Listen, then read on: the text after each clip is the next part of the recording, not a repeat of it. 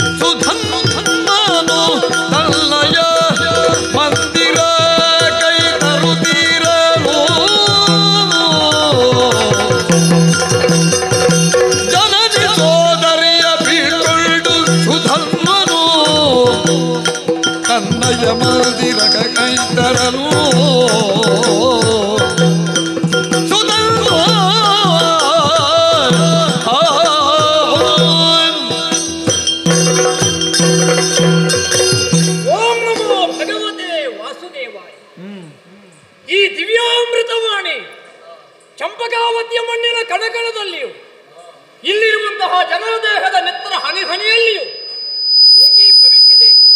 ಇದಕ್ಕೆ ಕಾರಣವೊಂದೇ, ನಾವು ಪರಮ ವೈಷ್ಣವರು, ಕೃಷ್ಣ ಭಕ್ತರು. ನಮ್ಮ ಜೀವನದ ಪರಮ ಉದ್ದೇಶ, ಚರಮ ಉದ್ದೇಶ ಯಾವುದು ಅಂತ ಕೇಳಿದರೆ ಅದು ಕೃಷ್ಣ ದರ್ಶನ. ಹಾಗಂತ ದ್ವಾರಕೆಗೆ ಹೋಗಿ ಅಲ್ಲಿರುವಂತಹ ದೇವರಾದ ಕೃಷ್ಣನನ್ನು ಕಂಡು ಹಣ್ಣು ಕಾಯಿ ಒಪ್ಪಿಸುವುದು ನಮ್ಮ ಉದ್ದೇಶ ಅಲ್ಲ. ನಮ್ಮ ಎಲ್ಲರ ಮನಸ್ಸಿನಲ್ಲಿ ಇರುವ ಆಸೆ ಒಂದೇ, ಆ ಶ್ರೀಕೃಷ್ಣ ಸ್ವಾಮಿಯ ರಥ ಚಂಪಕಾವತಿಯ ರಥ ಬೀದಿಯಲ್ಲಿ ಬರಬೇಕು, ಆವಾಗ ನಾವು ಪಾದಕಾಲರಾಗಬೇಕನ್ನುವಂತಹ ಉದ್ದೇಶ. ಆದ್ರೆ ಏನು ಮಾಡೋಣ, ಇಲ್ಲಿಯವರೆಗೆ ಅಂತಹ ಒಂದು ಸೌಭಾಗ್ಯ ನಮಗೆ ಒದಗಲಿಲ್ಲ. ಆದ್ರೆ ಈಗ ನಮ್ಮ ಭಕ್ತಿಯ ಕರೆ ಆ ಭಗವಂತನಿಗೆ ಮುಟ್ಟಿತೋ ಏನೋ, ಅವನ ಸಂಕಲ್ಪವೋ ಎಂಬ ಹಾಗೆ ಕೃಷ್ಣ ಕೃಪಾಭೂಷಿತರಾದಂತಹ ಪಾಂಡವರ ಅಶ್ವಮೇಧದ ಕುದುರೆ ನಮ್ಮ ಚಂಪಕಾವತಿಯ ಮಣ್ಣನ್ನು ಪ್ರವೇಶ ಮಾಡಿತು. ಅದರ ಹಣೆಯಲ್ಲಿರುವ ಲೇಖನವನ್ನು ವಾಚಿಸಿದಂತಹ ನಮ್ಮಯ್ಯ ಹಂಸಧ್ವಜ ಭೂಪತಿಗಳು ಸಭೆಯಲ್ಲಿ ಹೇಳಿದ್ದೇ ಹಾಗೆ, ಯಾರು ಪಾರ್ಥನಲ್ಲಿ ಯುದ್ಧ ಮಾಡುವುದಕ್ಕೆ ಹಿಂದೆ ಉಳಿಯುತ್ತಾರೋ ಅವರನ್ನು ಕುದಿಯುವ ಎಣ್ಣೆಯ ಕೊಪ್ಪರಿಗೆಗೆ ಹಾಕಲಾಗುವುದು ಎಂಬ ಹಾಗೆ ಹೇಳಿದ್ರಲ್ಲ. ಅದನ್ನು ಕೇಳಿದಾಗ ಸಂತೋಷ ಪಟ್ಟವ ನಾನು. 3 ಲೋಕದ ಗಂಡನಾದ ಪಾರ್ಥನಲ್ಲಿ ಹೋರಾಟ ಮಾಡುವಂತಹ ಒಂದು ಸುಯೋಗ ಅದು ಬಂದರೆ ಬಿಡುವುದಕ್ಕುಂಟೆ. ಹಾಗಾಗಿ ಯುದ್ಧಕ್ಕೆ ಸರ್ವಸನ್ನದ್ಧನಾದೆ. ಬಿಗಿದ ಗಂಡುಡುಗೆಯಲ್ಲಿ ಹೊನ್ನಾಯುಧದ ಹೊಳವ ಕಠಾರಿಯನ್ನು ಮನಮಗುಚಿ ಸಾಧು ಜವಾಜಿ ಕತ್ತುರಿ ಗಂಧಲೇಪನದಲ್ಲಿ ಮಗಮಗಿಪ ಹೊಂದೊಡರ ಹಾರಾದಿಗಳೊಪ್ಪಂಬಡದು ನಸುನಗದ ಮೊಗೆದ ಸೊಪ್ಪಿನಲ್ಲಿ ಯುದ್ಧಕ್ಕೆ ಸಿದ್ಧನಾದೆ. ಆದ್ರೆ ಯುದ್ಧ ಪಾರ್ಥನಲ್ಲಿ ತಾನೆ. ಹಾಗಾಗಿ ಅಮ್ಮನ ಆಶೀರ್ವಾದ ಬೇಕು ಎಂಬ ಕಾರಣಕ್ಕಾಗಿ ಅವರ ಬಳಿಗೆ ಹೋದರೆ ಅಮ್ಮ ಹೇಳ್ತಾರೆ, ಮಗನೇ, 4 ಕಾಲಿನ ಹರಿಯನ್ನು ಕಟ್ಟುವುದು ದೊಡ್ಡ ವಿಷಯ ಅಲ್ಲ, 4 ಕೈಯ ಹರಿಯನ್ನು ನಮ್ಮ ಹೃದಯ ಮಂದಿರದಲ್ಲಿ ಬಂಧಿಸಬೇಕು. ಸಾಯುವುದಕ್ಕೆ ಮೊದಲು ನಮಗೊಂದು ಕೃಷ್ಣ ದರ್ಶನವನ್ನು ಮಾಡು ಎಂಬ ಹಾಗೆ ಹೇಳಿದ್ರು. ಆಶೀರ್ವಾದವನ್ನು ಮಾಡಿದರು. ತಂಗಿಯಾದಂತಹ ಕೋಲೆಯು ಬಂದು ಹೇಳಿದ್ದದೆ, ಪಾರ್ಥನಲ್ಲಿ ಹೋರಾಡು, ಕಾಡಾಕಾಡಿಯಾಗಿ ಬವರವನ್ನು ಕೊಡು, ಯಾವ ಕಾಲಕ್ಕೂ ರಣರಂಗದಲ್ಲಿ ಬೆನ್ನು ತೋರಿಸಬೇಡ. ನೀ ಹಾಗೆ ಮಾಡಿದ್ರೆ ನನಗೆ ನನ್ನ ಗಂಡನ ಮನೆಯಲ್ಲಿ ಅಪಕೀರ್ತಿ ಬರ್ತದೆ. ಜನನಿ ಸೋದರಿಯರ ಬೀಳ್ಗೊಂಡೆ. ಇನ್ನು ಯಾರೆಲ್ಲ ಹೇಳಬೇಕು ಅಂತ ಆಲೋಚನೆ ಮಾಡುವಾಗ ಒಬ್ಳಿದ್ದಾಳೆ, ಧರ್ಮೇ ಚಾರ್ತೆ ಚ ಕಾಮೇ ಚ ನಾತಿ ಚರಾಮಿ ಎಂಬ ಹಾಗೆ ಅಗ್ನಿಸಾಕ್ಷಿಯಾಗಿ ಕರಗ್ರಹಣ ಮಾಡಿದಂತಹ ನನ್ನ ಮಡದಿಯಾದ ಪ್ರಭಾವತಿ. ಅವಳಲ್ಲಿ ಒಂದು ಮಾತು ಹೇಳಬೇಕು, ಯಾಕೆಂದ್ರೆ ನನ್ನಲ್ಲಿ ಪ್ರಾಣ ಅವಳಿಗೆ. ಹೇಳದೆ ಹೋದ್ರೆ ಅವಳಿಗೂ ಕೂಡ ದುಃಖವಾಗುತ್ತದೆ. ಮತ್ತೊಂದು ವಿಷಯ, ಹೋಗುವುದು ಯುದ್ಧರಂಗಕ್ಕೆ ಯಾರೆಲ್ಲೆಲ್ಲ ಹೇಳಬೇಕು ಅವರಲ್ಲೆಲ್ಲ ಹೇಳಿಯೇ ಹೋಗಬೇಕು. ಮತ್ತೊಮ್ಮೆ ಹೇಳುವುದಕ್ಕಾಗಿ ಹಿಂದೆ ಬರ್ತೀನಿ ಅನ್ನುವಂತಹ ಭರವಸೆಯೂ ನಮಗಿಲ್ಲ. ಆದ್ದರಿಂದ ಕಾಲ ವಿಳಂಬ ಮಾಡದೆ ನನ್ನ ವರೂಥವನ್ನು ಪ್ರಭಾವತಿ ಅಂತಪುರಕ್ಕೆ ಹಾರಿತು.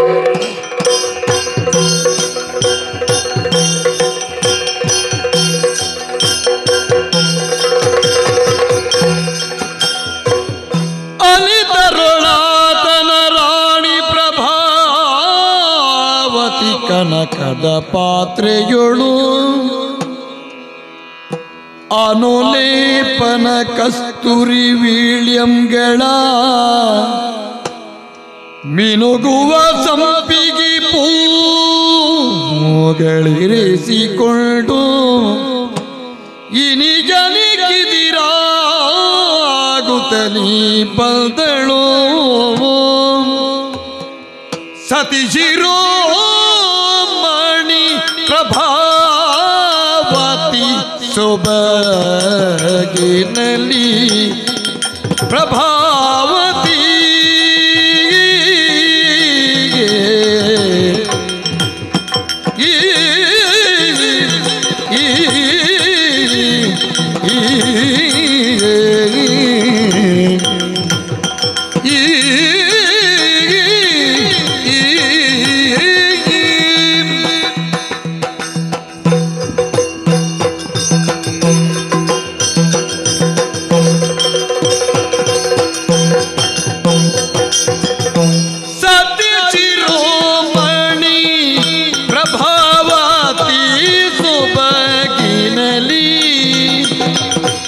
ರತಿಯ ಸೋಲಿಪ ರೂಪಿನತಿ ಸೊಬಗಿನಲಿ ರತಿಯ ಸೋಲಿಪ ರೂಪಿನತಿ ಸೊಬಗಿನಲಿ ಸೊಬಗಿನಲಿ ಸೊಬಗಿನಲಿ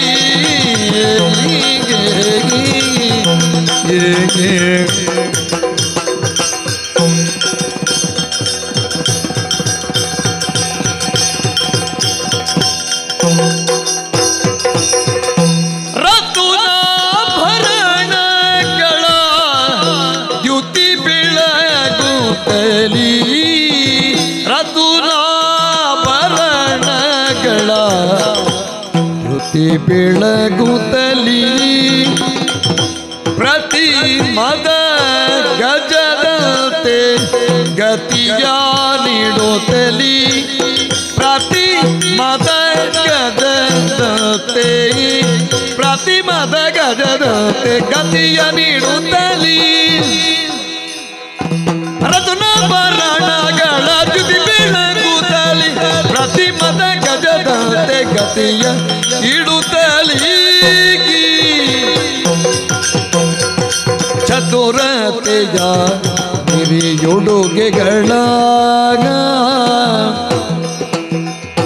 ಚತುರತೆಯ ನಿರಿಯುಡುಗೆಗಳ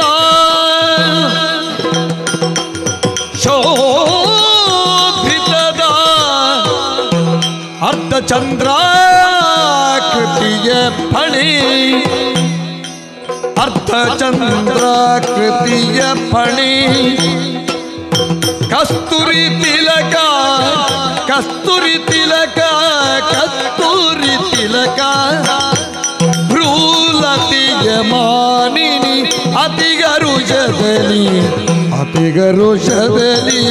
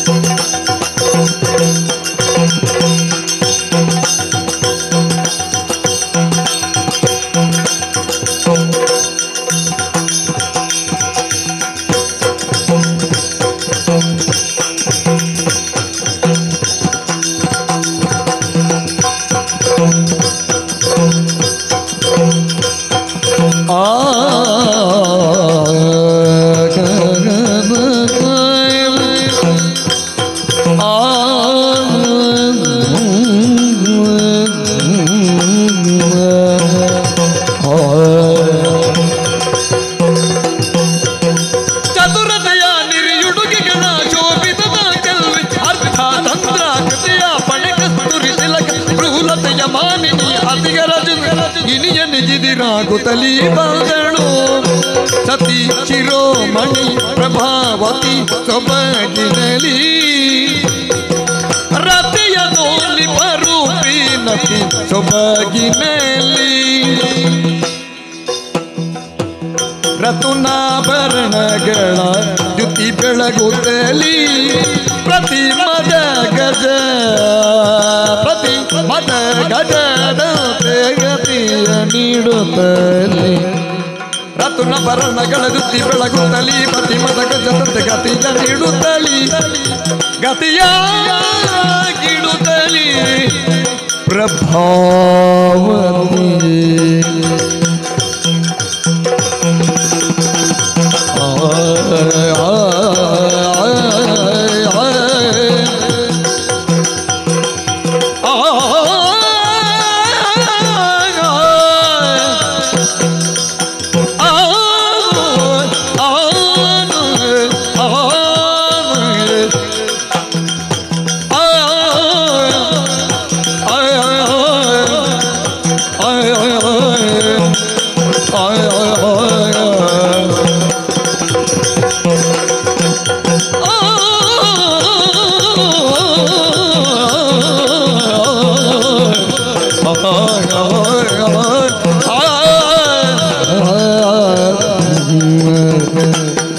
ಪ್ರಭಾವತಿ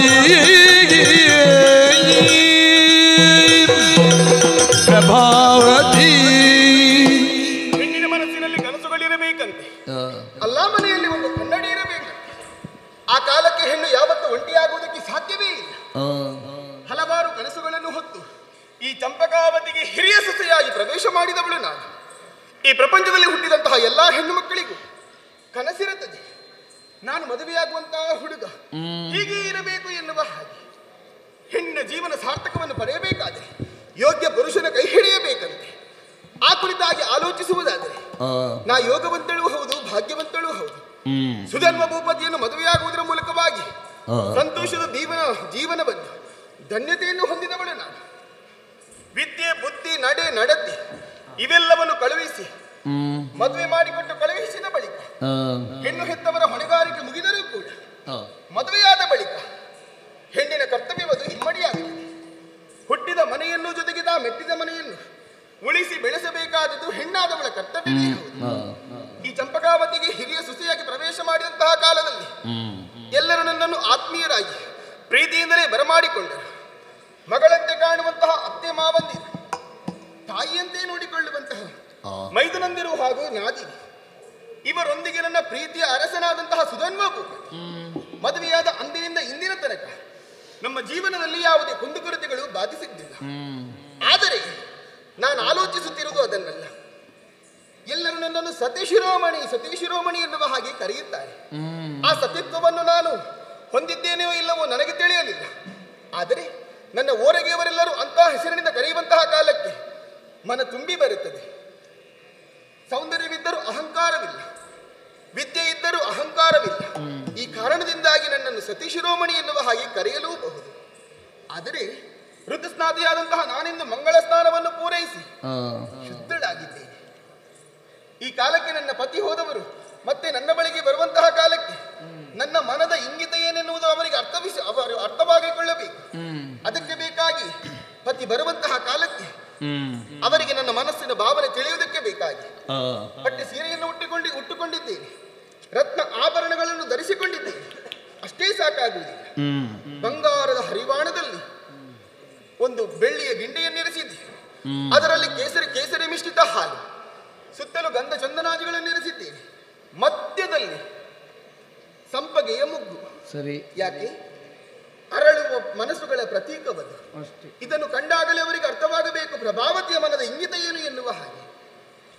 ಅದು ಏನದು ಕೇಳಿಸುತ್ತಾ ಇರುವುದು? ನನ್ನವರ ರಥದ ಗಾಳಿಯ ಸದ್ದಲ್ಲದೆ. ಹಾಗಾದ್ರೆ ನನ್ನ ಬಳಿಗೆ ಬಂದರು ಎನ್ನುವುದು ಸ್ಪಷ್ಟ.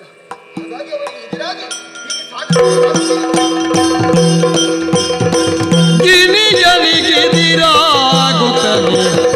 ಬಂದಳು.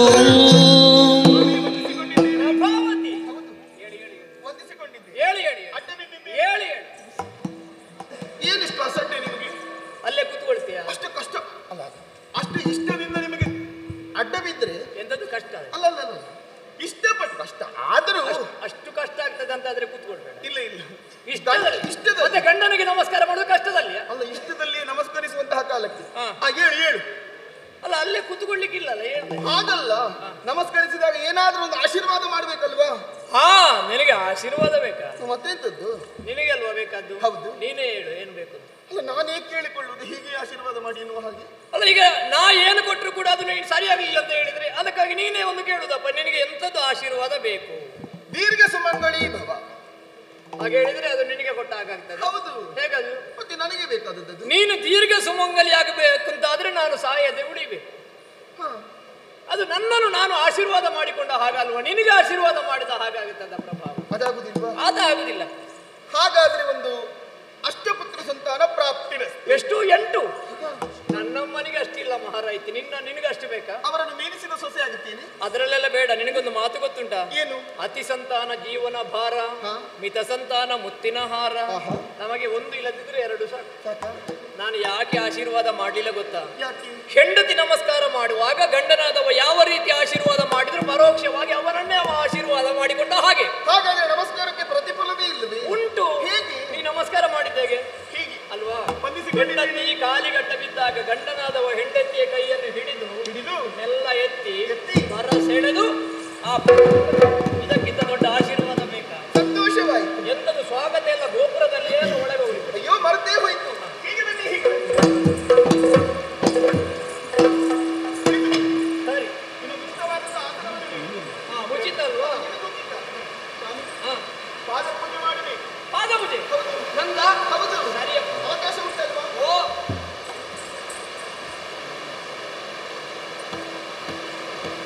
ಪಾದ ಪೂಜೆ ಮಾಡಿದಂತಹ ತೀರ್ಥೋಪದಲ್ಲಿ ಸ್ವೀಕರಿಸಿದ್ರು. ಅಲ್ಲ, ನನಗೆ ನಿಮ್ಮನ್ನೆಲ್ಲ ಗಂಡಾಗ ಹೊಟ್ಟೆಗಿಚ್ಚಾಗು. ಯಾಕೆ? ನಿಮಗೆ ಹೆಂಗಸರಿಗೆಲ್ಲ ತೀರ್ಥ ಬಿಡಲಿಕ್ಕೆ ಎಷ್ಟು ಸುಲಭ ನೋಡು. ಗಂಡನನ್ನು ಕೂತುಗೊಳಿಸಿ ಒಂದು ತಂಬಿಗೆ ನೀರಿಗೆ ಪಾದಕ್ಕೆ ಹಾಕಿ ಕುಡಿದ್ರೆ ಅದು ತೀರ್ಥ. ನಮಗೆ ದೇವಸ್ಥಾನಕ್ಕೆ ಹೋಗಿ ಅರ್ಚಕರ ಮುಂದೆ ಕೈ ಚಾಚಿ ನೀವೇ ಪುಣ್ಯಾತ್ಮ. ತೀರ್ಥಕ್ಷೇತ್ರಕ್ಕೆ ಹೋಗಬೇಕು. ಹೌದು. ಹಾಗಾದ್ರೆ ಸಾಕಾಗುತ್ತೆ. ನಿಮ್ಮ ಮುಖಕ್ಕೊಂದು ಮಂಗಳಾರತಿ ಆಗ್ಬೇಕಲ್ವಾ? ನೀನೊಬ್ಳು ಬಾಕಿದ್ದು ಮಂಗಳಾರತಿ ಮಾಡಿ. ಹಾಗಲ್ಲ, ಮಂಗಳ ಆಯ್ತಾ? ಮಂಗಳ ಆಯ್ತಾ? ಮಂಗಳ ಆಯ್ತು. ಸಂತೋಷ.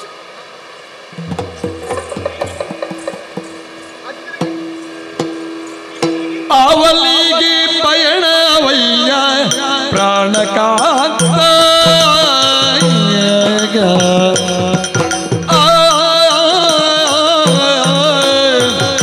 ಪ್ರಾಣಕಾಂತ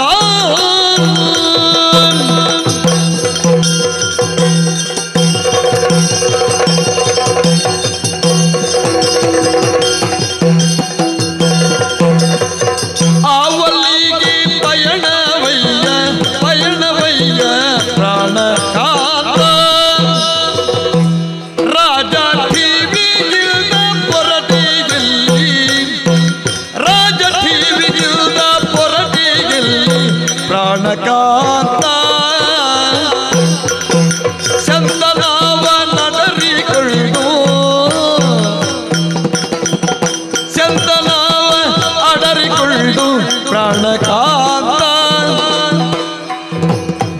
ಚಂದದಿಂದ ಪೋಪುದಲ್ಲಿ ಬಲು ಚಂದದಿಂದ ಪೋಪುದಲ್ಲಿ ಪ್ರಾಣಕಾಂತ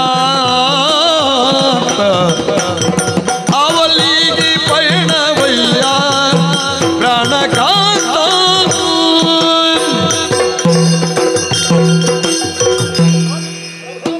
ಅರಮನೆಯನ್ನು ಪ್ರವೇಶಿಸಿದಂತಹ ನಿಮ್ಮ ಮುಖವನ್ನು ಕಾಣುತ್ತಾ ನಾ ಮೈಮರೆತದ್ದೇನೂ ಹೌದು.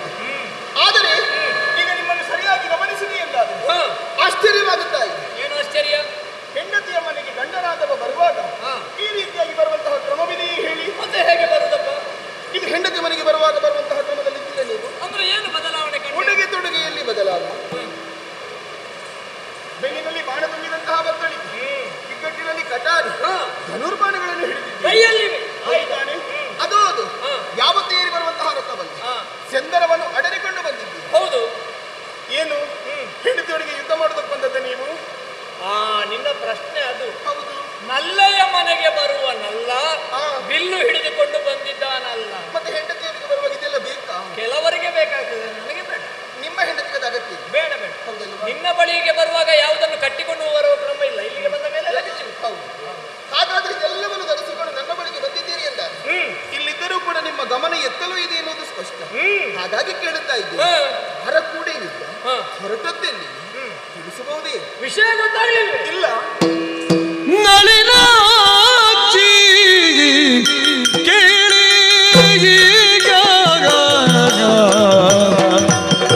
ಕೇಳೆ ಈಗ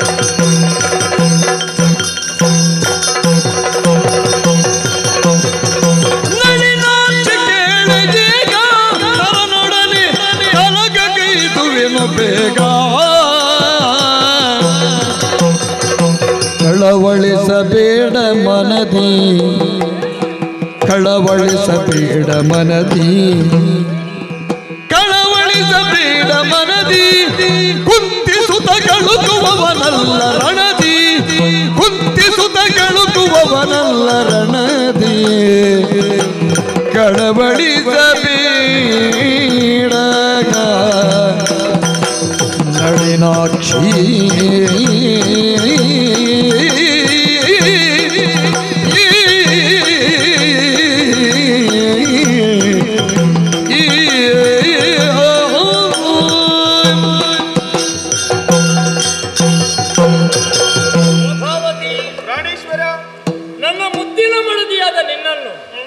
ಪ್ರಭಾವತಿ ಎಂಬ ಹಾಗೆ ಕರೆಯುವುದಕ್ಕಿಂತ ನಳಿನಾಕ್ಷಿ ಅಂತ ಕರೆಯಬೇಕು ಅಂತ ನಮಗೆ ಆಸೆ.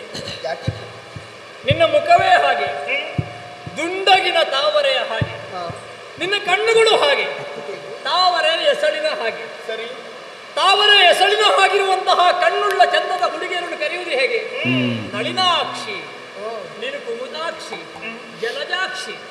ನಿನ್ನ ಕಣ್ಣು ತಾವರೆ ಎಸಳಿನ ಹಾಗೆ ಆ ಕಡೆ ಈ ಕಡೆ ಎಲ್ಲ ಹರಡಿದೆ. ಸರಿ, ಅದರ ಕಾರಣ ಏನು ಅಂತ ನಾವಲ್ಲೇ ಕೊಳದಲ್ಲಿರುವಂತಹ ತಾವರೆ ಒಂದು ಮುದುಡಿದ ತಾವರೆ ಅರಳಬೇಕು ಅಂತಾದರೆ ಭೌತ ಭವ್ಯ ಭವಾತ್ಮಕಗಳಿಗೆ ಕರ್ಮಸಾಕ್ಷಿಯು ಜಗಚ್ಚಕ್ಷುವಾದಂತಹ ಭಗವಾನ್ ಸೂರ್ಯನಾರಾಯಣ ಧರ್ಮದ ಬೆಳಕು ಬೀಳಬೇಕು. ಅಗತ್ಯವಾಗಿ ಸೂರ್ಯನ ಕಿರಣ ಬಿದ್ದಾಗ ಮುದುಡಿದ ತಾವರೆ ಅರಳುತ್ತದೆ. ಕಮಲಾಕ್ಷಿಯಾದ ಪ್ರಭಾವತಿಯ ಮುಖ ಅರಳಬೇಕು ಅಂತಾದ್ರೆ ಸೂರ್ಯ ಸದೃಶನಾದಂತಹ ಸುಧನ್ವನ ಪ್ರವೇಶ ಆಗಬೇಕು. ಹೌದು ತಾನೆ. ನನ್ನ ಬರೋಣದ ನಿರೀಕ್ಷೆಯಲ್ಲೇ ಇದ್ದವಳು ನೀನು. ನಿಜ. ನನ್ನನ್ನು ಕಂಡಾಗ ಮುಖ ಅರಳಿತು. ಹೌದು. ಬಂದಂತಹ ಸ್ಥಿತಿಯನ್ನು ಕಂಡಾಗ ನಿನ್ನ ಬಳಿಗೆ ಬಂದರೂ ಏನೋ ಕಾರ್ಯಬಾಹುಲ್ಯ ಬೇರೆ ಉಂಟು ಅನ್ನುವುದನ್ನು ನೀನು ತರ್ಕೈಸಿದೆ. ಖಂಡಿತವಾಗಿ. ವಿಷಯ ಗೊತ್ತಲ್ಲ ನಿನಗೆ? ನಮ್ಮ ಚಂಪಕಾವತಿಯಲ್ಲಿರುವಂತಹ ಪ್ರಜಾಪರಿವಾರದವರ ಆಶೆ ಏನು? ಕೃಷ್ಣ ದರ್ಶನ. ಇದು ನಮ್ಮ ಜೀವನದ ಮುಖ್ಯ ಅಂಗ. ನಿಜ. ಇಲ್ಲಿಯವರೆಗೆ ಅದನ್ನು ಪಡೆಯುವಂತಹ ಯೋಗ ಭಾಗ್ಯ ಸಿಗಲಿಲ್ಲ. ಆದರೆ ಚಂಪಕಾವತಿಯವರಿಗೆ ಕೃಷ್ಣ ದರ್ಶನದ ಸೌಭಾಗ್ಯ ಒದಗಿ ಬಂದಿದೆ. ಪ್ರಿಯೆ, ಪಾಂಡವರ ಅಶ್ವಮೇಧದ ಕುದುರೆ ನಮ್ಮಲ್ಲಿಗೆ ಬಂದದ್ದು ಆಗಿದೆ. ಅದರ ಲೇಖನವನ್ನು ಕಂಡು ನಮ್ಮ ಅಪ್ಪಯ್ಯ ಕುದುರೆಯನ್ನು ಕಟ್ಟುವುದಕ್ಕೆ ಹೇಳಿಯೂ ಆಗಿದೆ. ನಿಜ. ಮಾತ್ರ ಅಲ್ಲ, ನಾಳೆ ಸೂರ್ಯೋದಯಕ್ಕೆ ಎಲ್ಲರೂ ಸಿದ್ಧರಾಗಬೇಕು ಯುದ್ಧಕ್ಕೆ. ಸುಧನ್ವನ ಸರ್ವಸೇನಾನಿ ಯುದ್ಧಕ್ಕೆ ಹಿಂದೆ ಉಳಿದವರನ್ನು ಕುದಿಯುವ ಎಣ್ಣೆಯ ಕೊಪ್ಪರಿಗೆಗೆ ಹಾಕುತ್ತೇನೆ ಎಂಬ ಹಾಗೆ ಅವರು ಹೇಳಿದ್ದು ಆಗಿದೆ. ಸರಿ. ನಾನು ಸೇನೆಯ ಮುಂಚೂಣಿಯಲ್ಲಿದ್ದೇನೆ, ಹೋರಾಟ ಮಾಡುವಂತಹ ತವಕದಲ್ಲಿದ್ದೇನೆ. ಯಾರಲ್ಲಿ ಹೋರಾಟ ಗೊತ್ತಾ? ಆ ಅಶ್ವಮೇಧದ ಕುದುರೆ ಬೆಂಗಾವಲಿಗೆ ಬಂದವ ಸಾಮಾನ್ಯದವನಲ್ಲ. ದಶನಾಮವನ್ನು ಹೊಂದಿದವ, ಮೂರು ಲೋಕದ ಗಂಡನೆಂಬ ಹಾಗೆ ಪ್ರಖ್ಯಾತಿಯನ್ನು ಹೊಂದಿದಂತಹ ಧನುರ್ಧರ ಧನಂಜಯ ಪಾರ್ಥ ಅವ ಬಂದಿದ್ದಾನೆ. ಆ ಪಾರ್ಥನಲ್ಲಿ ನಾಳೆ ಸೂರ್ಯೋದಯಕ್ಕೆ ನಾನು ಯುದ್ಧಕ್ಕೆ ಸಿದ್ಧನಾಗಿ. ಪ್ರಭಾವತಿ, ಪ್ರಭು, ನನ್ನ ಮಾತನ್ನು ಕೇಳುತ್ತಾ ಇದ್ದವಳು ನೀನು. ಅರ್ಜುನನಲ್ಲಿ ಯುದ್ಧ ಎಂಬ ಹಾಗೆ ನಾ ಹೇಳಿದಾಗ ಅರಳಿದ ನಿನ್ನ ಮುಖ ಬಾಡಿದ ಹಾಗುಂಟು. ಕಳವಳ, ದುಗುಡ, ದುಮ್ಮಾನ. ಕಳವಳಿಸಬೇಡ ಮನದಿ. ಆ ಕುಂತಿ ಸುತನಾದಂತ ಅರ್ಜುನನ ಪರಾಕ್ರಮಕ್ಕೆ ನಿನ್ನ ಗಂಡ ಹೆದರುವವನಲ್ಲ, ಬೆದರುವವನಲ್ಲ. ಹಾಗಾಗಿ ಅವನಲ್ಲಿ ಯುದ್ಧಕ್ಕೆ ಹೊರಟಂತಹ ನಿನ್ನ ಗಂಡನಿಗೆ ಶುಭ ಹಾರೈಕೆಯನ್ನು ಮಾಡಿ. ಕಾಂತ ಕೇಳಿಲ್ಲ ಸುಲ್ಲ ಕೇಳಿಲ್ಲ ಸುಲ್ಲ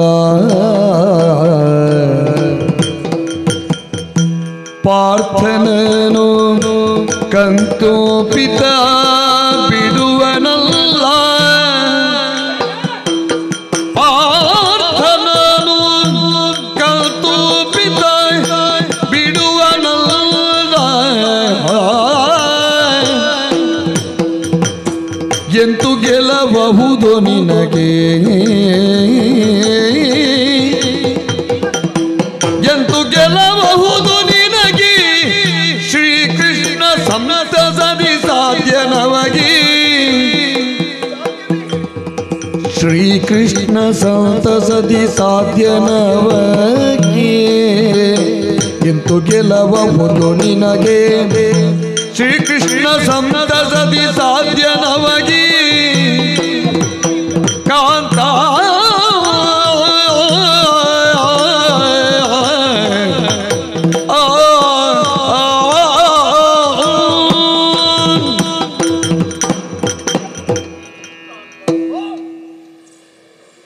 ನನ್ನನ್ನು ಆಕರ್ಷಿಸಿದವರು ಎನ್ನುವಂತಹ ಕಾರಣಕ್ಕೆ ಬೇಕಾಗಿ ನಿಮ್ಮನ್ನು ಕಾಂತ ಎನ್ನುವ ಹಾಗೆ ಸಂಬೋಧಿಸಿದ್ದಲ್ಲ. ಮತ್ತೆ ನನ್ನ ಬದುಕು ಇಂತೆಯೇ ಸಾಗಬೇಕು ಎನ್ನುವ ಹಾಗೆ ನಿರ್ದೇಶಿಸಿದವರು ನೀವು.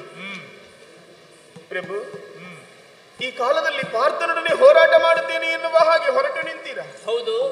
ನಡೆಯುವಂತಹ ಹೋರಾಟದಲ್ಲಿ ಪರಾಕ್ರಮವೇ ಪಣ ಎನ್ನುವುದು ಅಹುದಾಗಿದ್ದಲ್ಲ. ಆಲೋಚನೆ ಮಾಡುವಂತಹ ಅಗತ್ಯವಿಲ್ಲ. ಇಲ್ಲಲ್ಲ.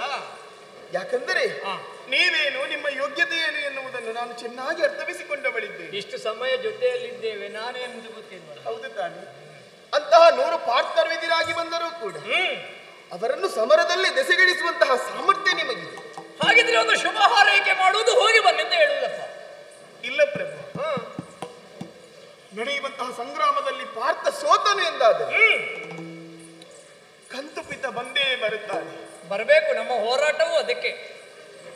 ಕೇವಲ ಮನುಮತನಿಗೆ ಜನಕ ಎನ್ನುವ ಕಾರಣಕ್ಕೆ ಬೇಕಾಗಿ ಆತನನ್ನು ಕಾಮಜನಕ ಎನ್ನುವ ಹಾಗೆ ಕರೆಯುವುದಲ್ಲ.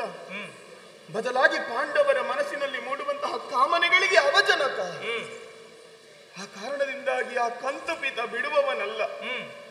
ಈ ಹಿಂದೆ ಆತ ಹೇಳಿದಂತಹ ಮಾತು, ಮಮ ಪ್ರಾಣ ಹಿ ಪಾಂಡವ, ಅವನತ್ತೆ ಕುಂತಿದೇವಿಗೆ ಕೊಟ್ಟ ಮಾತು. ಪಾಂಡವರನ್ನು ನನ್ನ ಪ್ರಾಣದೋಪಾದಿಯಲ್ಲಿ ಉಳಿಸುತ್ತೇನೆ, ರಕ್ಷಿಸುತ್ತೇನೆ ಎನ್ನುವಂತಹ ಮಾತಿತ್ತಿದ್ದಾನೆ. ಅದರಲ್ಲೂ ಮಧ್ಯಮ ಪಾಂಡವನಾದಂತಹ ಪಾರ್ಥನಿಗೆ ಅವ ದೇವನೂ ಹೌದು, ಭಾವನೂ ಹೌದು, ಬಂಡಿಯ ಬೋವನೂ ಹೌದು ತಾನೆ. ಹೀಗಿರುವಾಗ ನರನಾರಾಯಣರು ಜೊತೆಯಾಗಿ ಬಂದರೆ ಎಂತ ಸಣಸಿ ಕೃಷ್ಣಾರ್ಜುನರನು ಸಣಸಿ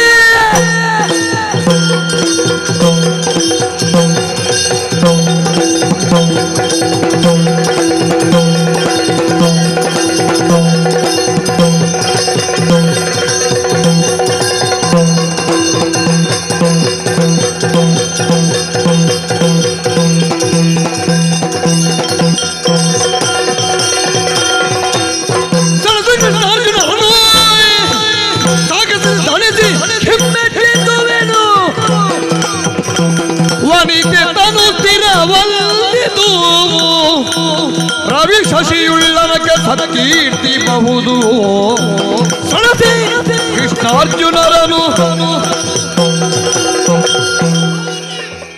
ಹೋರಾಟ ಮಾಡುವಲ್ಲಿ ಸುಧನ್ವನ ಪರಾಕ್ರಮದ ಬಗ್ಗೆ ನಿನ್ನ ಅಳುಕಿಲ್ಲ, ಅಂಜಿಕೆ ಇಲ್ಲ. ಇಲ್ಲವೇ ಇಲ್ಲ. ಅವರನ್ನು ಕಾಪಾಡುವುದಕ್ಕೆ ಬರುವಂತಹ ಕೃಷ್ಣಾರ್ಜುನರ ಜೊತೆಯಾಗಿ ಬಂದಾಗ ಏನು? ಹೌದು, ಬರಲಿ. ನಾವಿಷ್ಟು ಬೆವರು ಹರಿಸುವುದು ಅವ ಬರಬೇಕು ಎಂಬ ಹಾಗೆ ಕೃಷ್ಣಾರ್ಜುನರ ಜೊತೆಯಾಗಿ ಬರಲಿ. ಕೃಷ್ಣ ದೇವರಾಗಿ ಮನೆಗೆ ಬಂದ್ರೆ ದೇವರ ಕೋಣೆಯಲ್ಲಿ ಕುಳಿತುಕೊಡಿಸಿ ಅವನಿಗೆ ಪೂಜೆ ಮಾಡ್ತೇನೆ. ಸರಿ. ಆದ್ರೆ ರಣರಂಗದಲ್ಲಿ ವಿರೋಧಿಯಾಗಿ ಬಂದ್ರೆ ನಿನ್ನ ಗಂಡನಾದಂತಹ ಸುಧನ್ವ ಹೆದರ್ತಾನೆ ಎಂಬ ಹಾಗೆ ಭಾವಿಸಬೇಡ. ಜೊತೆಯಾಗಿ ಬರಲಿ. ಸೇನಾಸಿ ಕೃಷ್ಣಾರ್ಜುನರ ಸಾಮರ್ಥ್ಯದಲ್ಲಿ ನಾನು ಹಿಮ್ಮೆಟ್ಟಿಸ್ತೇನೆ.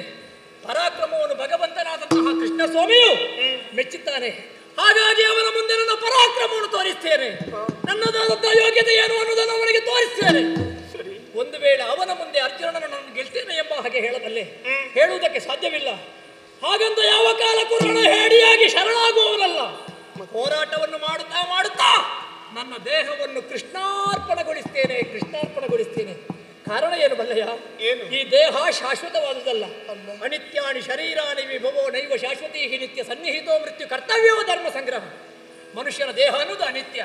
ಮೃತ್ಯು ನಮ್ಮ ದೇಹದ ಹಿಂದೆ ಯಾವತ್ತೂ ತಿರುಗುತ್ತಾ ಇದ್ದಾನೆ. ದೇವರು ಕೊಟ್ಟಂತ ಆಯುಷ್ಯ ಎಲ್ಲಿಯವರೆಗೆ ಇದೆಯೋ ಅಲ್ಲಿಯವರೆಗೆ ಧರ್ಮ ಸಂಗ್ರಹ ಮಾಡು ಎಂಬ ಹಾಗೆ ಹೇಳಿದ್ದಾರೆ. ನಮ್ಮವರ ಮನಸ್ಸಿನ ಆಸೆಯನ್ನು ಪೂರೈಸುವುದಕ್ಕೆ ಬೇಕಾಗಿ ಸುಧನ್ವನ ದೇಹ ಚಂಪಕಾವತಿಯ ಮಣ್ಣಿನಲ್ಲಿ ಮಣ್ಣಾಗಿ ಹೋಗಲಿ. ನಾನು ಹುತಾತ್ಮನಾಗುತ್ತೇನೆ, ಮಹಾತ್ಮನಾಗುತ್ತೇನೆ. ಮಹಾತ್ಮನಾದ ಸುಧನ್ವನ ಧರ್ಮಪತ್ನಿ ನೀನಾಗುತ್ತಿ. ಹಾಗಾಗಿ ಕೃಷ್ಣಾರ್ಜುನರನ್ನು ಹಿಮ್ಮೆಟ್ಟಿಸಿ ಜಯ ವಧುವನ್ನು ಪಡೆಯುವುದರ ಮೂಲಕವಾಗಿ ನನ್ನ ದೇಹವನ್ನು ಕೃಷ್ಣಾರ್ಪಣಗೊಳಿಸ್ತೇನೆ. ಆ ಪರಮ ಸಾಯುಜ್ಯವನ್ನು ಪಡೆಯುತ್ತೇನೆ. ಹೋಗುತ್ತೇನೆ. ಇದನ್ನೆಲ್ಲ ನರಿತೆ ನಿಜವೋ ಸುತಹೀನಗಿ ಉದಿಸುವುದಿ ಕೈವಲ್ಯವೋ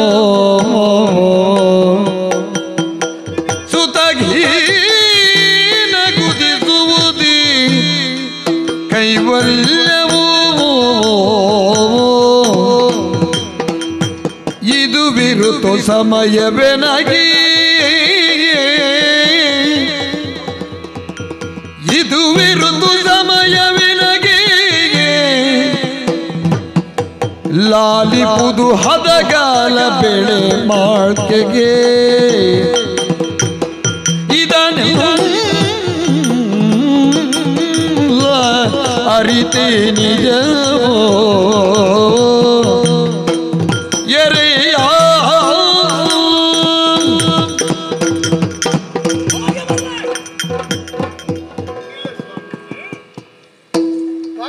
ಹೋರಾಟ ಮಾಡುತ್ತೇನೆ ಎನ್ನುವ ಹಾಗೆ ರೋಮಹರ್ಷಿತರಾಗಿದ್ದೀನಿ. ಹೊರಟು ನಿಂತೀರಿ. ಹೊರಟೆ ಕಳುಹಿಸಿ ಕೊಡುವಲ್ಲಿ ನಾನು ಸ್ವಲ್ಪ ಆಲೋಚಿಸಬೇಕಾಗುತ್ತದೆ ತಾನೆ. ಮೋಕ್ಷ ಸಂಗ್ರಾಮಕ್ಕಾಗಿ ಹೊರಟಿದ್ದೇನೆ, ಆಲೋಚನೆ ಮಾಡು. ನಿಮ್ಮ ಮನದ ಭಾವನೆ ಏನು ಎನ್ನುವುದನ್ನು ಅರ್ಥವಿಸಿಕೊಳ್ಳದಷ್ಟು ಹೆಗ್ಗಳು ನಾನಲ್ಲ ಅಲ್ವೇ. ಆದರೆ ಕಳುಹಿಸಿ ಕೊಡುವ ಮೊದಲು ನಾನು ಸ್ವಲ್ಪ ಆಲೋಚಿಸಬೇಕಾಗುತ್ತದೆ ದೊರೆ. ಏನು ಆಲೋಚನೆ ಪ್ರಿಯೆ? ಯುದ್ಧ ಕ್ಷೇತ್ರಕ್ಕೆ ಹೊರಟು ನಿಂತಹ ಯೋಧ, ಕಡಲಿಗಿಳಿಸಿದಂತಹ ದೋಣಿ, ಇನ್ನೊಬ್ಬನಿಗೆ ಕೈ ಎತ್ತಿ ನೀಡಿದಂತಹ ದ್ರವ್ಯ ಮತ್ತೊಮ್ಮೆ ಹಿಂದೆ ಬರುತ್ತದೆಯೋ ಸಿಗುತ್ತದೆ ಎನ್ನುವ ಹಾಗೆ ಹೇಳಿಕೊಳ್ಳುವುದಕ್ಕೆ ಸಾಧ್ಯವಿಲ್ಲ. ಇಲ್ಲ. ಯುದ್ಧವೆನ್ನುವುದು ಕ್ಷತ್ರಿಯನಾದವನಿಗೆ ಬೆನ್ನಿಗಂಟಿದ ಮೃತ್ಯುವಿದ್ದ ಹಾಗೆ. ಪರಿಣಾಮವೇನಾಗುತ್ತದೆ ಎನ್ನುವ ಹಾಗೆ ಯಾರಿಗೂ ಹೇಳಿಕೊಳ್ಳುವುದಕ್ಕೆ ಸಾಧ್ಯವಿಲ್ಲ. ವೀರ ಯೋಧನಿಗೆ ವೀರ ಮರಣವನ್ನು ರಣಕ್ಷೇತ್ರದಲ್ಲಿ ಅನುಭವಿಸಿದೆ ಎಂದಾದ್ರೆ ಅದು ಮೋಕ್ಷಕ್ಕೆ ದಾರಿಯಾಗುತ್ತದೆ. ಮರಣವನ್ನು ಮಹಾನವಮಿ ಅಂತ ಭಾವಿಸಿದವರು ನಾವು. ಪ್ರಭು, ನೀವಾದರೂ ಆ ರೀತಿಯಾದಂತಹ ಮೋಕ್ಷವನ್ನು ಪಡೆಯುತ್ತೇನೆ ಎನ್ನುವಂತಹ ಆಸೆಯನ್ನು ಹೊತ್ತುಕೊಂಡವರು. ಹೌದು. ಆದರೆ ಅರಮನೆಯ ಅಂತಃಪುರದ 4 ಗೋಡೆಗಳ ಮಧ್ಯೆ ಹೊಸ್ತಿಲೊಳಗೆ ಇರುವಂತಹ ಹೆಣ್ಣು ಮಕ್ಕಳಿಗೆ ಮೋಕ್ಷ ಪಡೆಯುವುದಾದರೂ ಹೇಗೆ ಹೇಳಿ? ಅಪುತ್ರಸ್ಯೋ ಗತಿರ್ನಾಸ್ತಿ ಎನ್ನುವಂತಹ ಮಾತಿದೆ. ಈ ಪ್ರಪಂಚದಲ್ಲಿ ಸಂತಾನವಿಹೀನರಿಗೆ ಕೈವಲ್ಯ ದೊರಕುವುದಕ್ಕೆ ಸಾಧ್ಯವಿಲ್ಲ. ಸರಿ. ಹಾಗಾಗಿ ನಿಮ್ಮಲ್ಲಿ ಕೇಳಿಕೊಳ್ಳುವುದಿಷ್ಟು, ಏನು? ರೈತನೊಬ್ಬ ಬೆಳೆಯನ್ನು ಬೆಳೆಯುವುದಕ್ಕೆ ಬೇಕಾಗಿ ಆದ್ರೂ ಮಳೆಯ ನಿರೀಕ್ಷೆಯಲ್ಲಿ ಇರುತ್ತಾನಂತೆ. ಹಾಗೆಯೇ ಋತುಸ್ನಾತಿಯಾದಂತಹ ನಾನಿಂದು ಮಂಗಳ ಸ್ನಾನವನ್ನು ಪೂರೈಸಿದ್ದೇನೆ. ಇದುವೇ ಸರಿಯಾದಂತಹ ಸಮಯ. ಇಂದಿನ ರಾತ್ರಿ ನನ್ನೊಂದಿಗಿದ್ದು ನನಗೊಂದು ಸಂತಾನವನ್ನು ಕರುಣಿಸಿ ಆ ಬಳಿಕ ಹೋಗಬಹುದಲ್ಲವೇ? ನಿನ್ನ ಜೊತೆಯಲ್ಲಿರಬೇಕು. ಹೌದು. ನಿನ್ನೊಡನೆ ದಿನ ಕಳೆಯಲು ಪಿತನಾಜ್ಞೆ ಇನ್ನು ತನಗೆ ಹೋದ ಕೇಳೋ. ಮುನ್ನ ಪೊರಟಿಗನು ಜನಕ ನಾ ಪೋಗದನ್ನ ಗೊದಗದು ಸೈನಿಕ ನಳಿನಾಕ್ಷಿ ಕಿಡಿ.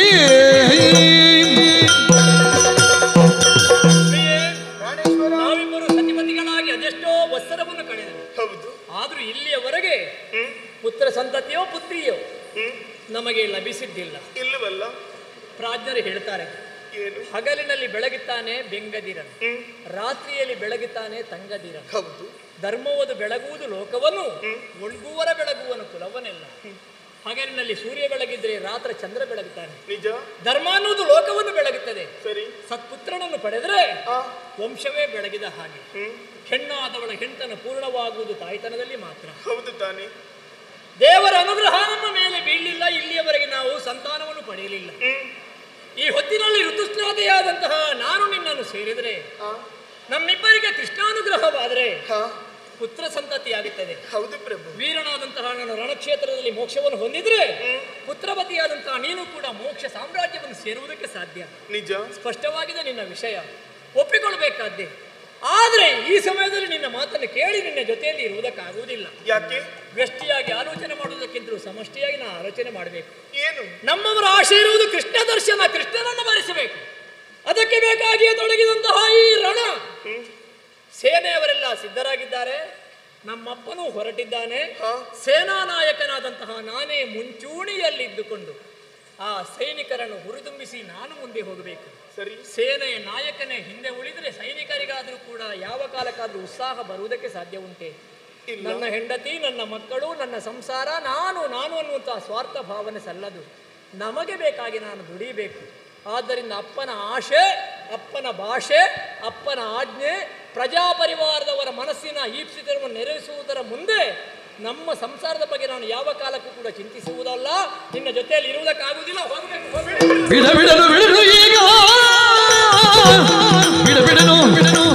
ಬಿಡನು ಈಗ ಎನ್ನ ಕೂಡು ಒಡಗೂಡು ಬೇಗ ನಡೆಗೆಂದು ಬಿಡಿದಪ್ಪುತ ಕಾತನನ್ನು ಒಡಬಡಿಸಿದಳು ಒಪ್ಪುತ.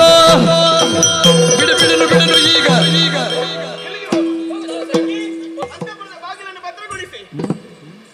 ಮೊದಲ ನಿನ್ನ ಸಖಿಯರಿಗೆ 4 ಕೊಡಬೇಕು. ಯಾಕೆ? ನಿನ್ನ ಬೆನ್ನ ಹಿಂದೆ ಬರುವುದವು ಹಾಗೆಲಾಗಲಿ ಕೇಳಿದ. ಹೌದು. ಹೇಗೆ ಹೋಗ್ತೀರಿ ನೋಡ್ತೇನೆ.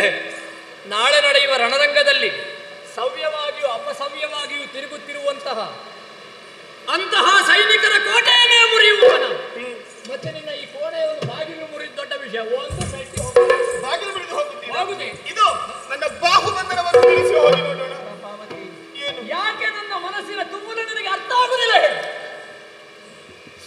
ಪ್ರಭು, ನಿಮ್ಮ ಮನಸ್ಸಿನ ಭಾವನೆಯನ್ನು ನಾನು ಅರ್ಥವಿಸಿಕೊಳ್ಳಬೇಕು. ಹಾಗಾದರೆ ಹೆಣ್ಣಾದಂತಹ ನನಗೂ ಭಾವನೆ ಇದೆ ಎನ್ನುವುದು ನಿಮಗೆ ತಿಳಿಯದೇ ಹೋಯಿತು. ಉಂಟು. ನನ್ನ ಮನಸ್ಸಿನ ಭಾವನೆ ನಿಮಗೆ ಯಾಕೆ ಅರ್ಥ ಆಗುವುದಿಲ್ಲ? ಕೇವಲ ಕಾಮಕೇಳಿಯಲ್ಲಿ ನನ್ನನ್ನು ಸುಖಿಸಿ ಎನ್ನುವ ಹಾಗೆ ಬೇಡಿಕೊಳ್ಳುವುದಲ್ಲ, ಕೇಳಿಕೊಳ್ಳುವುದಲ್ಲ. ಬದಲಾಗಿ ಸಂತಾನವನ್ನು ಪಡೆಯುವುದಕ್ಕೆ ಬೇಕಾಗಿ ಇಂದಿನ ದಿನ ನನ್ನನ್ನು ಸೇರಿ ಎನ್ನುವ ಹಾಗೆ ನಿಮ್ಮಲ್ಲಿ ಬೇಡಿಕೊಳ್ಳುತ್ತಾ ಇದ್ದೇನೆ.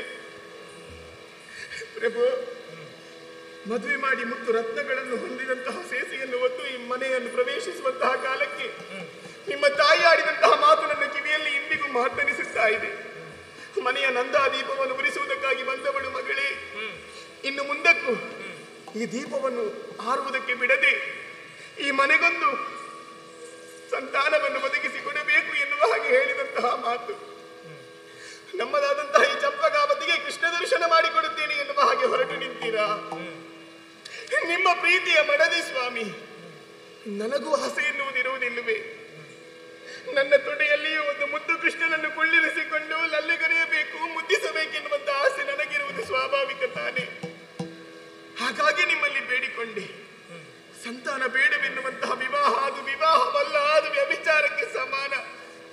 ನಾನು ಸಂತಾನವನ್ನು ಬೇಡುತ್ತಿರುವುದು ನಿಮ್ಮಲ್ಲಿ, ನನ್ನ ಗಂಡನಲ್ಲಿ. ಯಾಕೆ ಸ್ವಾಮಿ ಅಸಡ್ಡೆಯನ್ನೇ ತೋರಿಸುತ್ತಾ ಇದ್ದೀರಾ?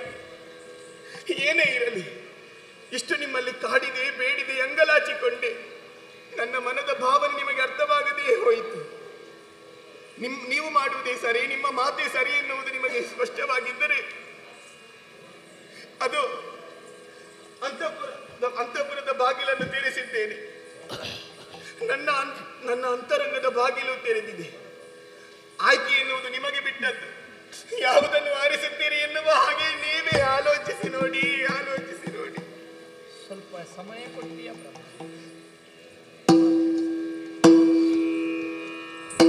ಸತಿಗೆ ಷೋಡಶದ ಋತು ಸಮಯಂ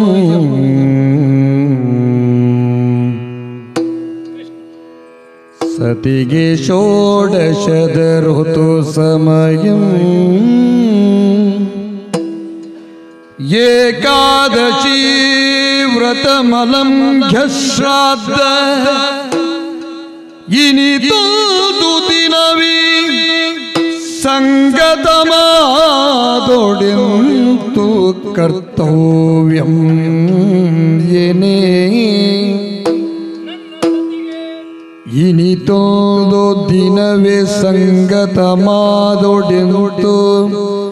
ಕರ್ತವ್ಯಂ ಏನೇ ಪೈತೃಕದ ಶೇಷಾನ್ನಮಂ ಆಗ್ರಾಣಿಸೇ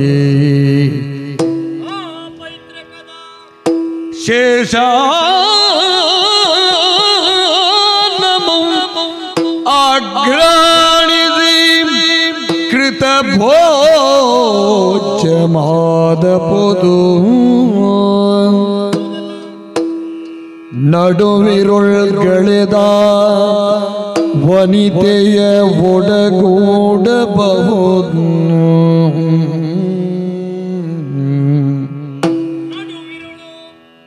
ನಡುವಿರುಳ್ಗಳೆದ ವನಿತೆಯ ನೊಡಗೂಡಬಹುದರಿಂದ ಧರ್ಮ ಪದ್ಧತಿಯ ನೀಕ್ಷಿಸಲ್ ಇವಳ ನಿಂದು ಮೀರುವುದು ಮತವಲ್ಲೆಂದವಂ ತಿಳಿದೆನೋ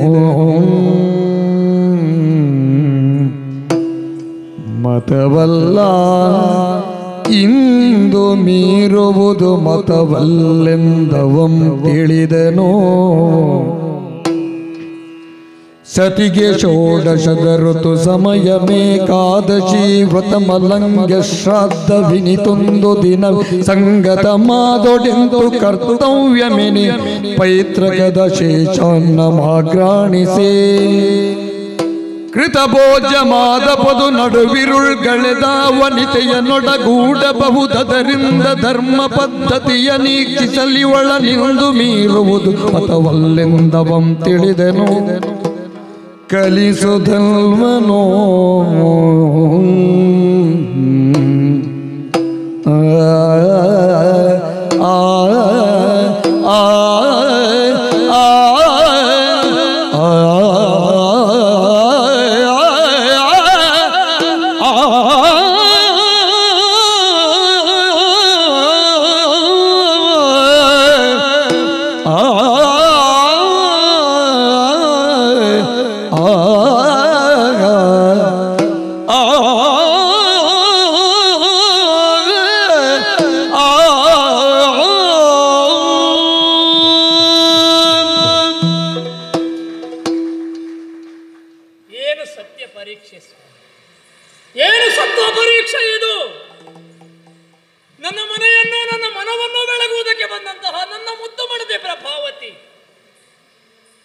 ಇವಳಾಡಿದಂತಹ ಮಾತನ್ನು ಕೇಳುವಾಗ ಆಲೋಚನೆ ಮಾಡುವಂತಹ ಸರದಿ ನಮ್ಮದು. ಕೇವಲ ಕಾಮಾತುರಳಾಗಿ ಕಾಮವಾಸನೆಯನ್ನು ತೀರಿಸುವುದಕ್ಕಾಗಿ ಪ್ರಭಾವತಿ ಇಂತಹ ಮಾತನ್ನಾಡುತ್ತಿದ್ದರೆ ಇವಳನ್ನು ಮೀರಿ ಹೋಗುವುದು ಸುಧನವನಿಗೆ ದೊಡ್ಡ ವಿಷಯವೇ ಅಲ್ಲ. ಆದರೆ ಪ್ರಭಾವತಿ ಆಡಿದ ಮಾತಿನಲ್ಲಿ ಸತ್ಯ ಇದೆ, ಧರ್ಮ ಇದೆ, ಯಥಾರ್ಥವಿದೆ. ಧರ್ಮಾವಿರುದ್ಧೋ ಭೂತೇಶು ಕಾಮೋಸ್ಮಿ ಭರತ ವರ್ಷಭ. ಧರ್ಮಕ್ಕೆ ವಿರುದ್ಧವಲ್ಲದ ಕಾಮವನ್ನು ಭಗವಂತನಾದ ಕೃಷ್ಣಸ್ವಾಮಿಯೂ ಕೂಡ ಒಪ್ಪುತ್ತಾನೆ. ಇವಳ ಕಾಮನೆಯಲ್ಲಿ ಧರ್ಮ ಇದೆ, ಅರ್ಥ ಇದೆ ಅಂತಾದರೆ ಇವಳನ್ನು ಮೀರಿ ಹೋಗುವುದು ಹೇಗೆ? ಇವಳ ಆಶೆಯನ್ನು ಪೂರೈಸುವುದಕ್ಕೆ ಅಂತಃಪುರದಲ್ಲಿ ಇರಬೇಕೆ? ಇದ್ದರೆ ನನಗೆ ನನ್ನ ತಂದೆಯ ಆಜ್ಞೆ, ಅದನ್ನು ಮೀರಿದವನಾಗುತ್ತೇನೆ. ಅದನ್ನು ಮೀರಿದ್ರೆ ಚಂಪಕಾವತಿಯ ಪ್ರಜಾಪರಿವಾರದವರೆಗೆ ಕೃಷ್ಣ ದರ್ಶನದ ಸೌಭಾಗ್ಯ ಅದು ತಪ್ಪಿ ಹೋಗುತ್ತದೆ. ಒಂದನ್ನು ಪೂರೈಸುವುದಕ್ಕೆ ತೊಡಗಿದರೆ ಮತ್ತೊಂದಕ್ಕೆ ತೊಡಕಾಗುತ್ತದೆ. ಇದೆಲ್ಲವೂ ಜೊತೆಯಾಗಿ ಬಂತಲ್ಲ. ನಮ್ಮ ಮಂತ್ರಿಗಳು ಶಂಕಲಿಖಿತರು ಒಂದು ಮಾತು ಹೇಳಿದ್ದು ನೆನಪಾಗುತ್ತದೆ. ಸತಿಗೆ ಷೋಡಶದ ಋತು ಸಮಯ, ಏಕಾದಶಿ ವ್ರತ, ಆಮೇಲೆ ಪಿತೃಶ್ರಾದ್ದ. ಇದು ಮೂರು ಒಂದೇ ದಿವಸ ಬಂದರೆ ಒಬ್ಬ ಪ್ರಾಜ್ಞನಾದವ ಏನು ಮಾಡಬೇಕು? ಷೋಡಶಿಯಾದಂತಹ ಹೆಂಡತಿಯ ಬಯಕೆಯನ್ನು ಯಾವ ಗಂಡ ಪೂರೈಸುವುದಿಲ್ವೋ ಅವನಿಗೆ ಭ್ರೂಣ ಹತ್ಯಾ ಪಾತಕದ ದೋಷ ಬರ್ತದೆ. ಪಿತೃಶ್ರಾದ್ದ ಪೂರ್ತಿಯಾಗಬೇಕು ಅಂತಾದರೆ ಆ ಪಿತೃಶ್ರಾದ್ದದ ಕರ್ಮಾಂಗಗಳನ್ನು ಮಾಡಿದ ಮೇಲೆ ಅವ ಭೋಜನವನ್ನು ಸ್ವೀಕರಿಸಲೇಬೇಕು.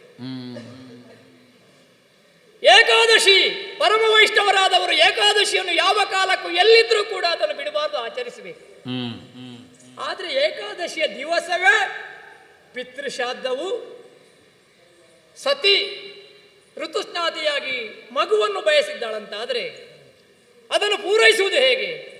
ಏಕಾದಶಿಯ ದಿವಸ ಉಪವಾಸ ಇರಬೇಕು, ಅನ್ನಾಹಾರಗಳನ್ನು ಸ್ವೀಕರಿಸಬಾರದು, ಹರಿ ಕೀರ್ತನೆ ಹರಿ ಭಜನೆಯನ್ನು ಮಾಡುತ್ತಿರಬೇಕು. ಏಕಾದಶಿಯ ದಿವಸವೇ ಪಿತೃಶ್ರಾದ್ದವಾಗಬೇಕು ಅಂತಾದರೆ ಭೋಜನ ಸ್ವೀಕರಿಸದೆ ಹೋದರೆ ಪಿತೃಶ್ರಾದ್ದ ಆಗುವುದಿಲ್ಲ. ಏಕಾದಶಿಯ ದಿವಸವೇ ಹೆಂಡತಿ ಋತುಸ್ನಾತೆಯಾಗಿ ಬಯಕೆಯನ್ನು ಈಡೇರಿಸಿ ಎಂಬ ಹಾಗೆ ಬೇಡಿದರೆ ಏಕಾದಶಿಯ ದಿವಸ ಧರ್ಮಪತ್ನಿಯನ್ನು ಸೇರಬಾರದು ಅಂತ ಉಂಟು.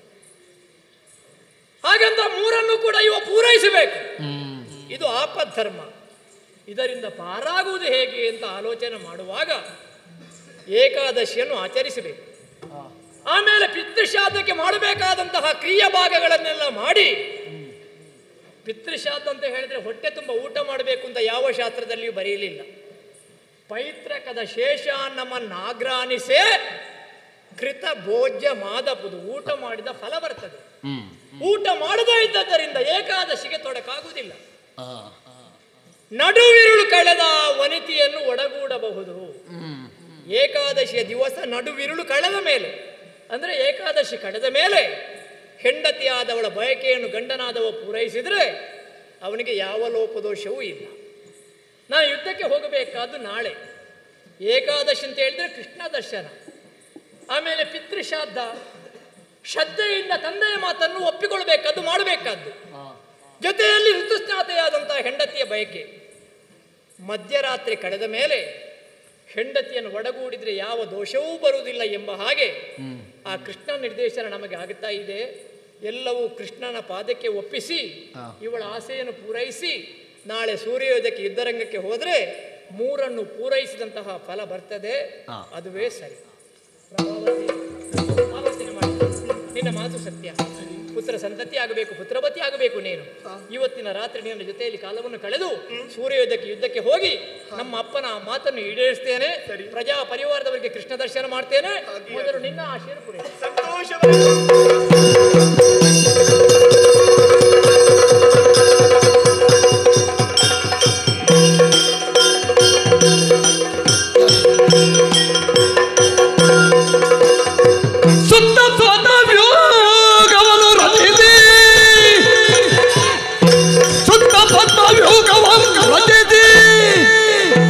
ನಡುವೆ ನರನುತ್ತಮ ತುರಂಗಮವು ಕಟ್ಟಿ ಕಾಳಗಿಗೆ ಬಡಲು ತಾಗಿನಿಂದ ಹರಿವೀರನು ಬರ ಹೇಳಿ ತರಿಸನಾದ್ಯೆಯಿಂದ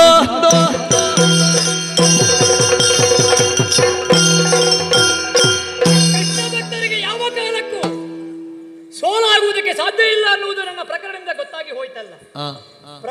ಪ್ರಭಾವತಿ ಆಸೆಯನ್ನು ಪೂರೈಸಿದ್ದೇ ಮಹಾಪರಾಧವೆಂಬುದಾಗಿ ಭಾವಿಸಿ ನನ್ನನ್ನು ರಾಜಭಟರು ಎಳೆಕೊಂಡು ಹೋಗಿ ಅಪ್ಪನಿಗೆ ಒಪ್ಪಿಸಿದಾಗ ನನ್ನ ಅಧ್ಯಯನ ಮೀರಿದ ಮಗ ಎಂಬ ಹಾಗೆ ಭಾವಿಸಿ ಕುದಿಯುವ ಎಣ್ಣೆ ಕೊಪ್ಪರಿಗೆಗೆ ಹಾಕಿದೆ. ಅಲ್ಲಿಯೂ ಕೂಡ ನಾನು ಮಾಡಿದ ಕೃಷ್ಣನ ಸ್ತುತಿಯೇ. ಕಾದ ಎಣ್ಣೆ ಅದು ತಂಪಾಗಿ ಹೋಯಿತು. ಪರೀಕ್ಷೆ ಮಾಡುವುದಕ್ಕಾಗಿ ಬಂದಂತಹ ಶಂಕಲಿಕೆ ತಿರುಗು ಗೊತ್ತಾಗಿ ಹೋಯಿತು. ಬಳಿಕ ನನ್ನ ಅಯ್ಯನೇ ಬಂದು ನಿನ್ನಲ್ಲಿ ದೋಷ ಇಲ್ಲ ಮಗನೇ, ಕೃಷ್ಣ ದರ್ಶನ ಖಂಡಿತ ನಿನ್ನಿಂದಾಗುತ್ತದೆ ಎಂಬ ಹಾಗೆ ಆಶೀರ್ವಾದವನ್ನು ಮಾಡಿದರಲ್ಲ. ಅವರ ಆಶೀರ್ವಾದವನ್ನು ಪಡೆದೆ. ಇನ್ನು ಯುದ್ಧರಂಗಕ್ಕೆ ನಾನು ಹೋಗಬೇಕು. ಆದರೆ ಯುದ್ಧ ಮಾಡುವುದು ಪಾರ್ಥನ ಜೊತೆಯಲ್ಲಿ. ಹಾಗಾಗಿ ಸಾಮಾನ್ಯವಾದಂತಹ ಯುದ್ಧವಲ್ಲ, ವ್ಯೂಹಾತ್ಮಕವಾಗಿ ಹೋರಾಟ ಮಾಡಬೇಕು. ಪದ್ಮನಾಭನು ಪದ್ಮತನಾದಾಕ್ಷರವಾದಂತಹ ಪದ್ಮನಾಭನನ್ನು ಮೆಚ್ಚಿಸುವುದಕ್ಕೆ ಸುತ್ತ ಪದ್ಮವ್ಯೂಹವನ್ನು ರಚಿಸಿದ್ದೇನೆ. ಆ ಪದ್ಮವ್ಯೂಹದ ಮಧ್ಯದಲ್ಲಿ ಕುದುರೆಯನ್ನು ಕಟ್ಟಿದ್ದೇನೆ. ಅರ್ಜುನನಿಗೆ ಗೊತ್ತಾಗಬೇಕಲ್ಲ, ಅವನೊಂದು ಕುದುರೆ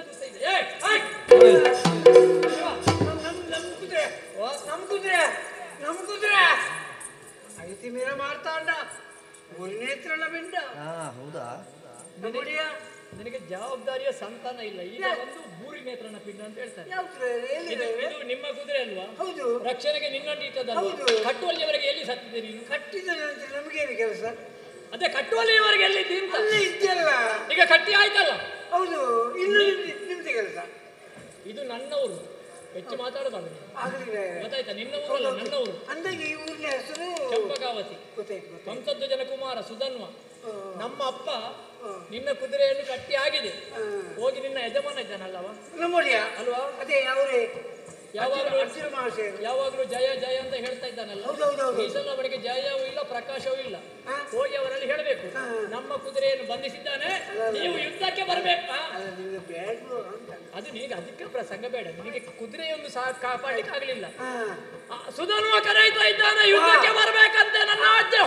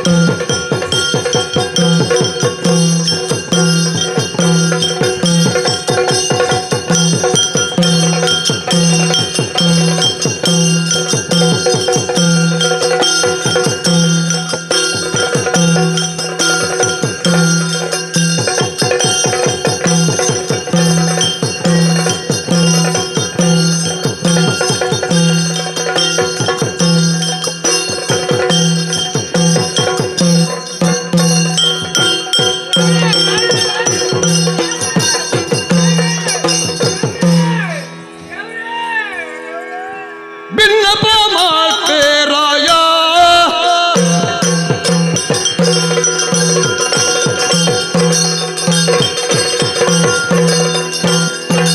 ಬಿನ್ನಪ ಮಾಡ್ಬೇರಾಯ ಅರ್ಜುನರಾಯ ಬಿನ್ನಪ ಮಾಡ್ಬೇರಾಯ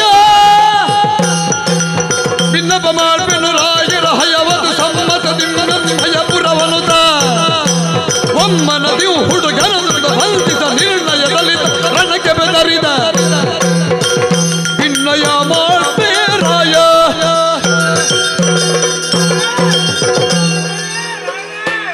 ಯಾಕೆ ಬೊಬ್ಬೆ ಹಾಕುವುದು? ಇಲ್ಲ ಮಾತಾಡೋ ಶಕ್ತಿ ಇಲ್ಲ. ನನಗೆ ಗೊತ್ತಾಗಿದೆ ಇತ್ತೀಚೆಗೆ ನಿನಗೆ ಶಕ್ತಿ ಕಡಿಮೆ ಆಗಿದೆ. ತಿರುಗಿ ನಾನು ಕಣ್ಣಿಗೆ ಎಣ್ಣೆ ಹಾಕು ಅಂತ ಹೇಳಿದ್ರೆ ನೀನು ಬೇರೆಲ್ಲಿಗೋ ಎಣ್ಣೆ ಹಾಕು. ಎಲ್ಲಿಂದ ನಿನಗೆ ಸಾಮರ್ಥ್ಯ ಇದೆ? ತಿರುಗಟೆ ಬೆಂಗಾವಲಿಗೆ ಇದ್ದೇನೆ. ನಾನು ಹೇಳಿದ್ದೇನೆ ನಿನ್ನಲ್ಲಿ, ನೀನೊಂದು ಸರಿ ಇದ್ರೆ ನಮಗೆ ಬೇರೆ ಯಾರಾದ್ರೂ ಬೇಕಾ? ಕುದುರೆಯ ಬೆಂಗಾವಲು, ಕುದುರೆಯ ರಕ್ಷಣೆ, ಅದರ ಹೊಣೆಗಾರಿಕೆ ನಿನಗೆ. ಕುದುರೆ ದೂತ ಅಂತಲೇ ನಿನಗೆ ಹೆಸರು. ಯಾರು ಕುದುರೆ ದೂತ ಕೇಳಿದ್ರೆ ನೀನೇ. ಈಗ ಬೊಬ್ಬೆ ಹತ್ತ ಬಂದಿದೆಯಲ್ಲ, ಕುದುರೆಯಲ್ಲಿ ಉಂಟು, ಏನಾಯ್ತು? ಇವರಿಗೆ ಬಂತ ಚಂಪಕಾವತಿ ಅಂತೆ. ಹೌದು, ಹಂಸಧ್ವಜ ಭೂಪತಿಗಳ ಊರಂತೆ. ಅದು ಅವರ ಊರಿನ ಹೆಸರು. ಮತ್ತೆ ಅರಸ ಅವರ ಸುಪುತ್ರ ಸುತನ್ವ ಯುವರಾಜರು. ಇರ್ಲಿ, ಮಗ ಯುವರಾಜ ಸುಧನ್ವ ಇರ್ಲಿ. ಇರ್ಲಿ ಅಂತ ಹೇಳ್ತೀರಲ್ಲ. ಕುದುರೆಯನ್ನು ಕಟ್ಟಿ ಹಾಕಿದ್ದಾರೆ. ಬಲ್ಬುಳ್ಳವರು ಕಟ್ಟಿ ಕಾದುವುದು. ಎಂತದು? ಬಲ್ಬುಳ್ಳವರು ಕಟ್ಟಿ ಕಾದುವುದು. ಅದು ನಾವು ಬರ್ತದಲ್ವೇನೋ. ಬಲುಹುಳ್ಳವರು ಎಂತ ಹೇಳಿದ್ದು? ಯಾವುದಿದ್ದವರು? ಬಲ್ಬುಳ್ಳವರು. ಬಲುಹುಳ್ಳವರು. ಹೌದು. ಈಗ ಅವರು ಕಟ್ಟಿ ಕಾದಾಡುವುದು, ಬಲಹೀನರಾದವರು ಕಪ್ಪ ಕೊಡುವುದು. ನಿಮಗೆ ಬಲ್ಬುಂಟಾ? ಇದು ನಮ್ಮ ಉಲ್ಲೇಖ. ಬಲ್ಬುಂಟಾ? ಎಂತದು? ಬಲ್ಬುಂಟಾ? ಯಾರು ಕೇಳಿದ್ದು? ಅವರು. ಯಾರಲ್ಲಿ? ನಮ್ಮಲ್ಲಿ. ಎಂತದು? ಕಟ್ಟಿ ಕಾದಬೇಕಂತೆ. ಇಲ್ಲದಿದ್ದು ಯುದ್ಧಕ್ಕೆ ನಮ್ಮ ತಯಾರಾಗ. ಕುದುರೆಯನ್ನು ಕಟ್ಟಿದವರು ಹೇಳ್ತಾರೆ ಬಿಡಿಸುವುದಕ್ಕೆ ಬಲ ಉಂಟು ಅಂತಾದ್ರೆ ಬರ್ಲಿ ಅಂತ ಒಳಗಿದ್ದು ಇತ್ತಪ್ಪ ತಂಗೆ ಜರರೈತದು ನುಡಿದರಿ ವೃತ್ತಾಂತಮೋ ಬಳಿಕ ಪ್ರದ್ಯುಮ್ನಂ ಕರೆದು ಮತ್ತೆ ಬಂದುದು ವಿಘ್ನ ಇದಕ್ಕಿಲ್ಲುಪಾಯವೇನೆಂದೊಡನವ ನಿಂತೆಲ್ದೆನು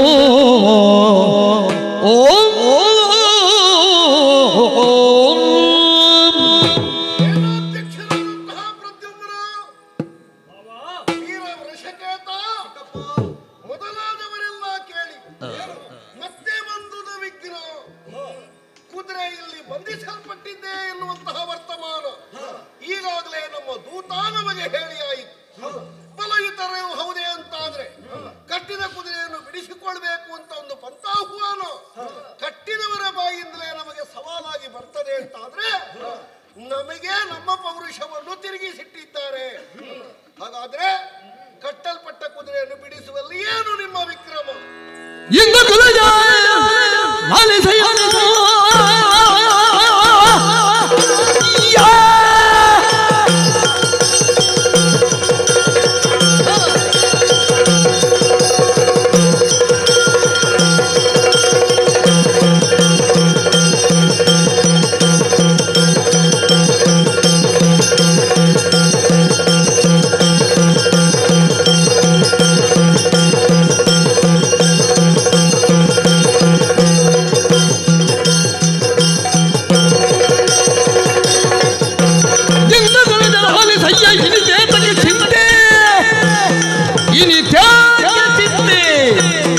ಬಂದುದನ್ನ ನೋಡಿಕೊಂಬಿ ಬಣಗು ನೃಪನೋಳ್ ಮುತ್ತಿ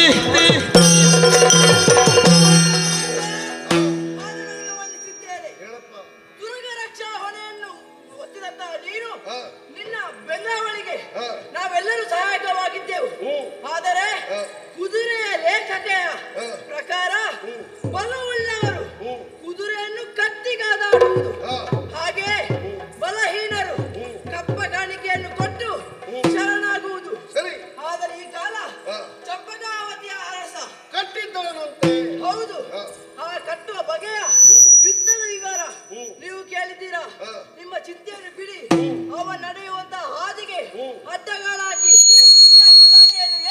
ಸುರಗವನ್ನು ನೋಡ್ತಾರೆ.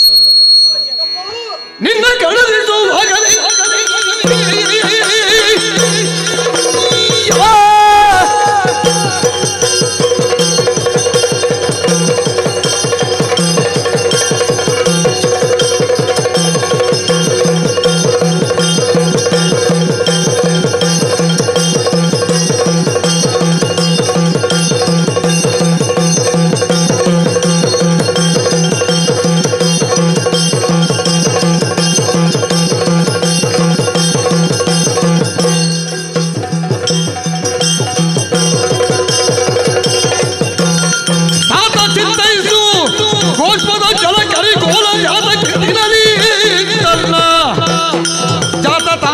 ಸೇನೆಯನ್ನು ಹೋಗಿಸುವುದಿದು ಈತವೇ ಹೇಳುತ್ತೀಯ.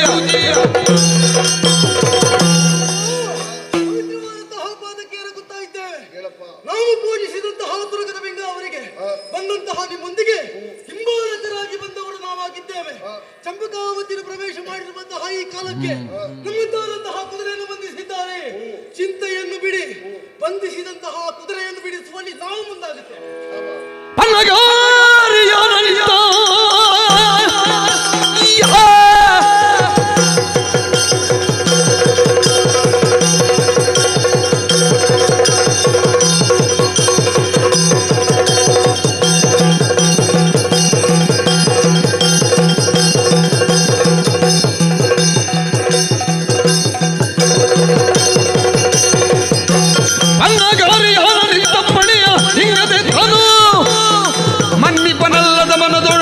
ಅನ್ಯವೆನಿಸಬಹುದೇ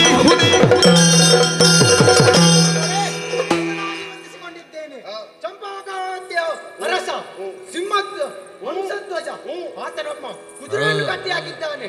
ಆತನನ್ನು ಸುಮ್ಮನೆ ಬಿಡುವುದಿಲ್ಲ. ನಾನು ನಿಮಿಷ ತುಳುವಾಗಿಯ ತಂದು ನಿನ್ನ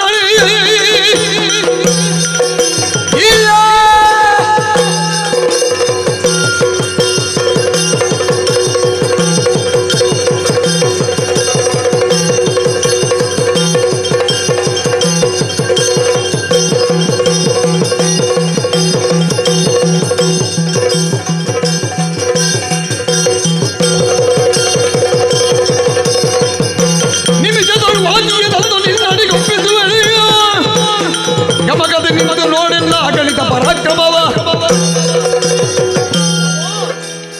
ಹೊಂದಿಸಿಕೊಳ್ಳುತ್ತಾ ಇದ್ದೇನೆ.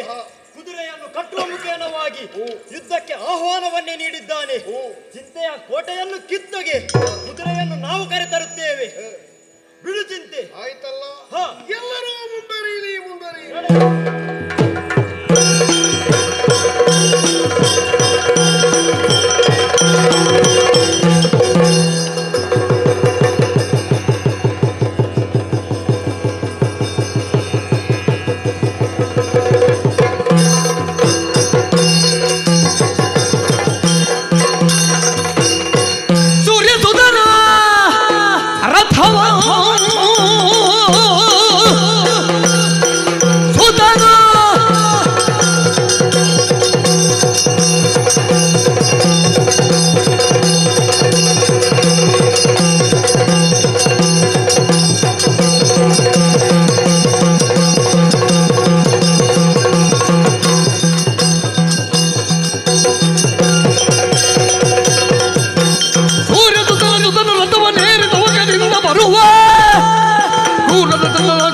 ದೂರದಿಂದಲೇ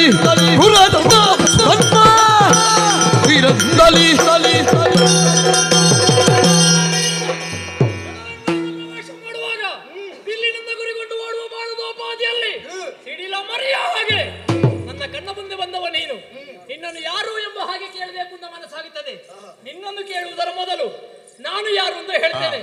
ಚಂಪಕಾವತಿ ಅರಸ ಹಂಸಧ್ವಜ ಭೂಪತಿಯ ಮಗ ಸುಧನ್ವ ಅಂದ್ರೆ ನಾನು.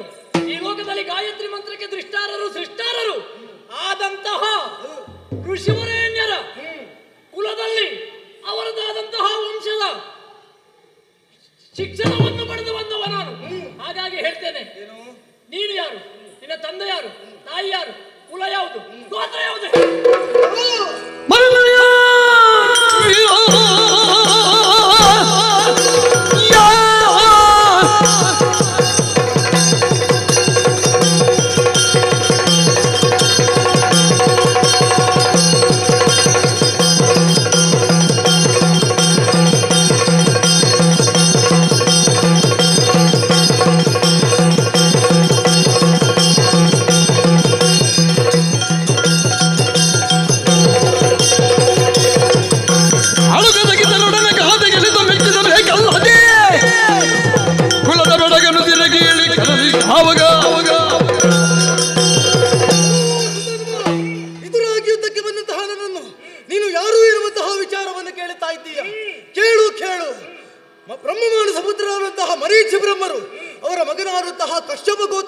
ಹುಟ್ಟಿದವರು ನಾವಾಗಿದ್ದೇವೆ.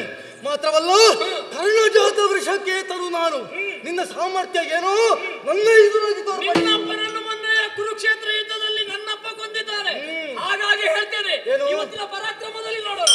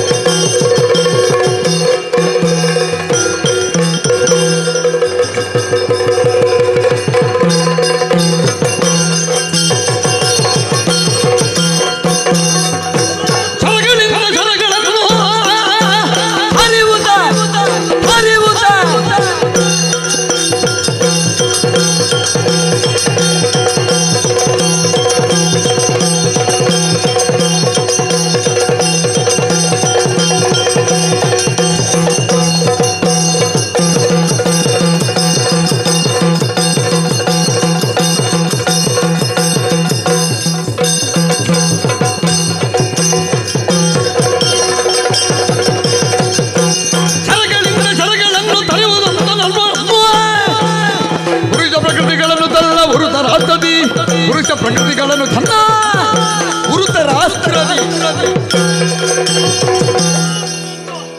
ನಮ್ಮ ದುರ್ಗವನ್ನು ಯಾಕೆ ಕಟ್ಟಿದ್ದಿ ಎನ್ನುವ ಪ್ರಶ್ನೆಯನ್ನು ಮಾಡುವಂತಹ ವಿಚಾರವಿಲ್ಲ.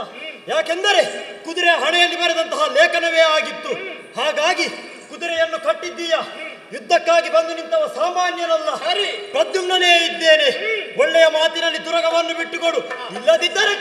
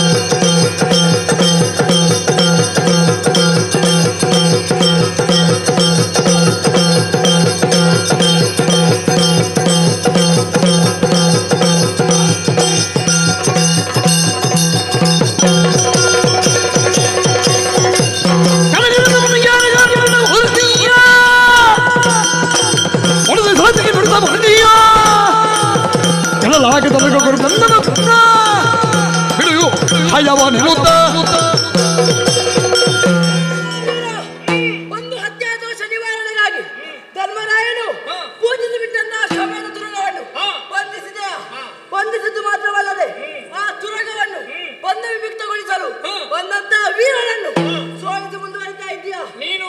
ಈಗ ಬಂದ ಸಾಮಾನ್ಯಲ್ಲ, ಕೃತವರ್ಮ ಸಾಹಸ ಉಂಟು. ನಿನ್ನ ಪರಾಕ್ರಮವನ್ನು ಕಂಡಾಗ ಸಂತೋಷ ಆಯಿತು. ರಣರಂಗದಲ್ಲಿ ದಿವಾಕರನ ಹಾಗೆ ಮೆರೆಯುವ ಮರಿ ದಿವಾಕರ ನೀನನ್ನುವುದರಲ್ಲಿ ಸಂದೇಹ ಇಲ್ಲ. ಒಳ್ಳೆದಾಯ್ತು. ನಿನ್ನಂತ ಯುವಕರೇ ನಮ್ಮ ಜೊತೆಯಲ್ಲಿ ಬೇಕು. ನಾವು ಕುದುರೆಯನ್ನು ಕಟ್ಟಿದ್ದೇವೆ, ಅದರ ಉದ್ದೇಶ ಬೇರೆ ಇದೆ. ಅದನ್ನು ತಪ್ಪು ಅಂತ ನೀನು ವಾದಿಸುವುದಕ್ಕೆ ಬಂದ್ರೆ ಸುಧನ್ವನ ಪರಾಕ್ರಮ ತೋರಿಸಬೇಕು.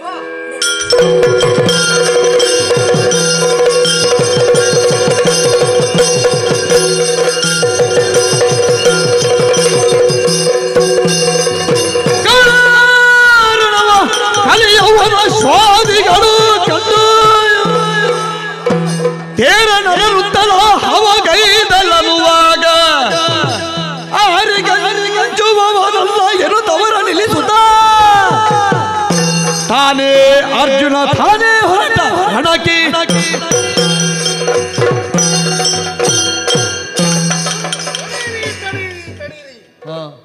ಇನ್ನು ಯುದ್ಧೋತ್ಸಾಹವನ್ನು ತೋರಿಸುವುದರಲ್ಲಿ ಯಾವ ಲಾಭವೂ ಇಲ್ಲ. ಬಹುಶಃ ಹುಡುಗನಿಗೆ ಏನೋ ಉಂಟು, ನನ್ನನ್ನೊಂದು ನೋಡದೆ ಜೀವ ಬಿಡುವುದಿಲ್ಲ. ಖಂಡಿತ ಖಂಡಿತ. ಹಾಗಾಗಿ ಬಾಕಿ ಯಾರು ಹೋದ್ರೂ ಹೊಡಿತಾರೆ. ಇರ್ಲಿ, ಈ ದಕ್ಷಿಣದ ಮಕ್ಕಳಿಗೆಲ್ಲ ಕೆಲವು ಆದರ್ಶ ಅಂತ ನಮ್ಮದ್ದು. ಉತ್ತರದ ಎತ್ತರದಲ್ಲಿರುವ ನಮ್ಮನ್ನು ನೋಡಿ ಬಹಳಷ್ಟು ಕಲಿತವರು ದಕ್ಷಿಣದ ಮಕ್ಕಳು. ಅವರಿಗೊಂದು ದರ್ಶನ ಕೊಡುವ. ಸಡಗರದ ಅಮಿತ ಸಂಭ್ರಮದಲ್ಲಿ ಆ ಹುಡುಗನ ಸಮ್ಮುಖದಲ್ಲಿ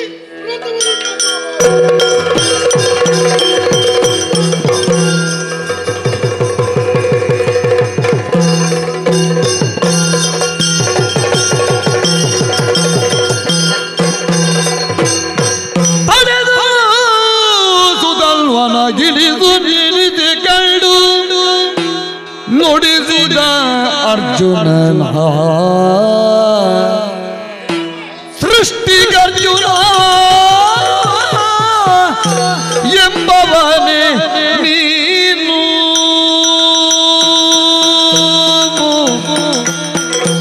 ಅರ್ಜುನ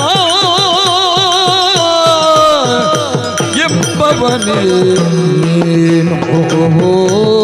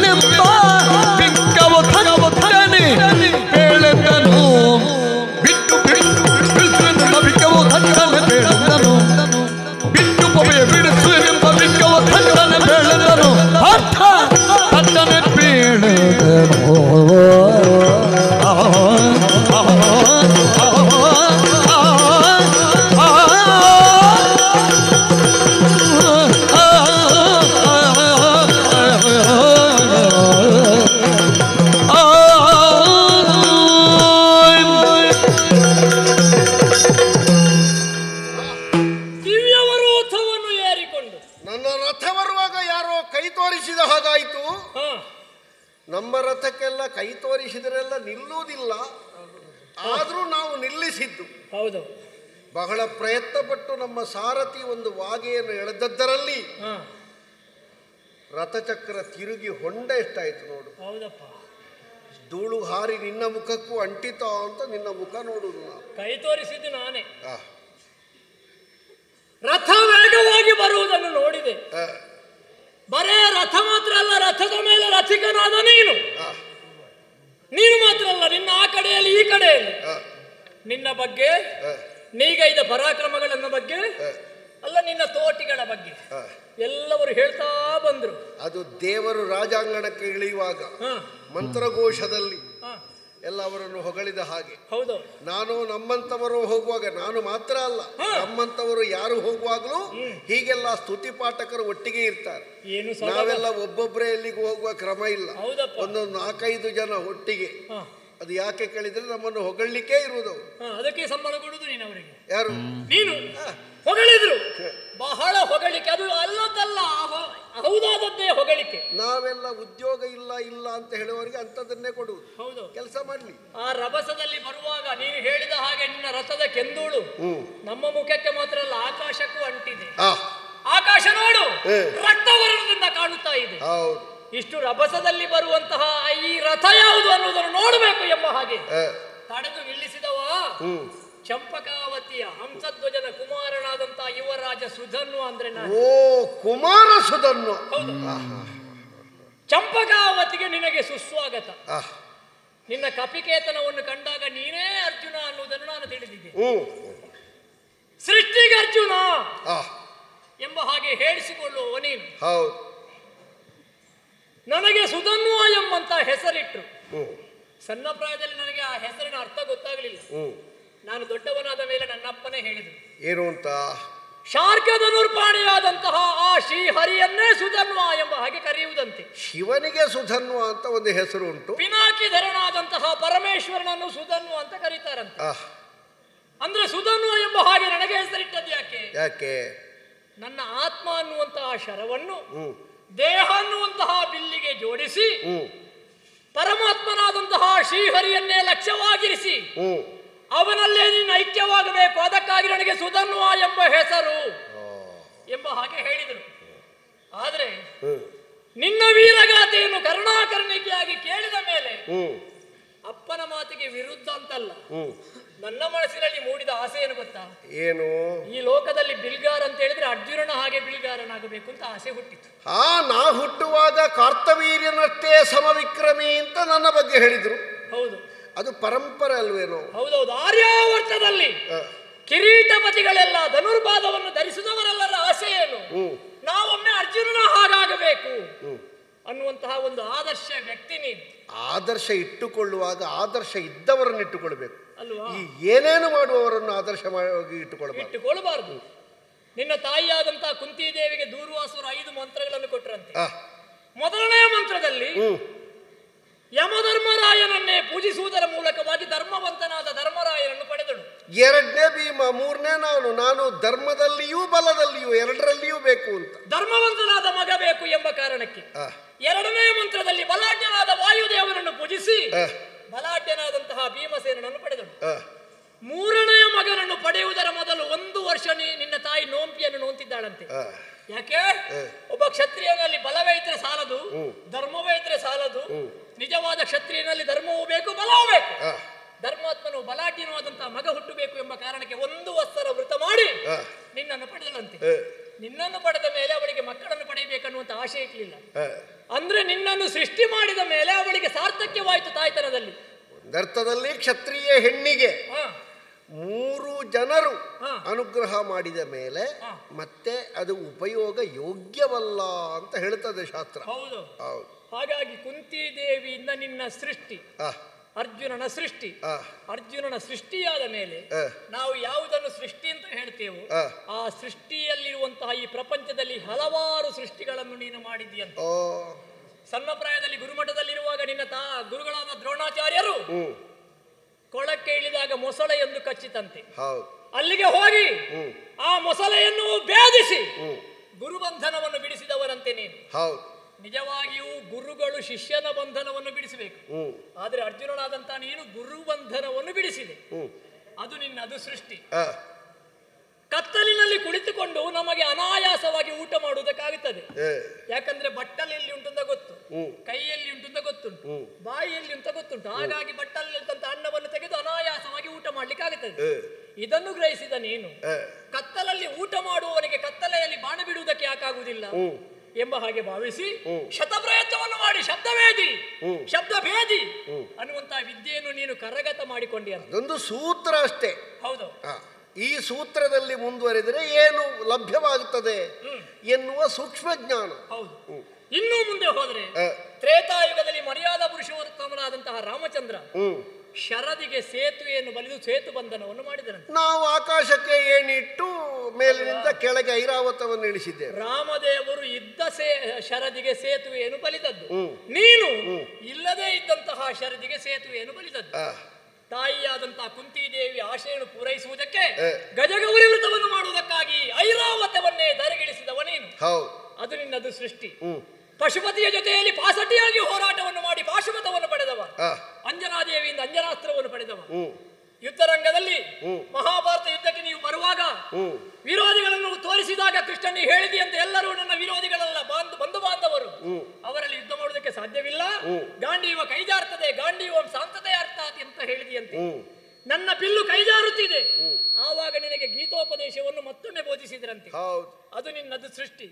ಒಂದು ಸಮಯದಲ್ಲಿ ನಿನ್ನ ರಥದ ಕುದುರೆಗಳು ಬಳಲಿದಾಗ ರಥ ಹಿಂತಿರುಗಿಸ್ತೇನೆ ಅಂತ ಕೃಷ್ಣ ಹೇಳಿದಾಗ ಬೇಡ ಅಂತ ಹೇಳಿ ನಿನ್ನ ರಥದ ಸುತ್ತಲೂ ಬಾಣದ ಕೋಟೆಯನ್ನು ನಿರ್ಮಿಸಿ ಆ ಸಮಯದ ಒಳಗೆ ಕುದುರೆಗೆ ಬೇಕಾದ ಮೇವನ್ನು ನೀರನ್ನು ಕೊಟ್ಟವನಂತೆ ನೀನು. ಭೀಷ್ಮಾಚಾರ್ಯರು ಶರದಲ್ಪದಲ್ಲಿರುವಾಗ ಅರ್ಜುನ ಬಾಯಾರಿಕೆ ಅಂತ ಹೇಳಿದಾಗ ಪಾತಾಳ ಗಂಗೆಯನ್ನೇ ಭರಿಸಿದವನಂತೆ ನೀನು. ಇದು ನೀನು ಮಾಡಿದಂತಹ ಸೃಷ್ಟಿ. ಇದನ್ನೆಲ್ಲ ಕಂಡಾಗ ನೀನೊಬ್ಬ ಆದರ್ಶ ವ್ಯಕ್ತಿ ನಮಗೆಲ್ಲ ಅಂತ ನಾನು ಭಾವಿಸಿದೆ. ಇಲ್ಲ ಮಗು, ಒಂದು 3 ಸಪ್ತಾಹ ಮತ್ತೆ ಮಾಡಬೇಕಾದೀತು ನನ್ನ ಪ್ರಸಂಗ ಪೂರ್ತಿ ಆಗಬೇಕಾದ. ಹೌದೌದು. ಯಾಕೆ ಆದರ್ಶ ಗೊತ್ತಾ? ಈ ಮೇರು ಪರ್ವತವನ್ನು ಆದರ್ಶವಾಗಿಸಿದವ ಮನೆ ಹತ್ತಿರದಲ್ಲಿರುವಂತಹ ಗುಡ್ಡವನ್ನಾದರೂ ಹತ್ತುವುದಕ್ಕೆ ಪ್ರಯತ್ನ ಪಡಬೇಕು. ಮನೆ ಹತ್ತಿರದ ಗುಡ್ಡವೇ ನನಗೆ ಆದರ್ಶ ಅಂತ ಯಾರು ಭಾವಿಸ್ತಾನೋ ಅವನಿಗೆ ಮನೆಯಲ್ಲಿ ಮಂಚ ಹತ್ತುವುದಕ್ಕೂ ಕೂಡುವುದಿಲ್ಲ. ಹಾಗಾಗಿ ನಾವೆಲ್ಲ ಸಣ್ಣವರು ಅಂತ ಹೇಳಿ ಸಣ್ಣ ಸಣ್ಣ ಕೆಲಸವನ್ನೇ ಮಾಡಿ ಸಣ್ಣವರಾಗುವುದಕ್ಕಿಂತ ಸಣ್ಣವರು ದೊಡ್ಡ ಕೆಲಸವನ್ನು ಮಾಡಿದ್ರೆ ದೊಡ್ಡವರಾಗುವುದಿಲ್ವಾ? ಕೆಲವು ಸಲ ಆಗ್ತದೆ, ಕೆಲವು ಸಲ ಅರ್ಧದಲ್ಲೇ ಬೀಳುತ್ತದೆ. ಪ್ರಯತ್ನ ಮುಖ್ಯ. ನಿನ್ನ ಸೃಷ್ಟಿಗಳನ್ನು ಕೇಳಿದ ಮೇಲೆ ನನಗೂ ಒಂದು ಸೃಷ್ಟಿ ಮಾಡಬೇಕು ಅಂತ ಆಸೆ. ಹೌದು. ಹಾಗಾಗಿ ಅದಕ್ಕೆ ಆಲೋಚನೆ ಮಾಡುವಾಗ ಒಂದು ಅವಕಾಶವೂ ಸಿಕ್ಕಿತು. ಹೇಗೆ? ನಿಮ್ಮ ಕುದುರೆ ನಮ್ಮ ಚಂಪಕಾವತಿಯನ್ನು ಪ್ರವೇಶ ಮಾಡಿತು. ಅದನ್ನು ಈಗಲೇ ಕಟ್ಟಿದ್ದೇವೆ, ಕಟ್ಟಿಕೊಂಡಿಹೇವು ನಾವು. ಒಂದು ನಿನ್ನ ಅಶ್ವಮೇಧದ ಕುದುರೆ, ಇನ್ನೊಂದು ನಿನ್ನ ಜಯದ ಕುದುರೆಯನ್ನು ನಾವು ಕಟ್ಟಿದ್ದೇವೆ. ಹಾಗಾಗಿ 2 ಆಯ್ಕೆಗಳು. ಕುದುರೆಯನ್ನು ಬಿಟ್ಟು ಪೋಪೆಯು ಅಲ್ಲ, ಬಿಡಿಸುವೆನೆಂಬ ಬಿಂಕವು. ಇದಕ್ಕೆ ಉತ್ತರ ಏನು ಅಂತ ನೀನು ತಟ್ಟನೆ ಹೇಳಬೇಕು. ಸುಧರ್ಮ, ನೀನಿಷ್ಟೂ ಮಾತಾಡಿದ್ದಿ, ಅದು ನನ್ನ ಬಗ್ಗೆ. ಕೊನೆಗೆ ಒಂದು ವಾಕ್ಯ ನಿನ್ನದ್ದು ಅಂತ ಮಾತಾಡಿದ್ದಿ. ಅದರಲ್ಲಿ ಶಬ್ದದ ಜೋಡಣೆಯೇ ಸರಿಯಿಲ್ಲ. ನನಗೆ ಬಿಂಕ ಉಂಟು ಅಂತ ಕೇಳ್ತೀಯೋ? ಬಿಂಕದ ಪ್ರಾಯ ಬಹಳ ಹಿಂದೆ ಮಗು. ಈಗ ಅದಲ್ಲ. ಧರ್ಮಯುಕ್ತವಾಗಿ ಕುದುರೆಯನ್ನು ಬಿಡಿಸಬೇಕು ಎನ್ನುವಂತಹ ಒಂದು ಯುದ್ಧೋತ್ಸಾಹ ಇರುವುದು. ಹಾಗಿದ್ರೂ ನೀನು ಯಾಕೆ ಹಾಗೆ ಮಾತಾಡ್ತಿ? ನೀ ಹುಡುಗ ನೀನು ನಿನ್ನ ಬೆಡಗಿನ ನುಡಿಯ ಕಟ್ಟಿಡು ನಮ್ಮಯವ ಬಿಡು.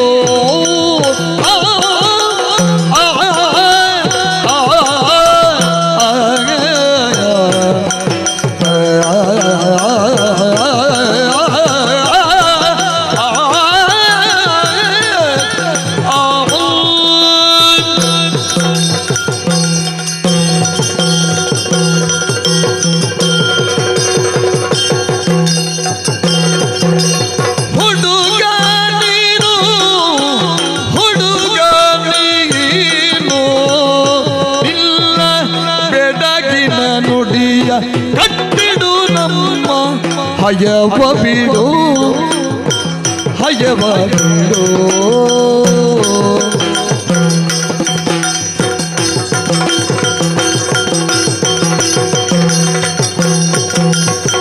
ಪಡೆಯಲ್ಲುಕೊಂಡು ನಮ್ಮೊಡನೆ ತೆರಳು ನಿಲ್ಲ,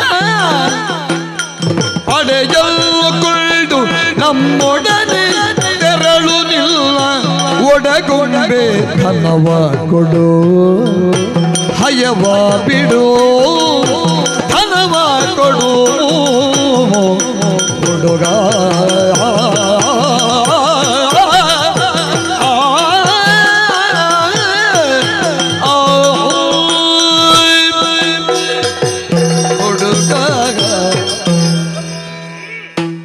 ಕಂಡು ಕೇಳಿ ತಿಳಿದು ಉತ್ಸಾಹದಿಂದ ಏನೋ ಒಂದನ್ನು ಸಾಧಿಸಬೇಕು ಎನ್ನುವ ಹಠಚಲವನ್ನು ತೊಟ್ಟವ ನೀನು ಅನಾಯಾಸವಾಗಿ ಬಂದು ನಿಂತಿರುವಂತಹ ಕುದುರೆಯನ್ನು ಕಟ್ಟುವುದರ ಮೂಲಕವಾಗಿ ಒಂದು ಪಂಥಾಹ್ವಾನವನ್ನು ಒಡ್ಡುವುದಕ್ಕೆ ವೀರನಾದಂತಹ ಧೀರನಾದಂತಹ ಪಾರ್ಥ ಸಮ್ಮುಖದಲ್ಲಿ ನಿಂತಿದ್ದಾನೆ ಎನ್ನುವುದನ್ನು ತಿಳಿದು ಹರ್ಷೋದ್ಗಾರದಿಂದ ಹಾಗೆ ಬಿಟ್ಟು ಹೋಗ್ತೀಯಾ ಬಿಡಿಸುವೆನೆಂಬ ಬಿಂಕವು ಬಾಲಿಶವಾದ ಮಾತು ಮಗು.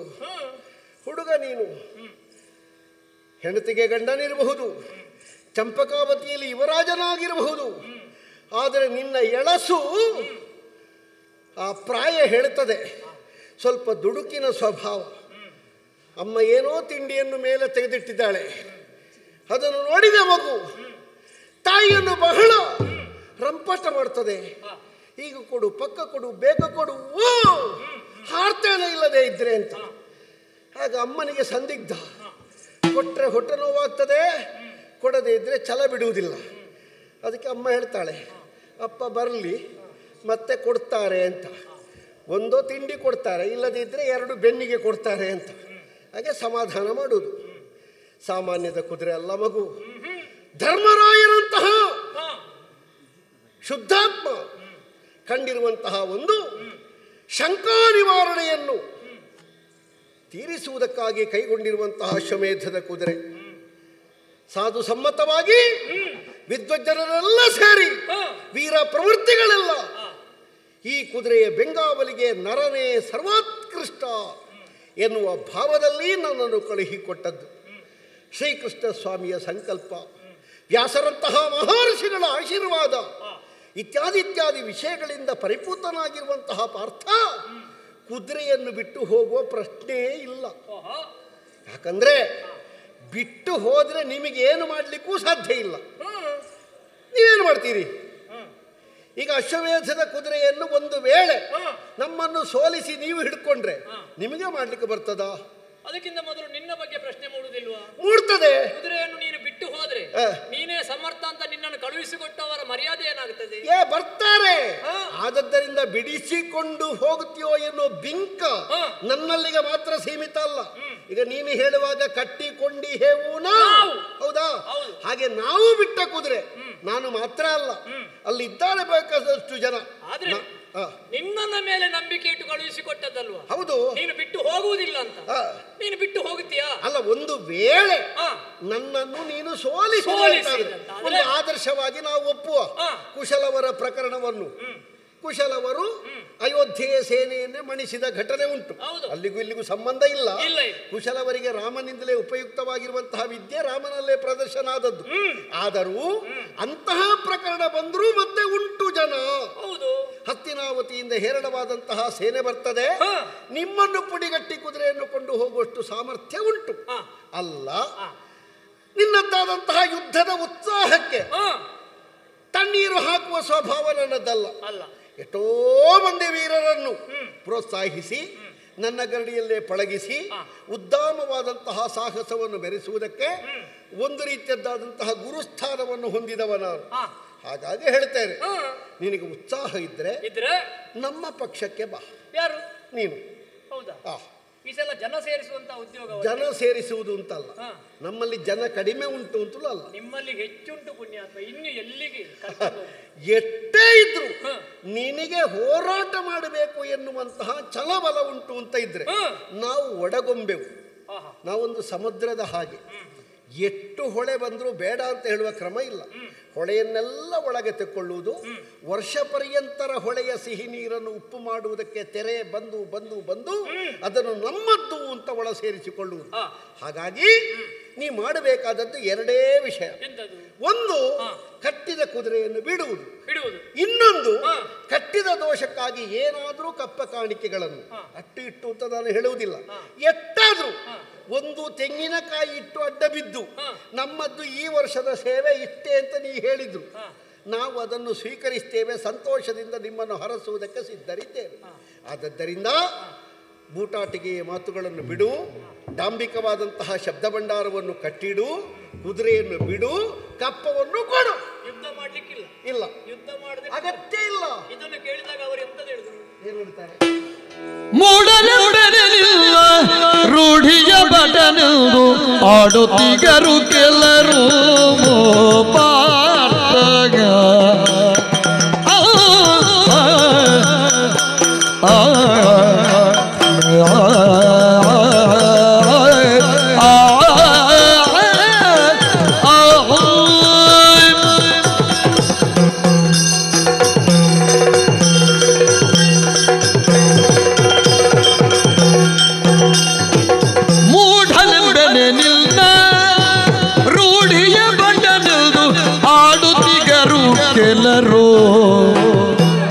ಮಾಡದೆ ಯುದ್ಧವ ಹಯವನು ದ್ರವ್ಯವ ಬೇಡುವ ತ್ರಿಜನೆ ನೀನು.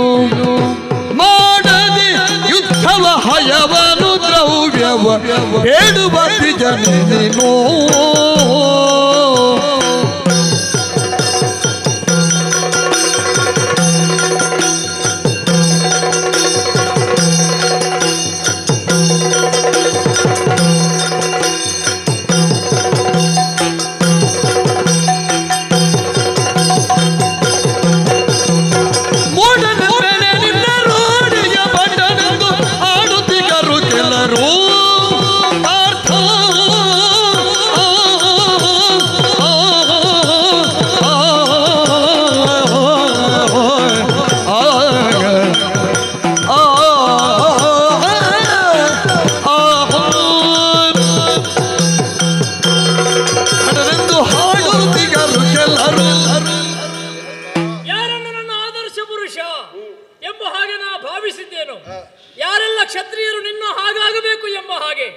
ಆಶೆಯನ್ನು ಹೊಂದಿದ್ದಾರೋ ಅವರ ಆಶೆಯನ್ನೆಲ್ಲ ನಿರರ್ಥಕ ಮಾಡಿದೆಯಲ್ಲ ನೀನು. ಯಾಕೆ? ನಿನ್ನ ಬಗ್ಗೆ ನಾವು ಹೊಗಳಿದೆ, ನಿನ್ನವರು ಹೊಗಳಿದ್ದನ್ನು ಕೇಳಿದೆ. ಆದ್ರೆ ನೀನೀಗ ಆಡಿದ ಮಾತನ್ನು ಕೇಳುವಾಗ ಮೂಢನೆಂಬೆನೆ ನಿನ್ನ. ಯಾಕೆ ಯಾಕೆ? ಇಷ್ಟು ದೊಡ್ಡ ಮೇರು ವ್ಯಕ್ತಿತ್ವವನ್ನು ಹೊಂದಿದ ಅರ್ಜುನನನ್ನು ಯಾರಾದ್ರೂ ಮೂಢ ಅಂತ ಹೇಳುವುದಕ್ಕೆ ಸಾಧ್ಯವೇ? ಹೇಳಕೂಡದು, ಹೇಳಬಾರದು, ಹೇಳುವುದಿಲ್ಲ. ಆದ್ರೆ ಕೆಲವರೆಲ್ಲ ನಿನ್ನನ್ನು ಮೂಢ ಅಂತ ಹೇಳುವುದಕ್ಕೆ ಈಗ ಹೊರಟಿದ್ದಾರೆ. ಯಾವುದಕ್ಕಾಗಿ? ನಿನ್ನನ್ನು ರೂಢಿಯ ಭಟನೆಂದು ಆಡಿಕೊಂಡವರು ಕೆಲವರು. ಹಾಗಿದ್ರೆ ಕೆಲವರು ಅಂತ ಹೇಳುವಾಗ ಹಲವರು ಏನು ಅಂತ ಭಾವಿಸಿದ್ದಾರೆ ಅನ್ನುವ ಪ್ರಶ್ನೆ ಬರುವುದಿಲ್ವಾ? ತೊಂದರೆ ಇಲ್ಲ. ಒಂದು ಒಳ್ಳೊಳ್ಳೆಯ ವ್ಯಕ್ತಿಗಳು 10 ಮಂದಿಗಳು ಹೊಗಳಿ ಯಾಕೂ ಬೇಡದೆ ಇದ್ದ 4 ಜನ ತೆಗಳಿದ್ರೂ ದೊಡ್ಡ ಸಂಗತಿ ಅಲ್ಲ. ಆದ್ರೆ ಬಂಗಾರದ ಅಂಗಡಿಗೆ ವ್ಯಾಪಾರ ಕಡಿಮೆ ಅಂತ ಹೇಳುವುದು ಜನಸಂಖ್ಯೆಯನ್ನು ನೋಡಿ ಅಲ್ಲ, ಒಬ್ರಿಬ್ರು ಬಂದರೂ ಸಾಕಾಗ್ತದೆ. ಹೌದು, ಮದುವೆ ಮನೆಯವರು ಬಂದಿದ್ದಾರಂತ ನೋಡುವುದು ಅಲ್ವಾ, ಸಣ್ಣದೆಲ್ಲ ಕಿವಿಯದ್ದೆಲ್ಲ ತಕೊಂಡು ಹೋಗುದಲ್ಲ. ಮತ್ತೆ ಫಲಹಾರದಲ್ಲಿಗೆ ತುಂಬಾ ಜನ ಹೋಗ್ತಾರೆ, ಅದರ ಜೊತೆಯಲ್ಲಿ ನೊಣವೂ ಇರ್ತದೆ. ಅದೆಲ್ಲ ಲೆಕ್ಕಕ್ಕೆ ಸಿಗುವಂತದ್ದಲ್ಲ ಅಲ್ವಾ. ಆದ್ರೆ ನಿನ್ನ ಶುದ್ಧ ಚಾರಿತ್ರ್ಯದಲ್ಲಿ ನಿನ್ನನ್ನು ತೆಗೊಳ್ಳುವವರೇ ಇಲ್ಲ ಅಂತ ನಾ ಭಾವಿಸಿದ್ದು. ಈಗ ನೀನಾಡುವ ಮಾತನ್ನು ಕೇಳುವಾಗ ನಿನ್ನನ್ನು ಮೂಢನೆಂಬೆನೇ ಹೇಳಬಾರದು ಅಂತ ಆಗುತ್ತದೆ. ಆದ್ರೆ ಹೇಳದೆ ಉಪಾಯ ಇಲ್ಲ. ಯಾಕೆ? ಅರ್ಜುನನ ವ್ಯಕ್ತಿತ್ವ ಏನು ಅಂತ ನಾವು ಈವರೆಗೆ ಕರುಣಾಕರುಣಿಕೆಯಾಗಿ ಕೇಳಿದವರು. ಈಗ ನಮಗೆ ಅನಿಸ್ತದೆ ದೂರದಲ್ಲಿರುವಂತಹ ಬೆಟ್ಟ ಒಂದು ರಮಣೀಯವಾಗಿ ಕಾಣುತ್ತದೆ, ಆದ್ರೆ ಹತ್ತಿರ ಹೋದಾಗ ಸ್ವಲ್ಪ ಕಲ್ಲು ಮುಳ್ಳೆಲ್ಲ ಇರ್ತದೆ ಅದರಲ್ಲಿ. ಅದು ಸಾಧಾರಣ ಹತ್ತಿರ ಹೋದಾಗ ಎಲ್ಲ ಈಗ ನಿನ್ನಲ್ಲಿ ಹಾಗೆ ಬಹಳ ದೂರದಿಂದ ಕಾಣುವಾಗ ವಿರಳವಾಗಿದ್ದ ತಲೆಗಳು ಕಾಣುವಾಗ ಉಂಟು ಅಂತ ಕಾಣುತ್ತದೆ. ಹೌದು, ಹತ್ತಿರ ನೋಡುವಾಗ ಕಾಣುತ್ತದೆ ಅಲ್ಲೊಂದು ಇಲ್ಲೊಂದು ಮಾತ್ರ ಇರುವುದು, ಪೂರ್ತಿ ಇಲ್ಲ. ಈಗ ಹಾಗೆ ಆಯ್ತಲ್ಲ ಅರ್ಜುನ ನಿನ್ನ ಜೀವನದಲ್ಲಿಯೂ. ನಿನ್ನವರನ್ನು ಯುದ್ಧದಲ್ಲಿ ಬೀಳಿಸಿದವ ನಾನು, ನಿನ್ನ ಪಕ್ಷದಿಂದ ಬಂದ ಅನುಸಾಲುವನು, ಪ್ರದ್ಯುಮ್ನನು, ವೃಷಕೇತು ಇವರೆಲ್ಲ ಬಿದ್ದಿದ್ದಾರೆ. ಅರ್ಧ ಸೇನೆ ಬಿದ್ದಿದೆ, ಅರ್ಧ ಇನ್ನೂ ಎಚ್ಚರದಲ್ಲಿದ್ದಾರೆ. ಒಬ್ಬ ನಾಯಕನಾಗಿ ಒಂದ ನೀನು ಮೊದಲು ಬರಬೇಕಿತ್ತು, ಇಲ್ಲದಿದ್ರೆ ಕೊನೆಗೆ ಬರಬೇಕಿತ್ತು. ಮಧ್ಯದಲ್ಲಿ ಬಂದಿದ್ದಿ. ಯಾಕೆ? ಯಾಕೆ? ಅರ್ಧ ಬಿದ್ದಿದ್ದಾರೆ, ಹ, ಇನ್ನು ಬೀಳ್ಲಿಕ್ಕಿರುವ ಅರ್ಧವನ್ನು ಉಳಿಸುವುದಕ್ಕಾಗಿ ನಾವು ಬಂದದ್ದು ಅಲ್ವಾ? ಹಾಗಿದ್ರೆ ಉಳಿಸುವುದಕ್ಕಾಗಿ ಬಂದ ಇವರು ಪೂರ್ತಿ ಬಿದ್ದ ಮೇಲೆ ನಾನು ಯಾಕೆ ಬರುವುದು ಸುಮ್ಮನೆ? ಈಗ ಅವರು ಉಳಿಬೇಕು ಅಂತಾದ್ರೆ ಈ ಅರ್ಧ ಬೀಳಿಸಿದ ನನ್ನನ್ನು ಬೀಳಿಸಬೇಡುವ ನೀನು? ಅದಕ್ಕೆ ಅಲ್ವಾ ಅದಿದ್ದದ್ದು. ಅದೇ ಬೀಳಿಸುವುದು ಅಂತ ಹೇಳಿದ್ರೆ ಮಗು, ಒಬ್ಬ ವೈರಿಯನ್ನು ಅಥವಾ ಒಬ್ಬ ವಿರೋಧಿಯನ್ನು ಅಥವಾ ಪರಪಕ್ಷದವನನ್ನು ವಿರೋಧ ಪಕ್ಷದವನನ್ನು ಬೀಳಿಸುವುದು ಅಂತ ಹೇಳಿದ್ರೆ ನಾಲ್ಕು ಬಡ್ದೆ ಬೀಳಿಸಬೇಕು ಅಂತ ಇಲ್ಲ. ಈಗ ಚಕ್ರವರ್ತಿ ಅಂತ ಇರ್ತಾರೆ, ಹೌದು.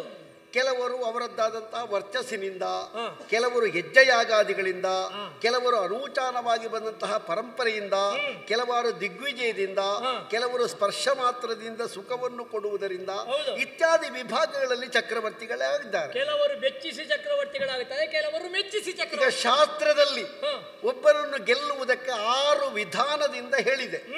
ಸಂಧಿ, ಯಾನ, ದ್ವೈದೀಭಾವ, ಸಮಾಶ್ರಯ, ಸಂಧಾನ, ವಿಗ್ರಹ. ವಿಗ್ರಹ ಒಂದು, 5 ವಿಧಾನ ಬೇರೆ ಉಂಟು. ಆದ್ದರಿಂದ ಒಬ್ಬನನ್ನು ಗೆಲ್ಲುವುದಕ್ಕೆ ಮಾಧ್ಯಮ ಯುದ್ಧ ಮಾತ್ರ ಅಲ್ಲ, ಬೇರೆ ಬೇರೆ ವಿಭಾಗಗಳಿದ್ದಾವೆ. ಈಗ ಇಲ್ಲಿ ನಡೆಯುವುದು ಕೊನೆಯದ್ದಲ್ವಾ? ಎಂತದ್ದು? ಯುದ್ಧವೇ ನಡೆಯುವುದಲ್ವಾ? ನಡೆಯುತ್ತಾ ಇತ್ತು.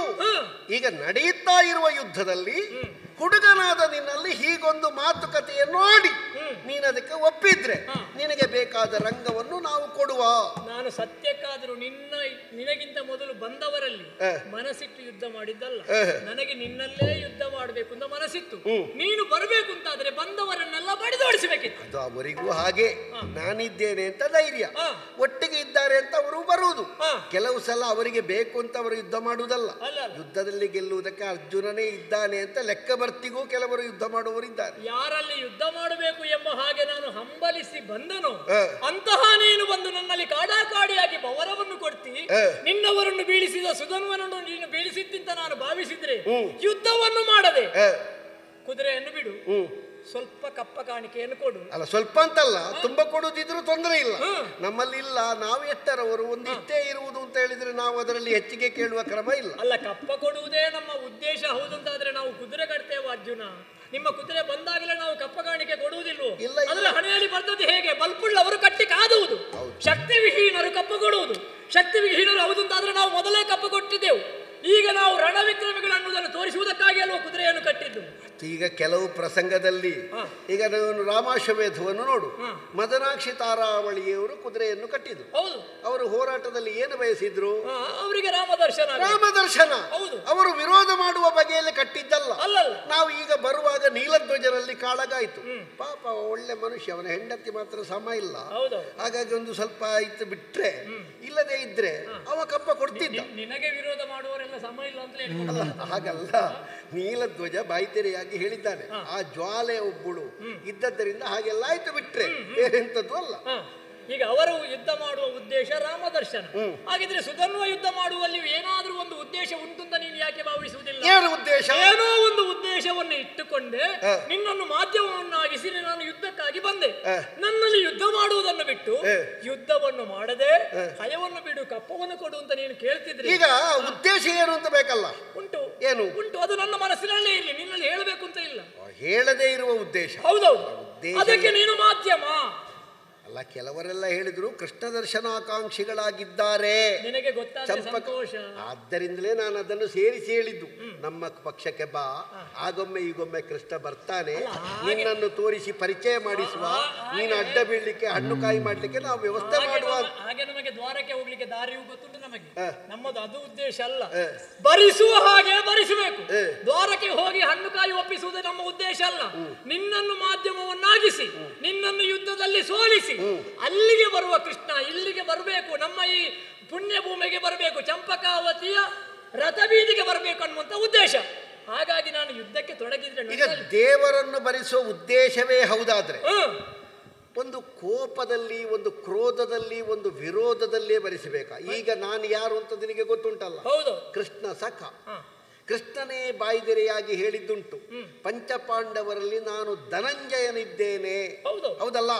ಅಂತಹ ನನ್ನನ್ನೇ ಹೊಡೆದು ನೀನು ಬೀಳಿಸಿದ ಮೇಲೆ ಬರಬಹುದಾದ ಕೃಷ್ಣ ನಿಮಗೆ ಸುಖವನ್ನು ಕೊಟ್ಟಾನೋ, ಸಂತೋಷವನ್ನು ಕೊಟ್ಟಾನೋ, ನಿಮ್ಮ ಯಶಸ್ಸಿಗೆ ಅನುಗ್ರಹ ಮಾಡಿಯಾನೋ?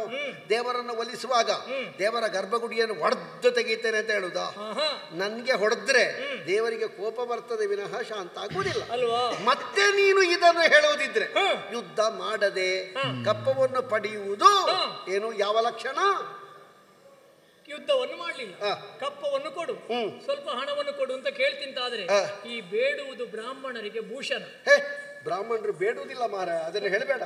ಬ್ರಾಹ್ಮಣರು ದಾನ ತೆಕ್ಕೊಳ್ಳುವುದು, ದಕ್ಷಿಣ ತೆಕ್ಕೊಳ್ಳುವುದು, ದಾನವನ್ನೇ ಹೇಳುವುದು. ಈಗ ಕ್ಷತ್ರಿಯರಿಗೆ ದಾನ ಕೇಳುವಂತಹ ಹಕ್ಕುಂಟ ಹೇಳು? ದಾನ ಕೇಳಲಿಕ್ಕಿಲ್ಲ. ಬ್ರಾಹ್ಮಣರು ದಾನವನ್ನು ಕೊಡ್ತಾರೆ ಅಥವಾ ದಾನವನ್ನು ಪಡೀತಾರೆ. ಷಟ್ಕರ್ಮಿಗಳು ಬ್ರಾಹ್ಮಣರು, ತ್ರಿಕರ್ಮಿಗಳು ಕ್ಷತ್ರಿಯರು. ನಮಗೆ ಕಲಿಯುವುದಕ್ಕೆ ಅಧಿಕಾರ ಇದೆ, ಕಲಿಸುವುದಕ್ಕಿಲ್ಲ. ನಮಗೆ ದಾನ ಕೊಡುವುದಕ್ಕೆ ಹಕ್ಕುಂಟು, ತೆಕ್ಕೊಳ್ಳುವುದಕ್ಕೆ ಪಡೆಯುವುದಕ್ಕೆ ಹಕ್ಕಿಲ್ಲ. ನಮಗೆ ಯಜ್ಞ ಮಾಡಿಸುವುದಕ್ಕೆ ಹಕ್ಕುಂಟು, ಮಾಡುವುದಕ್ಕಿಲ್ಲ. ಹಾಗಾಗಿ ಬ್ರಾಹ್ಮಣರು ಏನಿದ್ರು ದಾನ ಪಡೆಯುವುದು, ದಕ್ಷಿಣ ತೆಕ್ಕೊಳ್ಳುವುದು, ಅವರದ್ದಾದಂತಹ ಯಾವುದಾದ್ರೂ ಪೂಜೋಪಚಾರಗಳಿದ್ರೆ ಅದನ್ನು ಮಾಡಿ ಅವರು ದಕ್ಷಿಣ ತೆಕ್ಕೊಳ್ಳುವುದು, ನಮ್ಮ ಪಾಪನಾಶಕ್ಕೆ ಅವರ ಕೈಯಲ್ಲಿ ದಾನ ಕೊಡುವುದು, ಬ್ರಾಹ್ಮಣರು ಬೇಡುವುದು ಅಂತ ತಪ್ಪಿಯೂ ಹೇಳಬೇಡ. ಎಂತದೇ ಇರ್ಲಿ, ಈಗ ಯುದ್ಧವನ್ನು ಮಾಡದೆ ನೀನು ಕಪ್ಪವನ್ನು ಕೊಡು ಅಂತ ಹೇಳ್ತಿದ್ರೆ ನನಗೆ ಅನಿಸುವುದು ಬ್ರಾಹ್ಮಣರ ಹಾಗೆ ದಾನ ಕೇಳಲಿಕ್ಕೆ ನೀನು ಬಂದಿದ್ಯೋ, ನೀನು ಕ್ಷತ್ರಿಯನೋ ಅಲ್ಲ ಬ್ರಾಹ್ಮಣ.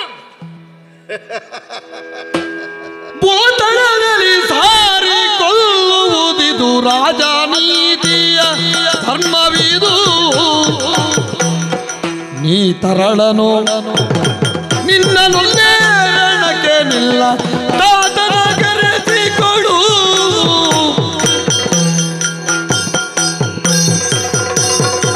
ಬೋತಳದಲ್ಲಿ ಸಾರಿಕೊಳ್ಳುವುದಿದು ರಾಜನೀತಿಯ ಧರ್ಮವಿದು.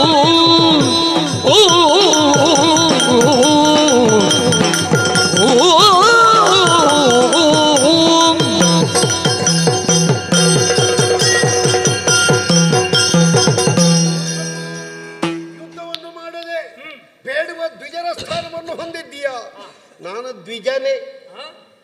ದ್ವಿಜ ಅಂದ್ರೆ ಉಪನಯನ ಸಂಸ್ಕಾರ ಆದವರೆಲ್ಲರೂ ದ್ವಿಜರೇ. ಕ್ಷತ್ರಿಯರಿಗೂ ಉಂಟಲ್ಲ. ಈ ಚಾತುರ್ವರ್ಣಗಳಲ್ಲಿ 3 ವರ್ಣಕ್ಕೆ ಮಾತ್ರ ಯಾಕೆ ಉಪನಯನ ಸಂಸ್ಕಾರ? ಬ್ರಹ್ಮದೇವರು 3 ವರ್ಣದವರನ್ನು ಹುಟ್ಟಿಸುವಾಗ, ಸೃಷ್ಟಿ ಮಾಡುವಾಗ ಛಂದಸ್ಸನ್ನು ಬಳಸಿದರು. 4ನೇ ವರ್ಣವನ್ನು ಸೃಷ್ಟಿ ಮಾಡುವಾಗ ಛಂದಸ್ಸು ಬಳಸಲಿಲ್ಲ.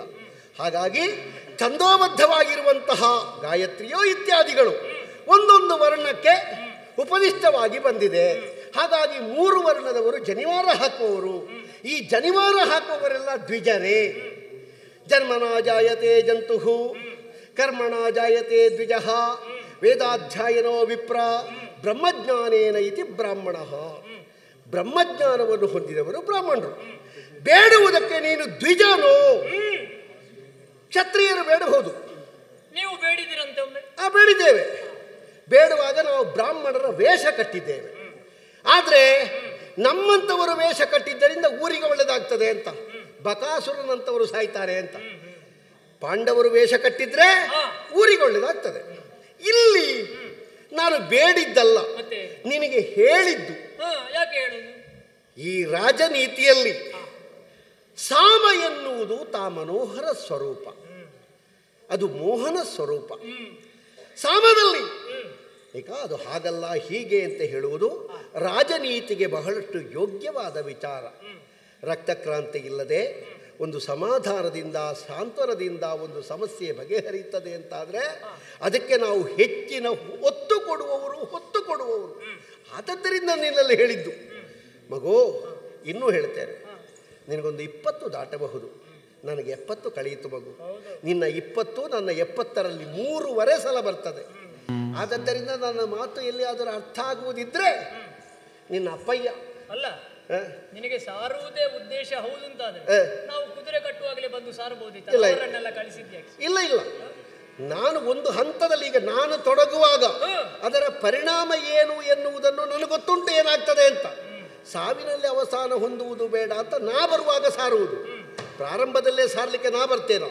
ಒಂದು ಹಂತದ ಯುದ್ಧ ಆಗಿದೆ, ನೀನು ಸೋಲಿಸಿದ್ದಿ ಎನ್ನುವುದರಿಂದ ಇನ್ನು ಸೋಲುವುದಕ್ಕೋ ಗೆಲ್ಲುವುದಕ್ಕೋ ನಮ್ಮಲ್ಲಿ ಜನ ಇಲ್ಲ ಅಂತಲ್ಲ. ಬಂದ ಸೇನೆ ಬಿದ್ದ ಸೇನೆ ಅಷ್ಟೇ ನಮ್ಮಲ್ಲಿ ಸೇನೆ ಉಂಟು, ಹಸ್ತಿನಾವತಿಯಲ್ಲಿ ಉಂಟು. ನಾನು ಒಬ್ಬ ಮಕ್ಕಳಿಗೆ ಅಪ್ಪನಾಗಿ ಒಂದು ಗುರುತರವಾದಂತಹ ಹೊಣೆಗಾರಿಕೆಯನ್ನು ಹೊತ್ತವನಾಗಿ ಜೀವನದ ಬೇವು ಬೆಲ್ಲಗಳನ್ನು ಸರಿಯಾಗಿ ಅನುಭವಿಸಿದವನಾಗಿ ನಿನ್ನಂತಹ ಹುಡುಗರ ಮರಣವನ್ನು ಕಂಡು ಹೆತ್ತ ತಾಯಿಯ ಕಣ್ಣೀರನ್ನು ಒರೆಸುವುದಕ್ಕೆ ಬೆರಳೊಂದೇ ಆಗಿ ಹೋಯ್ತಲ್ಲ ಅಂತ ಮಮ್ಮಲ ಮರುಗಿದವನು ನಾನು ಹೌದು. ಆದದ್ದರಿಂದ ಹೇಳ್ತೇನೆ, ಸಾವು ಎನ್ನುವುದು ಯಾವುದಕ್ಕೂ ಉತ್ತರ ಅಲ್ಲ. ನೀನು ಕಪ್ಪವನ್ನು ಕೊಡುವ ಲಕ್ಷಣ ಇಲ್ಲದೆ ಇದ್ದರೆ ನಿನ್ನ ತಂದೆಯವರಾದಂತಹ ಹಂಸಧ್ವಜ ಭೂಪತಿಗಳನ್ನು ಇಲ್ಲಿಗೆ ಕರೆಸು. ನಾನಲ್ಲ, ನೀನೇ ಕರೆಸು. ಅವರಲ್ಲಿ ಒಂದು ಸುತ್ತಿನ ಮಾತುಕತೆ ನಾನು ಮಾಡ್ತೇನೆ. ಎಷ್ಟಕ್ಕೂ ಅವರೂ ಒಪ್ಪುವುದಿಲ್ಲ ಅಂತಾದ್ರೆ ಯುದ್ಧವೇ ಬದ್ಧ ಅಂತ ಆಗುವಾಗ ನೀನೇ ಧನುಷ್ಪಾಣಿಯಾಗು, ನಿನ್ನಲ್ಲಿಯೂ ಹೋರಾಟ ಮಾಡ್ತೇನೆ. ನಾನು ಹುಡುಗ, ನನ್ನಲ್ಲಿ ಯುದ್ಧ ಬೇಡ, ಹಾಗಾಗಿ ಕಪ್ಪವನ್ನು ಕೊಟ್ಟು ನಮ್ಮನ್ನು ಒಡಗೂಡು, ನಿನಗೆ ಬೇರೆ ಕಡೆಯಲ್ಲಿ ಅವಕಾಶ ಕೊಡ್ತೇನೆ. ಅದು ಒಂದನೇದ್ದು.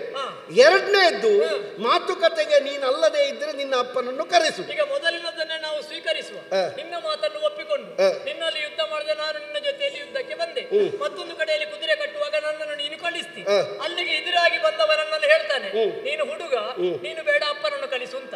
ಇದು ಹೋದಲ್ಲಿ ನಮ್ಮನ್ನು ಹುಡುಗ ಅಂತ ಹೇಳಿ ಅಪ್ಪನನ್ನು ಕಳಿಸು ಅಂತ ಹೇಳಿದ್ರೆ ಮತ್ತೆ ನಮ್ಮಂತವರಿಗೆ ಅವಕಾಶ ಯಾವಾಗ? ಅಲ್ಲಿ ನಿನ್ನಲ್ಲಿ ಅಪ್ಪ ಅಂತ ಹೇಳಿದ್ರೆ ನನ್ನನ್ನು ಕಳಿಸು ಅಂತ ಹೇಳಿದವ. ಹೌದು, ಇಲ್ಲಿ ನಿನ್ನಲ್ಲಿ ಅಪ್ಪ ಅಂತ ಹೇಳಿದ್ರೆ ನಿನ್ನ ಸ್ವಂತ ಅಪ್ಪನನ್ನು ಹೇಳುದು. ಈಗ ರಣರಂಗದಲ್ಲಿ ಪ್ರಮಾಣ ಮುಖ್ಯವೇ? ಪ್ರಮಾಣ ಮುಖ್ಯ ಅಲ್ಲ, ಪ್ರಭಾವ ಮುಖ್ಯ. ಈಗ ಸಣ್ಣವನ್ನುವಂತ ಸರಬೇಡ ಅಲ್ವಾ? ಅಲ್ಲ, ಯುದ್ಧಕ್ಕೆ ನೀನು ಆದೀತು, ಯುದ್ಧ ಮಾಡುವಲ್ಲಿ ಸ್ವಲ್ಪ ವಿವೇಚನೆ ಬೇಕು. ಹಿರಿಯ ಮುತ್ಸದ್ದಿಯಾದಂತಹ ಹಂಸಧ್ವಜನನ್ನು ಕರೆಸು, ಒಂದು ಮಾತುಕತೆ ಮಾಡುವ. ಯುದ್ಧವೇ ಹೌದು ಅಂತ ಇದ್ರೆ ನಿನ್ನಲ್ಲಿಯೇ. ಈಗ ಮಾತುಕತೆಗೆ ನನ್ನ ಅಪ್ಪ ಬರಬೇಕು ಅಂತಾದ್ರೆ ಅಪ್ಪನಲ್ಲಿ ಮಾತುಕತೆಗೆ ನಿನ್ನ ಅಣ್ಣ ಬರಬೇಕು. ಯಾಕೆ ಧರ್ಮರಾಯ? ಯಾಕೆ? ನನ್ನ ಅಪ್ಪನಲ್ಲಿ ಮಾತಾಡೋದಲ್ವಾ? ಅಪ್ಪನಿಗೂ ನೀನು ಸಮಾನ. ಯಾಕೆ? ಈಗ ನಿನ್ನ ಅಪ್ಪನಷ್ಟೇ ಪ್ರಾಯ ನನಗಾಗ್ಲಿಲ್ವಾ? ಹೌದು, ಆಗ್ಲಿಲ್ವಾ? ಧರ್ಮರಾಯ ಯಾಕೆ ಬರುವುದು? ಅಲ್ಲ, ಈಗ ಈಗ ಒಂದು ವೇಳೆ ರಣರಂಗದಲ್ಲಿ ಪ್ರಾಯ ಮುಖ್ಯ ಅಲ್ಲ ಅಂತ ನೀನು ಹೇಳಿದೆ. ಈಗ ಮಾತುಕತೆಗೆ ನಾನು ಬಂದದ್ದಲ್ಲ, ನಿಮ್ಮ ಕುದುರೆಯನ್ನು ಕಟ್ಟಿ ನಿನ್ನಲ್ಲಿ ಹೋರಾಟ ಮಾಡಬೇಕು ಅಂತ ಹಂಬಲದಿಂದ ಬಂದ ನನ್ನಲ್ಲಿ ನೀನು ಹೋರಾಟ ಮಾಡುವುದಿಲ್ಲ, ಹುಡುಗ ಅಂತ ಹೇಳ್ತಿ. ಇಲ್ಲಿ ಪ್ರಭಾವ ಮುಖ್ಯವೇ ಹೊರತು ಪ್ರಮಾಣ ಅಲ್ಲ ಅಂತಲೂ ಹೇಳ್ತಿ. ಹಾಗಿರುವಾಗ ಹುಡುಗನಾದಂತಹ ನನ್ನಲ್ಲಿ ಯುದ್ಧ ಮಾಡುವುದಕ್ಕೆ ನನಗೆ ಹುಡುಗ ಅನ್ನುವಂತ ದಾಸರ ಯಾಕೆ? ನಿನ್ನಲ್ಲಿ ಯುದ್ಧ ಮಾಡುವುದಿಲ್ಲ ಅಂತಲ್ಲ, ಒಮ್ಮೆ ನಿನ್ನ ಅಪ್ಪನಲ್ಲಿ ಈ ವಿಷಯದಲ್ಲಿ ಮಾತಾಡಬೇಕು. ಅದು ಎಂತದು ಗೊತ್ತುಂಟ? ಈ ಗಗನವನ್ನು ಹಾರುವುದಕ್ಕೆ ಕೂಡದವನಿಗೆ ಜಗಲಿ ಹತ್ತಲಿಕ್ಕೆ ಆಗುದಿಲ್ಲ, ಗೋಷ್ಪದ ಜಲದವನ್ನು ದಾಟುವುದಕ್ಕೆ ಕೂಡದವ ಸಾಗರವನ್ನು ದಾಟಿ ಬರ್ತೇನೆ ಅಂತ ಹೇಳಿದ್ದಾನೆ. ಈಗ ಬಂದ ನನ್ನಲ್ಲಿ ಹೋರಾಟ ಮಾಡುವುದನ್ನು ಬಿಟ್ಟು ಅಪ್ಪ ಬರ್ಲಿ ಅಂತ ಹೇಳ್ತೀಯಲ್ಲ ಪುಣ್ಯಾತ್ಮ, ಏನು ಸುಧನ್ವನಿಗೆ ಹೆದರಿದೆಯಾ ನೀನು? ಹಾಗಲ್ಲ. ಮತ್ತೆ ಈಗ ಜಗಲಿ ಯಾರು, ಗಗನ ಯಾರು? ಜಗಲಿ ನಾನು, ಗಗನ ನನ್ನ ಅಪ್ಪ. ಯಾರಿಗೆ? ನಿನಗೆ. ಜೀವನದಲ್ಲಿ ಎಷ್ಟು ಆಕಾಶ ನೋಡಿದವರು ಮಗು ನಾವು. ಅಂತ ಆಕಾಶ ಅಂತ ನಮ್ಮನ್ನು ಹೇಳುವುದು, ನಿಮ್ಮನ್ನಲ್ಲ. ಈಗ ಆಕಾಶ ನೋಡಿದವನಿಗೆ ಈ ಜಗಲಿಯನ್ನು ಹತ್ತುವುದು ದೊಡ್ಡ ಕೆಲಸವ ನಿನಗೆ? ಈಗ ನಿನಗೆ ಯುದ್ಧವೇ ಬೇಕು ಅಂತಲ್ಲ? ನಾನು ಅದಕ್ಕೆ ಬಂದದ್ದು, ನಿನ್ನಲ್ಲಿ ಹೋರಾಟ ಮಾಡಬೇಕು ಅಂತ ನಾವು ಬಂದದ್ದು ಪುಣ್ಯಾತ್ಮ. ನನ್ನದು ಮಾತುಕತೆ ಎಂದದ್ದು. ನಿನ್ನ ಯಾವ ಸುತ್ತಿನ ಮಾತುಕತೆಗೂ ನಾನು ಒಡಂಬಡುವುದಿಲ್ಲ, ನಮ್ಮದು ಯುದ್ಧವೇ. ಹೌದಾ? ಇವನಿಗೆ ಪೆಟ್ಟಲ್ಲದೆ ಬೇರೆ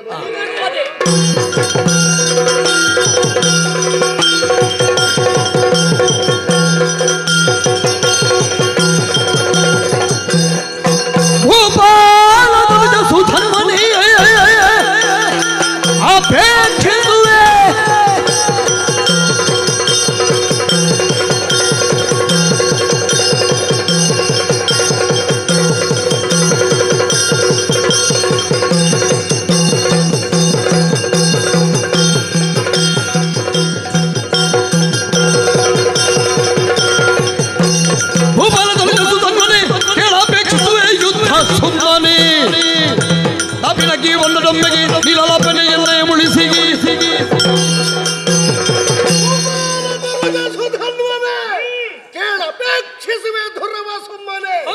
ಯುದ್ಧದಲ್ಲಿ ಪ್ರಾರ್ಥನಾ ಪ್ರಖರತೆ ಕಲಿಸು ಹರಿಯ ಕಲಿಸು.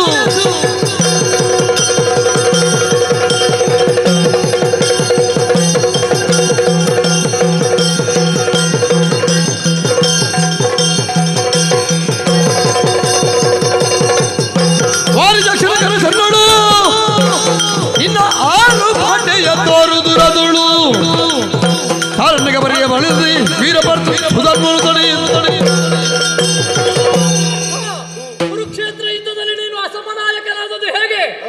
ಸ್ವಂತ ಬಲಮೆಯಿಂದಲ್ಲ, ನಿನ್ನ ಬಂಡಿಯ ಭಾವನು ದೇವನು ಆದಂತಹ ಆ ಕೃಷ್ಣ ಸ್ವಾಮಿಯ ಅನುಗ್ರಹದಿಂದ ಈಗಲೂ ಯುದ್ಧದಲ್ಲಿ ಜಯಬೇಕು ಅಂತಾದ್ರೆ ವಾರಿಜಾಕ್ಷನ ಕರೆಸದೆ ಹೋದ್ರೆ ನಿನ್ನನ್ನು ಮಾಧ್ಯಮವನ್ನಾಗಿಸಿ ನಿನ್ನನ್ನು ಸೋಲಿಸಿ ಆ ದೇವರನ್ನು ನಾನೇ ಬರೆಸಿ ಎಚ್ಚರ. ನೀನು ಹೀಗೆ ಹಾರಿದ್ರೆ ಯಾರು ಇಲ್ಲಿ ನಿಲ್ಲುವುದಿಲ್ಲ, ನೋಡ್ತಾರೆ. ಹೌದಾ?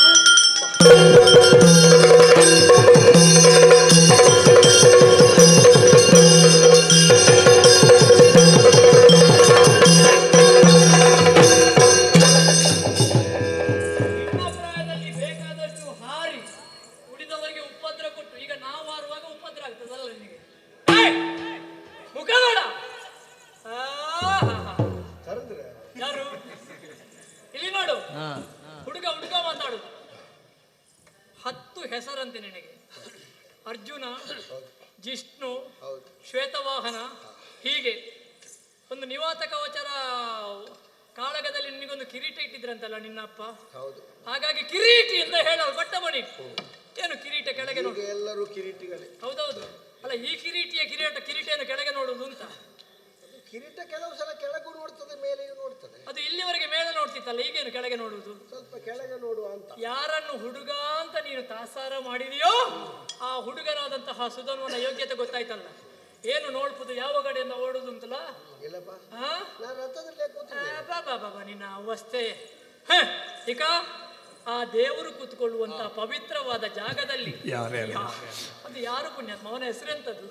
ದೇವರು ಕೂತ್ಕೊಳ್ಳುವ ಜಾಗ ಅಂತ ಹೇಳಿ ವಸಂತ ಕಟ್ಟೆಯಲ್ಲಿ ವರ್ಷಕ್ಕೊಮ್ಮೆ ದೇವರು ಬರುವುದು, ಬಾಕಿ ಯಾರು ಕೂತ್ಕೊಳ್ಬಾರ್ದು.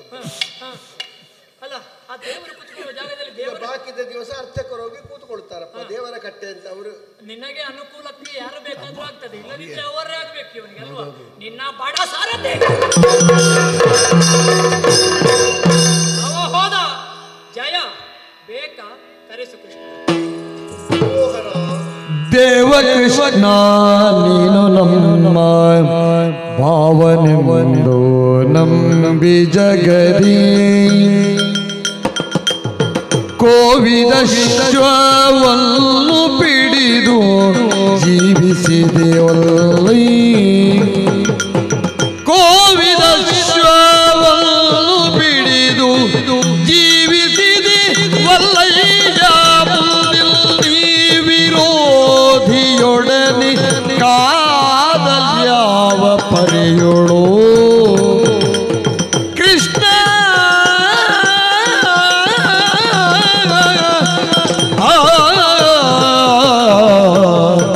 ದೇವಾ ಕೃಷ್ಣ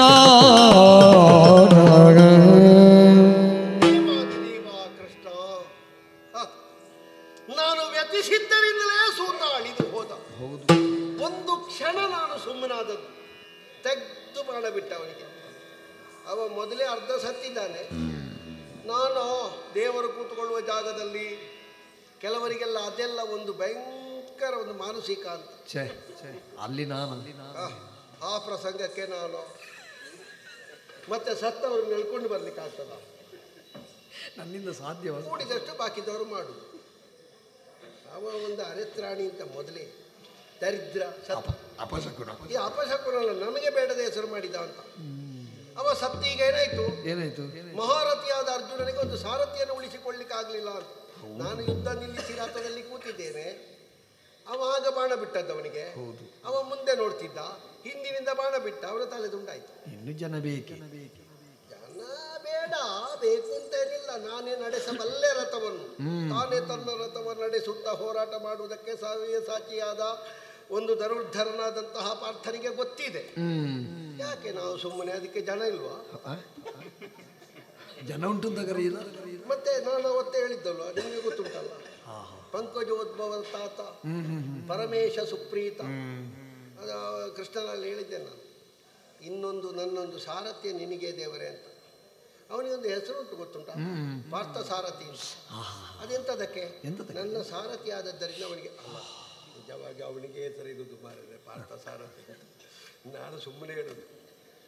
ನಮ್ಮನ್ನು ಹೀಗೆ ಬಿಟ್ಟಿದ್ದಾನೆ. ನಮ್ಮ ಒಂದು ಜೀವನಾಶ್ವವನ್ನು ಹಿಡ್ಕೊಂಡಿದ್ದಾನೆ. ನಮ್ಮ ಜೀವನಾಶ್ವ ಅವನ ಕೈಯಲ್ಲೇ ಉಂಟು. ಅದು ನಮ್ಮ ಅಮ್ಮನಲ್ಲಿ ಹೇಳಿದ್ದಾನೆ 5 ಪ್ರಾಣಕ್ಕೂ ನಾನು ಅಂತ. ಹಾಗಾಗಿ ಧೈರ್ಯ. ಯಾವ ಪ್ರಾಣ ಎಲ್ಲಿ ಹೊರಳಿದ್ರು ಅವನಿಗೆ ಗೊತ್ತಾಗ್ತದೆ. ಚಂಪಕಾವತಿಯಲ್ಲಿ ಇದ್ದೇವೆ ಸ್ವಾಮಿ, ಆ ಹುಡುಗ ಏನು ಮಾತಾಡ್ತಾನೆ ಅದ್ಭುತ ಸಾಹಸಿ ಅಂತ. ಎಷ್ಟು ಬೆವರು ಹೋಗ್ತದೆ, ನಿತ್ರನಾಗುವುದಿಲ್ಲ ಅಂತ. ನಾವಾದ್ರೆ ಆಗ ಬೀಳ್ಬೋದಿತ್ತು ಅಂತ. ಅಲ್ಲ, ನಮ್ಮಲ್ಲಿ ಬೆವರು ಹೋಗ್ಲಿಕ್ಕೆ ಅಷ್ಟು ಬೆವರು ಇಲ್ಲ. ಎಂಥದ್ದು ಮಹಾರ, ಮಾತಾಡ್ತಾನೆ ಹಾರ್ತಾನೆ. ಲಕ್ಷಣ ನೋಡುವಾಗ ಒಳ್ಳೆ ಲಕ್ಷಣ ಕಾಣುವುದಿಲ್ಲ ನನಗೆ. ಹೌದಾ? ದೇವರೇ ಬರಬೇಕು ಬಿಟ್ರೆ ಇದನ್ನೆಲ್ಲ ಉಳಿಸಲಿಕ್ಕೆ ನಮ್ಮಿಂದ ಸಾಧ್ಯ ಇಲ್ಲ. ಕೃಷ್ಣ ಬಲ್ದ ಕ್ಷಣದೊಳಲ್ಲಿಗೆ ಗೋವಿಂದ ನುಲಿದು ಬಲ್ದ ಕ್ಷಣದೊಳಲ್ಲಿಗೆ ಕಶ್ಯಪ ಮುಖ್ಯ ಮುನೀಶ್ವರರುಗಳ ಆಲಸ್ಯವಿಲ್ಲದೆ ತಾವು ಮಾಡುವ ಜಾನಕ ನಿಜವಿನಿಪ ಪರಬ್ರಹ್ಮನು ಪಾದಕ್ಕೆ ವಶನೆಂಬುದ ನಿರ್ಧರಿಸುವ ಕ್ಷಣದೊಳಲ್ಲಿಗೆ ಬಳಿಕೆ ಚರಣಕ್ಕೆ ಮಣಿದ ಪಾರ್ಥನ ಸೆಳೆದು ಬಿಗಿದ ಪುತಲೆ ರಥದೊಳಗೆ ಕುಳಿತ ಸುಗಳವಾಗಿಯೇ ಕೊಂಡನ ಹರಿಯು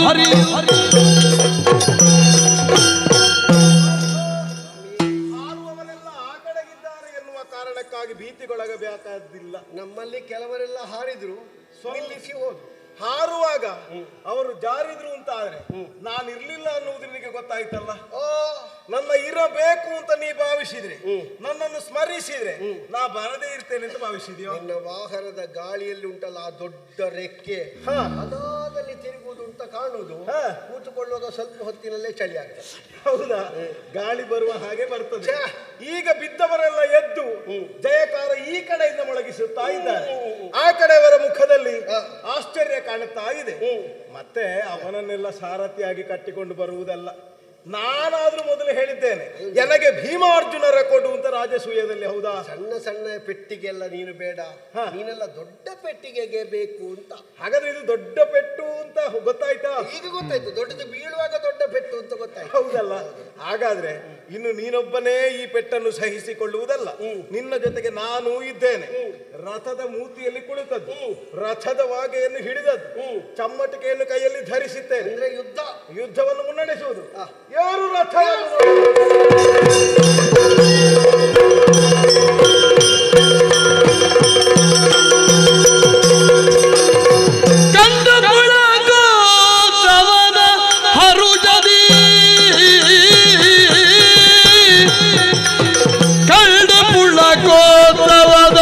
ಹರುಜದಿ ಗಿಲ್ಡು ಗಿಡೆದುರೆ ನಮಿಸಿ ತನ್ನಯ ಗಂಡು ತನಕಿದು ಸಾಕು, ತನ್ನಯ ಗಂಡು ತನಕಿದು ಸಾಕು, ತಾ ಕೈಗೊಂಡ ಕೆಲಸ. ಜಯ ಜಯ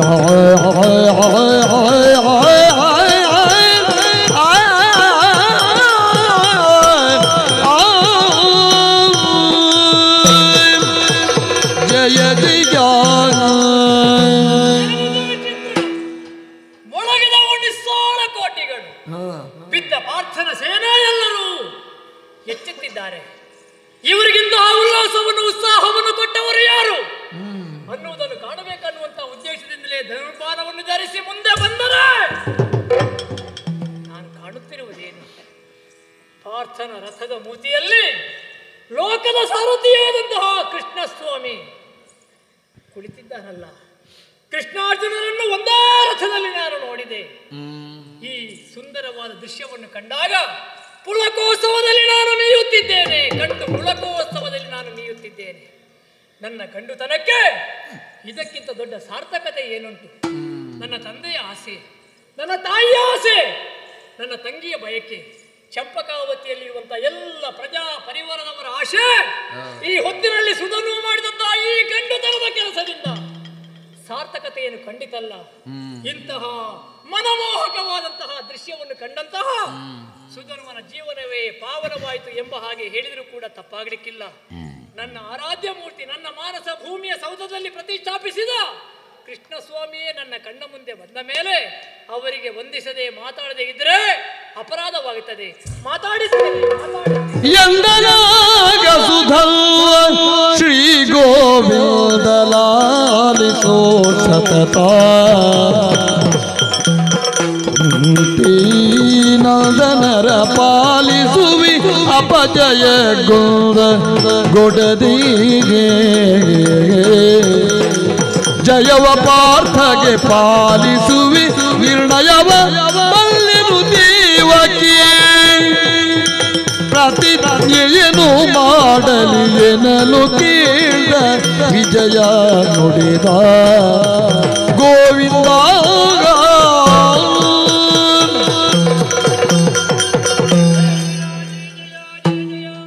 ಪರಮಾತ್ಮ ಇದೋ ಪಾದ ಕಾರಣತನಾಗಿದ್ದೇನೆ. ನಿನ್ನದಾದಂತಹ ಮನಮೋಹಕವಾದಂತಹ ರೂಪ ಲಾವಣ್ಯವನ್ನು ಕಂಡು ನಾವು ಆನಂದ ತುಂದಿಲರಾಗಿದ್ದೇವೆ ಪ್ರಭು. ನಿನ್ನದಾದಂತಹ ಈ ಪರಮಭಾವನವಾದಂತಹ ಪಾದ ಚಂಪಕಾವತಿಯ ಮಣ್ಣನ್ನು ಸೋಕಿದಾಗ ನಾವು ಪುಣ್ಯಾತ್ಮರು ಧನ್ಯಾತ್ಮರು ಎಂಬ ಹಾಗೆ ಹೇಳಿದರೂ ಕೂಡ ಅಪರಾಧವಾಗಲಿಕ್ಕಿಲ್ಲ. ನಮಗೆ ದರ್ಶನವನ್ನು ಕೊಟ್ಟೆಯಾ ಪ್ರಭು. ಆದ್ರೆ ನೀ ಬಂದುದು ಯಾಕೆ ಅಂತ ನಮಗೆ ಸ್ಪಷ್ಟವಾಗಿ ಗೊತ್ತಾಗಿದೆ.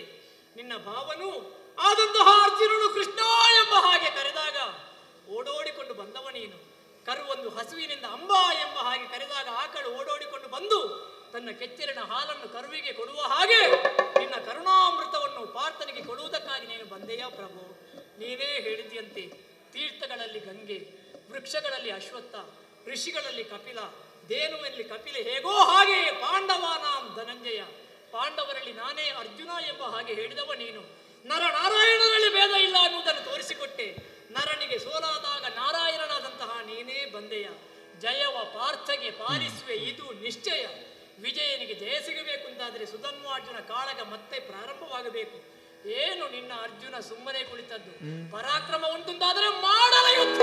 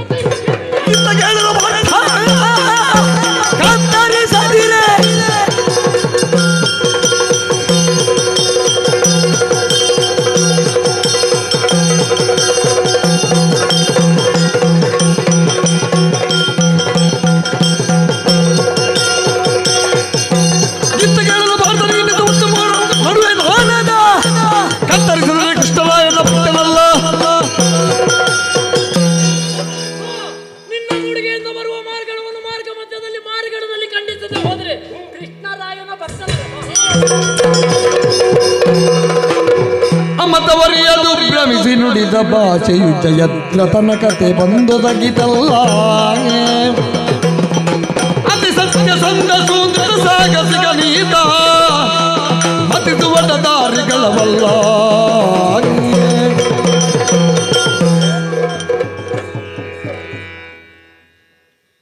ಬಾಣವ ನೀ ಬಿಡುವುದಾ? ಅವನ ಪ್ರಾಣ ತೆಗೆಯುವುದಾ?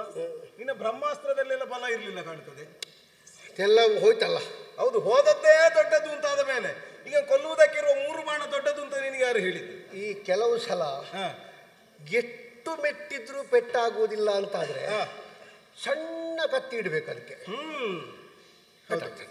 ಹೌದು, ದೊಡ್ಡ ದೊಡ್ಡ ಬಾಣಗಳಲ್ಲಿ ಕೆಲಸ ಆಗಲಿಲ್ಲ ಅಂತ ಹೇಳಿ ಸಣ್ಣದ್ರಲ್ಲಿ ಆಗುದಿಲ್ಲ ಅಂತ ಇರುವುದಿಲ್ಲ. ಅಲ್ಲಲ್ಲ, ನಿನ್ನ ಹೊರಗಿನ ಅನುಭವ ಹೆಚ್ಚೆ. ಆದ್ರೆ ನಿಮ್ಮ ಅಪ್ಪನಲ್ಲಿ ಅಲ್ಲ, ನನ್ನಪ್ಪನಲ್ಲಿ ಕೇಳುವಾಗ ನೀವು ಹೋದದ್ದನ್ನು ಯಾರ ಹತ್ರ ಹೇಳುದು ಅಂತ ಬಿಡು. ಅದಲ್ಲ, ದೊಡ್ಡದೋ ಸಣ್ಣದ ಅನ್ನುವುದಕ್ಕಿಂತಲೂ ಪರಿಣಾಮ ಎಷ್ಟು ಕೊಡ್ತದೆ ಅನ್ನುವುದರ ಮೇಲೆ ನಿರ್ಣಯ ಮಾಡಿದ್ರೆ ನೀನಾಡಿದ ಮಾತು ಕೇಳುವಾಗಲೇ ವಿಚಿತ್ರ ಅಂತ ಅನ್ನಿಸ್ತದೆ. ಯಾಕೆ? ಎಲ್ಲವೋ ನಿನ್ನನ್ನು 3 ಬಾಣದಿ ಕೊಲ್ಲಲರಿಯದೆ ಕೊಲ್ಲುವುದನ್ನು ಅರಿಯದೆ ಉಳಿದನಾದ್ರೆ, ಅಂದ್ರೆ ಕೊಲ್ಲುವುದನ್ನು ತಿಳಿಲಿಲ್ಲ ನಿನಗೆ. ಅದು ಹಾಗಲ್ಲ, ಸಂಧಿ ವಿಂಗಡಣೆ ಹಾಗಲ್ಲ. ಹೇಗೆ? ಎಲ್ಲವೋ ನಿನ್ನನ್ನು 3 ಬಾಣದಿ ಕೊಲ್ಲದ ಉಳಿದೇನಾದರೆ ಆನತಿ ಕಿಲ್ಪಿಷರ ಜಾತಿಗೆ ಅರಿಯದೆ ಅನ್ನುವುದು ಇಲ್ಲ. ಇಲ್ಲ ಇಲ್ಲ ಅಲ್ಲ, ಅದು ಗೊತ್ತುಂಟು ನಿನಗೆ. ಏನು ಹೇಳುತ್ತಿ ಪಾರ್ಥ? ಹಾಗೊಂದು ವೇಳೆ ಆಗುವುದೇ ಹೌದಾದ್ರೆ ಈ ಮೊದಲ ಭವರದಲ್ಲೇ ಮುಗಿಸಬೇಕಾದ ಪ್ರಕರಣ. ಆದ್ರೆ ನಾನು ಬರಬೇಕು ಅಂತ ನೀನೇ ಕರೆಯಿಸಿಕೊಂಡೆ. ನೀವು ಬಂದ ಮೇಲೆ 3 ಬೇಡ, ಆದ್ರೆ ಹೇಳಿದ್ರು ನಾನು 3 ಇರ್ಲಿ ಅಂತ. ಹೌದಪ್ಪ, ಹಾಗಾದ್ರೆ ನಿನ್ನೊಳಗೆ ದ್ವಂದ್ವ ಉಂಟು ಅಂತ ಆಯ್ತು. ಯಾಕೆ? ನೀನಿರುವಾಗ ಬೇಡ ಅನ್ನುವುದು ಒಂದು, ಮತ್ತೊಂದೆಡೆಯಿಂದ ಬೇಕಾದ್ರೆ ಅನ್ನುವುದು ಉಂಟು. ಅದು ದೇವರಿಗೆ 3 ಸುತ್ತು, 3 ನಾಮ, 3 ಸಲ ತೀರ್ಥ ತಕೊಳ್ಳುವುದು, ಅದು 3 ಅಂತ ಹೇಳಿದರೆ ದೇವರಿಗೆ ಭಾರಿ ಪ್ರೀತಿ. ಆದ್ರೆ ದೇವರ ಹತ್ರ ಒಪ್ಪಿಸಿದ್ದಕ್ಕೆ ಭಕ್ತ ಯಾಕೆ ಮಾತಾಡಬೇಕು? ದೇವರೇ ಅದಕ್ಕೆ ಉತ್ತರ ಕೊಡುವುದಿಲ್ವಾ ಅಂತಲೂ ನೀನು ಯೋಚಿಸಲಿ. ಮಾತಾಡಿದ್ರು ನಿನ್ನಲ್ಲಾದ್ರೂ ಅವ ಹೊಲಿಯುವವರ ಹಾಗೆ ಸೂಜಿ ತೆಗೆಯುವುದು ಹಿಂದೆ, ಹೌದಪ್ಪ, ಹಿಂದೆ ನಿಂತವನ ಕಣ್ಣು ಹೋಗ್ತದೆ. ಹೌದು, ಶೀತಾದವನ ಎಡಬದಿಯಲ್ಲಿ ನಿದ್ರೆ ಅವನಿಗೆ ಇಡೀ ಹಾರ್ತದೆ. ಅವ ಹಾಗೆ ಮಾತಾಡ್ತಾನೆ. ನಿನ್ನ ಪಾರ್ಥ ಮಾಡಲಿ ಪ್ರತಿಜ್ಞೆ, ನನಗೆ ಜೀವ ಇಲ್ವಾ? ಹಾಗೆ ಪಾರ್ಥ ಮಾಡಲಿ ಪ್ರತಿಜ್ಞೆ ಅಂತ ಹೇಳುವಾಗ ನಾನು ನಿನ್ನಲ್ಲಿ ಮಾಡಿಸಬೇಕಾದವನು ಅನ್ನುವುದನ್ನು ಅವಾರಿತವನಿದ್ದ. ಈಗ ನಮಗೆ ಪಾಲಾಗಿದ್ದ, ನಿನಗೆ ಮತ್ತೆ ನನಗೆ ಪಾಲಾಗಿದ್ದ, ಬೇರೆ ಉಂಟು. ಹೌದು, ಬೇರೆ ನೀನು ಮಾಡುವುದಿದ್ರು ಮಾಡಿಸುವುದಿದ್ರು ನಾನೇ ಅಲ್ವಾ? ಈಗ ಆಗ ಸೋಲುವಾಗಲೂ ನಾನು ಇರದೇ ಇರುವುದರಿಂದ ಸೋತದ್ದು ಅಂತ ಒಂದು ಉಂಟಲ್ಲ. ಈಗ ಪಾಲಾಗಿದೆ ಅನ್ನುವುದಕ್ಕಿಂತಲೂ ನನ್ನ ಇಲ್ಲದೆ ಇರುವಾಗ ನಿನಗೊಂದು ಅರ್ಥದ ಸೋಲಾಗ್ತದೆ. ನಾನು ಏನು ಮಾತಾಡಿದ್ರು ನೀನು ಅಲ್ಲ ಅಂತ ಯಾವ ಪ್ರಸಂಗದಲ್ಲಾದ್ರೂ ಹೇಳಿದ್ದುಂಟ?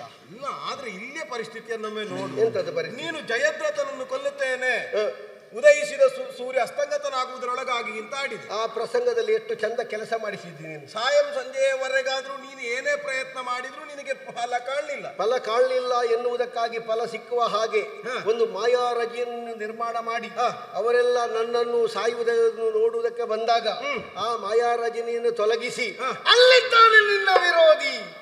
ಆ ಸೈಂಧವ ವಧೆಯಲ್ಲಿ ನೀನು ಮಾಡಿದ ಕೆಲಸ. ನೀನು ಮಾತಾಡಬೇಡ, ಇನ್ನೆಲ್ಲಿ ಆದ್ರೂ ಆ ಪ್ರಸಂಗ ಬಂದ್ರೆ ಕಷ್ಟ ಆಗ್ತದೆ. ಇಲ್ಲ ಇಲ್ಲ ಇಲ್ಲ ಇಲ್ಲ, ನೀನು ಅದನ್ನೆಲ್ಲ ಇನ್ನೇ ಅಂಥದ್ದು ಪ್ರಸಂಗ ಒಂದು ಆಯ್ತಲ್ಲ. ಹಾಗೆ ಆದ್ರೆ ಸದ್ಯಕ್ಕೆ ಅದಕ್ಕೆ ನೀನೇ ಅಂತ ನಾನು ತೀರ್ಮಾನಿಸಿದ್ದೇನೆ. ಆದ್ರೆ ಆ ಪ್ರಸಂಗದಲ್ಲಿ ಮಾಡಿದ ಕೆಲಸಕ್ಕೆ ಸನ್ಮಾನ ಇದ್ರೆ ಮಾಡು, ಪ್ರಸಂಗ ಬೇಡ. ಆ ಪ್ರಸಂಗಕ್ಕಾಗಿ ಸನ್ಮಾನ ಅಂತಲ್ಲ, ಬದುಕಿನ ಪೂರ್ಣ ಕೆಲಸಕ್ಕಾಗಿ ಸನ್ಮಾನ, ಸನ್ಮಾನದೊಂದಿಗೆ ಪ್ರಸಂಗ. ಹೌದೌದು, ನೀನು ಅದಕ್ಕೆ ಬೇಸರ ಮಾಡಬೇಡ. ಆದರೆ ವಧಾರ್ಹರು ಅಂತ ಇದ್ದಾರೆ. ವಧಾರ್ಹರು ಯಾರು ಅಂತ ನೋಡಿದ್ರೆ ಜಯದ್ರಥನ ಕುರಿತಾಗಿ ಮೊದಲೇ ಹೇಳಿದವು. ನಿಮ್ಮ ಸತಿಯ ಮೇಲೆ ಕಣ್ಣಿರಿಸಿ ಅವಳನ್ನು ಹೊತ್ತುಕೊಂಡು ಹೋಗುವುದಕ್ಕೆ ಮುಂದಾದ ಕಾಲಕ್ಕೆ ತಡೆ ಹಿಡಿದು ಅವನ ತಲೆಬೋಳಿಸುವಂತಹ ಕೆಲಸವನ್ನು ನೀವೇ ಮಾಡಿದವರಿದ್ದೀರಿ. ಹಾಗಾದ್ರೆ ಅಂತವನು ವಧಾರ್ಹ ಅಂತ ತಿಳಿದ್ರೆ ಇವ ವಧಾರ್ಹನೇ. ನಮ್ಮ ಕುದುರೆ ಕಟ್ಟಿದ್ದಾನೆ, ಸುಮ್ಮನೆ ಮಾತಾಡ್ತಾರೆ. ಅಪ್ಪನನ್ನು ಕರೆಸುತ್ತಳುವಾಗ ನಿನ್ನ ಧರ್ಮರಾಯ ಬರಲಿ. ಇವನ ಹಿನ್ನೆಲೆ ಎಷ್ಟು ದೊಡ್ಡದುಂಟು ಗೊತ್ತಿಲ್ಲ. ವೀರ ವೈಷ್ಣವನಿವನು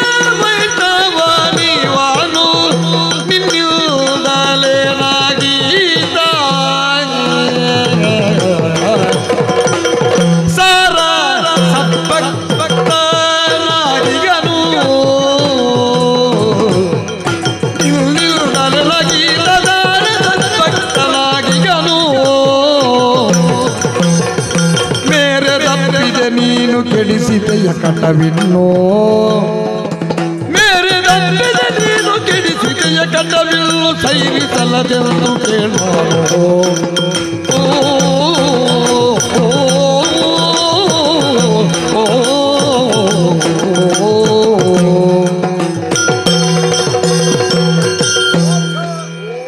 ತಪ್ಪಿದ ವ್ಯವಹಾರವನ್ನೇ ನೀ ಮಾಡಿದೆ ಅಂತ ನನಗೆ ಕಾಣುತ್ತದೆ. ವೀರ ವೈಷ್ಣವನಿವನು. ಅದೆಂತದ್ದು ವೀರ ವೈಷ್ಣವ ಅಂದ್ರೆ? ಹೌದು, ವೈಷ್ಣವ ಬೇರೆ ವೀರ ಬೇರೆ, ಅದೀಗ ಒಟ್ಟಿಗಾಗಿದೆ ವೀರ ವೈಷ್ಣವ ಅಂತ. ಈಗ ವೈಷ್ಣವರು ಅಂತ ಹೇಳಿದ್ರೆ ಕ್ರಾಂತದರ್ಶಿಗಳು ವೈಷ್ಣವರೇ ಇರ್ತಾರೆ, ಋಷಿವರ್ಗದಲ್ಲಿರುವವರು ವೈಷ್ಣವರೇ ಇರ್ತಾರೆ. ಆದ್ರೆ ನಿಮಗೆ ಕೆಲವಾರು ಧರ್ಮವನ್ನು ನಾನು ಗೀತಬೋಧೆಯ ಸಂದರ್ಭದಲ್ಲೇ ಹೇಳಿದವರು. ಅವರವರು ಅವರವರ ಕರ್ಮದಲ್ಲಿ ಅವರವರ ಧರ್ಮದಲ್ಲಿ ತೊಡಗಿರುವಾಗ ಅವರು ಮಾಡುವ ಭಕ್ತಿಯೇ ಹೆಚ್ಚಿನದಾಗಿ ಕಾಣುತ್ತದೆ. ವೈಶ್ಯರ ವ್ಯಾಪಾರ ಧರ್ಮ, ಶೂದ್ರರಾದವರ ಸೇವಾ ಧರ್ಮ, ಹಾಗೆ ಬ್ರಾಹ್ಮಣರಾದವರ ಆಚಾರ ಧರ್ಮ. ಕ್ಷಾತ್ರದಲ್ಲಿರುವುದೇನು? ಅವ ಯಾವ ಕಾರಣಕ್ಕೂ ಯುದ್ಧಕ್ಕೆ ಬೆನ್ನು ಹಾಕದೆ ತಾನು ತೊಡಗಿದ ಕರ್ಮದಲ್ಲಿ ನಿಷ್ಠನಾಗಿ ವ್ಯವಹಾರ ಮಾಡಿದ ಅಂತಾದ್ರೆ ಸದಾಚರಣ ತತ್ಪರ. ಹೌದು, ಅಂತವನ ಭಕ್ತಿ ಅತ್ಯಂತ ಪ್ರಿಯವಾದ ಭಕ್ತಿಯೇ ಆಗಿರ್ತದೆ ಅನ್ನುವ ಹಾಗೆ ನಾನು ಆಡಿದವನು. ಮತ್ತು ಒಂದು ರೀತಿಯಲ್ಲಿ ನೋಡಿದ್ರೆ ಭಕ್ತರಲ್ಲಿಯೂ ಕೆಲವಾರು ವಿಭಾಗವನ್ನು ಹೇಳಿದ್ದೇನೆ. ಆರ್ತಿ, ಅರ್ಥಾರ್ಥಿ, ಜ್ಞಾನಿ, ಜಿಜ್ಞಾಸು, ಹೀಗೆ ಹೀಗೆ. ಹಾಗೆಂದು ಇವನನ್ನು ನೋಡಿದ್ರೆ ಆರ್ತಿ ಅಲ್ಲ, ಅರ್ಥಾರ್ಥಿಯೂ ಅಲ್ಲ, ಜಿಜ್ಞಾಸು ಅಲ್ಲ, ಜ್ಞಾನಿ ಇದ್ದಾನೆ. ಹರಿಯನ್ನು ಹೊಂದುವುದಕ್ಕೆ ತಾನು ಇಂತಹ ಮಾರ್ಗವನ್ನೇ ಮಾಡಬೇಕು ಅನ್ನುವ ಪೂರ್ಣವಾದ ನಿಲುವಿನಲ್ಲೇ ಅವನಿದ್ದಾನೆ. ಮತ್ತೆ ನಿನ್ನಿಂದ ಎನಗೀತ ಸಾರ ಸದ್ಭಕ್ತನಾಗಿ ನನ್ನ ಮೂಲಕ. ಹೌದು, ನಿನ್ನ ಮೂಲಕವೇ ನಿನ್ನನ್ನು ನಾ ಬಯಸಿ ಪಡೆದೆ. ಇವ ಅವನಾಗಿ ನನ್ನನ್ನು ಬಯಸಿದ. ಮತ್ತೆ ನಮ್ಮಿಬ್ಬರಿಗೂ ಅನ್ವಯಿಸುವುದೇ ಇರುವಂತಹ ಒಂದು ವಿಷಯ ಉಂಟು. ಏಕಪತ್ನಿ ವ್ರತಸ್ಥಾನ. ಯಾರು ಅವನಿಗೆ ಹೆಣ್ಣು ಸಿಕ್ಕಲಿಲ್ಲ, ಅಷ್ಟಕ್ಕೆ. ಹೆಣ್ಣು ಸಿಕ್ಕಲಿಲ್ಲ.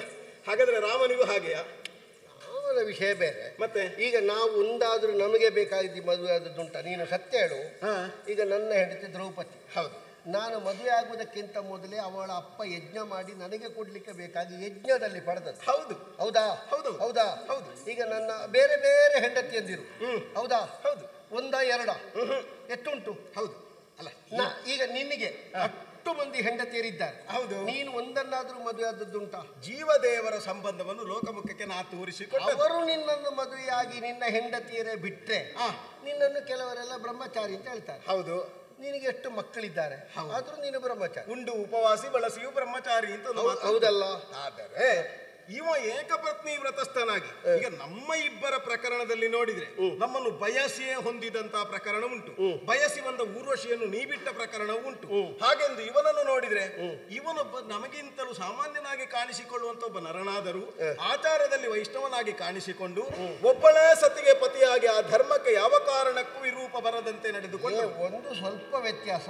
ಅವ ಏಕಪತ್ನಿ ವ್ರತಸ್ಥ, ನಾವು ಏಕಪತ್ನಿ ವ್ರತ ಅಂತ ಬಿಟ್ಟವರದ್ದು. ಗೊತ್ತಾಯ್ತಲ್ಲ? ಮತ್ತೊಂದು ರೀತಿಯಿಂದ ನೋಡಿದ್ರೆ ನೀತಿ ತಪ್ಪದೇ ಇರುವವನ ಪಿತನ ಧರ್ಮವೇ ಹೆಚ್ಚುಂಟು. ಮಗನಾದರೂ ಅವನ ಆಡಿದಂತಹ ವಚನಕ್ಕೆ ತಪ್ಪಿದ ಅಂತಾದ್ರೆ ಅವನನ್ನು ಇರುವ ರಾಜಬೀದಿಯಲ್ಲಿ ಎಳೆದುಕೊಂಡು ಬರುವುದಕ್ಕೆ ಆಜ್ಞಾಪನೆಯನ್ನು ಕೊಡುವ ಅವನ ಅಪ್ಪನಿಂದ ಬಂದಂತಹ ಧರ್ಮ. ಹಾಗಿರುವಾಗ ನನಗೆ ಪ್ರಿಯ ಭಕ್ತನಾಗಿ ಗೋಚರಿಸುತ್ತಾ ಇದ್ದಾನೆ. ಎಲ್ಲಿಯಾದ್ರೂ ದೇವರಿಗೆ ಭಕ್ತಾಂತಕ ಅಂತ ಎಲ್ಲಿಯಾದ್ರೂ ಮಾತುಂಟಾ? ಇಲ್ಲ. ಭಕ್ತೋದ್ಧರಣ ಪುಣ್ಯಮೂರ್ತಿ ಅಂತ ನನ್ನನ್ನು ನೀವು ಗುರುತಿಸುವುದು. ಅನ್ಯ ಚಿಂತೆಯ ಉಳಿದು ಎನ್ನ ಭಜಿಸುವ ಭಕ್ತ ಮುನ್ನ ನಾ ಬಿಟ್ಟಿರಲು ನಾನೆಂತು ನಿನ್ನ ನುಳುಹುವ ಬಿರುದ ಮುನ್ನವೇ ತಳೆದಿರ್ಪೆ. ಈಗ ನಮ್ಮ ಕುದುರೆ ಕಟ್ಟಿದ್ದು ಹೌದಲ್ಲ? ಹೌದು. ಕುದುರೆ ಕೊಡದೆ ಇದ್ರೆ ನಿನಗೂ ಅದರಲ್ಲಿ ಬಾಧಕ ಇಲ್ವಾ? ಉಂಟು. ಈಗ ಧರ್ಮರಾಯನಿಗೆ ನೀನು ಹೇಳಿಲ್ವಾ ಯಜ್ಞ ಮಾಡಿ ನಾನಿದ್ದೇನೆ ಅಂತ? ಹೌದು. ಈಗ ಕುದುರೆ ಅವ ಬಿಡದೆ ಇದ್ರೆ ಅವ ಎಷ್ಟು ಒಳ್ಳೆಯವನಾದ್ರೂ ಪ್ರಯೋಜನ ಉಂಟಾ? ಈಗ ನನಗೆ ಅನ್ನಿಸಿದ್ದು ಏನು ಗೊತ್ತಾ? ಏನು? ಒಬ್ಬನನ್ನು ಕಚ್ಚಿ ಹಿಡಿದು ಇತ್ತ ಕಡೆಯೆಲ್ಲ ತಿರುಗುತ್ತಾ ಇದ್ದೇನೆ. ಅದು ಮಾರ್ಜಾಲ ಅರ್ಭಕ ನ್ಯಾಯ. ನೀನು ನನ್ನನ್ನು ಬೈಯದೇ ಇದ್ದರೆ ನಿನಗೆ ಸಮಾಧಾನ ಇಲ್ಲ. ನನ್ನನ್ನೊಂದು ಬೆಕ್ಕು ಮಾಡಿದ್ದ ಆಯ್ತು, ನಿನ್ನನ್ನು ಬೆಕ್ಕು ಮಾಡಿದೆ ಅಂತ ಬೇಸರ ಮಾಡಬೇಡ. ಇನ್ನೊಂದು ಮರ್ಕಟ ಅರ್ಭಕ ನ್ಯಾಯ ಅಂತ ಉಂಟು. ಅವನನ್ನು ಅಪ್ಪಿ ಹಿಡಿದಿದ್ದಾನೆ. ಅವನನ್ನು ನನಗೆ ಬಿಡಿಸಲಿಕ್ಕೆ ಆಗುವುದಿಲ್ಲ, ನಿನ್ನನ್ನು ನನಗೆ ಬಿಡ್ಲಿಕ್ಕೆ ಆಗುವುದಿಲ್ಲ. ನಾನೇನು ಅವ ಮಂಗ, ನೀನು ಒಟ್ಟಿಗೆ ಮಂಗ ಆದಿಯಲ್ಲ ಈಗ. ಹೌದು, ನಾನೇನು ಮಾಡುವುದು ಈಗ? ತಿಳಿದೆನು ನಿನ್ನಯ ಚಿತ್ತದುಮ್ಮಳಿಕೆಯ ನಿಜ ದುಲವಾ ಅಳಿವುದು ಕಾಯವು ಜಗದೊಳ ಉಳಿವುವು ಕೀರ್ತಿಗಳು ಶೀಲೋಲನ ಕೇಳ್ಪಾಂಡವ ಪಾಲಕನೆಂಬಿ ಬಿರುದನು ಮೂರ್ಲೋಕದಿ ಪಡೆದಿಗಿಲ್ಲ ಆಲೋಚಿಸಲೇದೆ.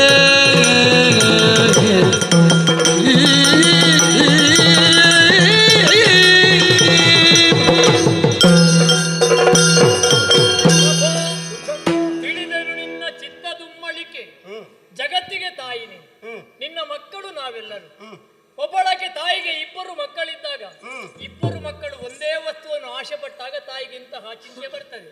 ಅವನಿಗೆ ಕೊಟ್ರೆ ಇವನಿಗೆ ಬೇಸರ, ಇವನಿಗೆ ಕೊಟ್ರೆ ಅವನಿಗೆ ಬೇಸರ. ಇಲ್ಲಿಯೂ ಆದದ್ದು ಹಾಗೆ. ಸುಧನ್ವಾರ್ಜುನ ಕಾಳಗ ನಿನಗೆ ಸಂದಿಗ್ಧತೆ ಬಂದಿದೆ, ಯಾರಿಗೆ ಜಯವನ್ನು ಕೊಡಬೇಕು? ಆದ್ರೆ ಸುಲಭ ಉಂಟು ಸ್ವಾಮಿ.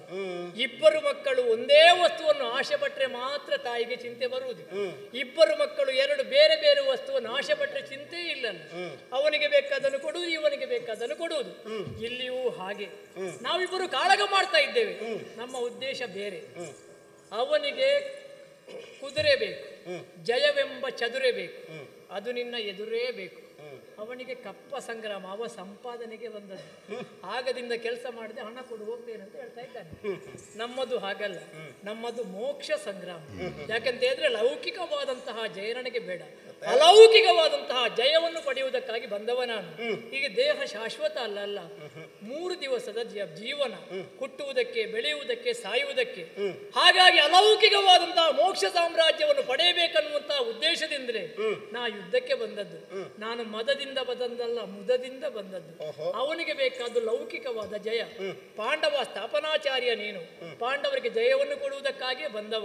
ಹಾಗಾಗಿ ಚಿಂತೆ ಬೇಡ, ಲೌಕಿಕವಾದ ಜಯವನ್ನು ಪಾರ್ಥನಿಗೆ ಕೊಡು, ಅಲೌಕಿಕವಾದಂತಹ ಮೋಕ್ಷ ಸಾಮ್ರಾಜ್ಯವನ್ನು ನನಗೆ ಕೊಡು. ಅವನ ಬಯಕೆ ಏನು ಅಂತ ಗೊತ್ತಾಯ್ತಲ್ಲ, ಇನ್ನು ಬತ್ತಳಿಕೆಯಿಂದ ಬಾಣ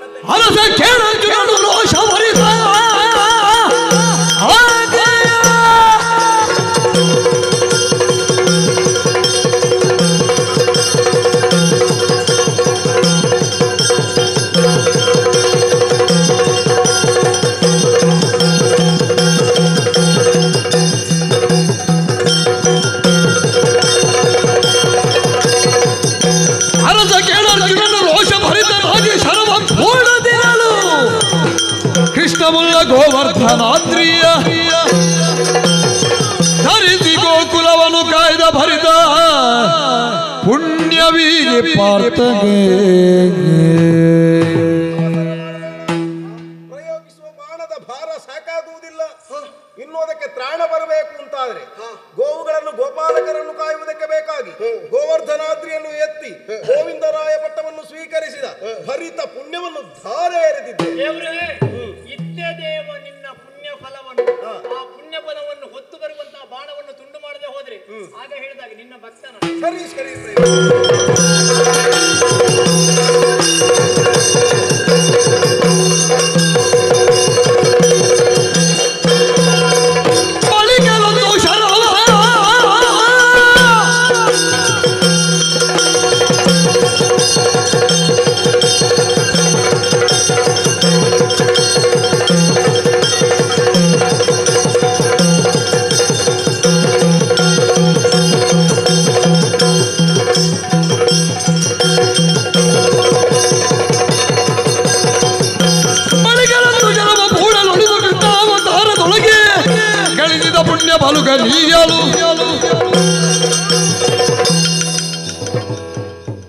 ನನಗೆ ಇದೇ ಆಗದಿರುವುದು ಯಾವುದು? ನನ್ನ ವೇಗಕ್ಕೆ ಅಲ್ಲಲ್ಲಿ ತಡೆ. ಹೌದು, ನಾನೊಂದು ತಡೆರಹಿತವಾಗಿ ಹೋಗಬೇಕು ಅಂತ ಬಯಸಿದ್ರೆ ಹೀಗೆ ಕೈ ಹಿಡಿದು. ಹೌದು, ಹಾಗಲ್ಲ. ಕಟ್ಟಾಗ್ತದೆ ಕೃಷ್ಣ, ಕಟ್ಟಾಗ್ತದೆ. ಹೌದು, ನೀನೀಗ ದೇವರು. ಹೌದು, ಆಗ ರಭಸ ಕಡಿಮೆ ಆಯ್ತು ಅಂತ ನೀರು ಕೊಟ್ಟಿ ಉಳಿತಾ. ಆಗ ರಭಸ ಈ ಸಲ ಕಿವಿಯವರಿಗೆ ಹೇಳ್ತಿದ್ದೇನೆ. ಹೌದು, ತೆಗೆದು ಬಿಟ್ಟು ಅವನ ಪ್ರಾಣ ಹಾರಿಸುವ ಅಂತ ಇದ್ರೆ ನಿನಗೆ ಕೊಡ್ಲಿಕ್ಕೆ ಇದ್ರೆ ಒಮ್ಮೆಲೆ ಕೊಡುದಲ್ವಾ? ದೊಡ್ಡ ಬಿರುಗಾಳಿ ಬಂದಾಗ ಗಟ್ಟಿ ನಿಂತ ಮರ ಮಾದ್ರು ಅಲ್ಲಾಡುತ್ತಾ ಬೀಳುವುದಿಲ್ವಾ?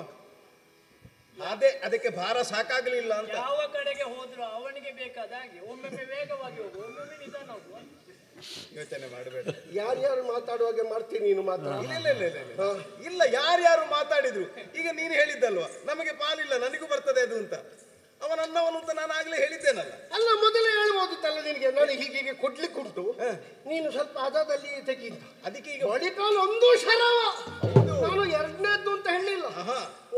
ಒಂದೊಂದೇ ಮುಗಿಯುವುದಲ್ವ, ಒಂದೊಂದು ಹೋಗುವಾಗಲೂ ಗಟ್ಟಿಯದ್ದೇ ಹೋಗಲಿ. ಈಗ ಎಂತದ್ದು ಹೋಗ್ಲಿಕ್ಕುಂಟು? ಈಗ ಕೃಷ್ಣಾವತಾರದ ಪೂರ್ಣ ಪುಣ್ಯ ಇದಕ್ಕೆ ಕೊಡ್ತೇನೆ. ಸಮಸ್ಯೆ ಉಂಟು?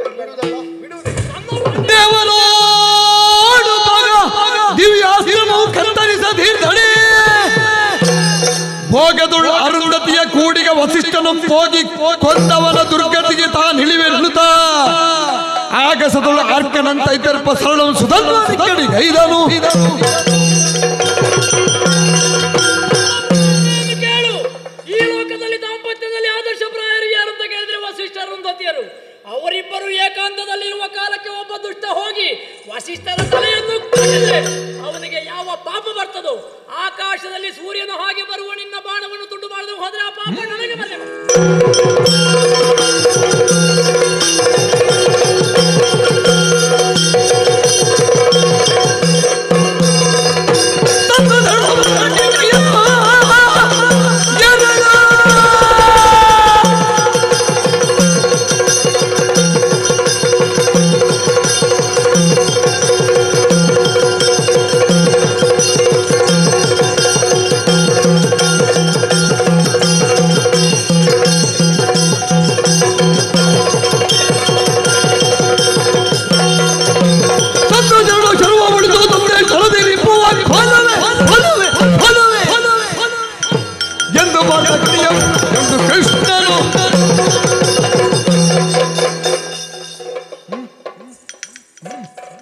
ಕೊಡ್ಲಿಕ್ಕಿದ್ರೆ ಕೊಡುವ.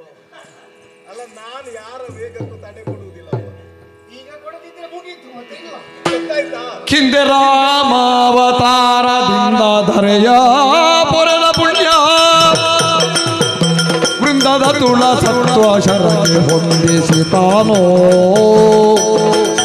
ಬಳಿಕ ಶರಕ್ಕೆ ತ್ರೈಮೂರ್ತಿಗಳ ನಿಲ್ಲಿಸುತ್ತ ಆವಾಗಿಸುತ್ತ ಸತ್ವಗೊಳಿಸುತ್ತಿರಲರ್ಜುನನು ಬಾಹುಗಳ ಚಪ್ಪರಿಸಲು.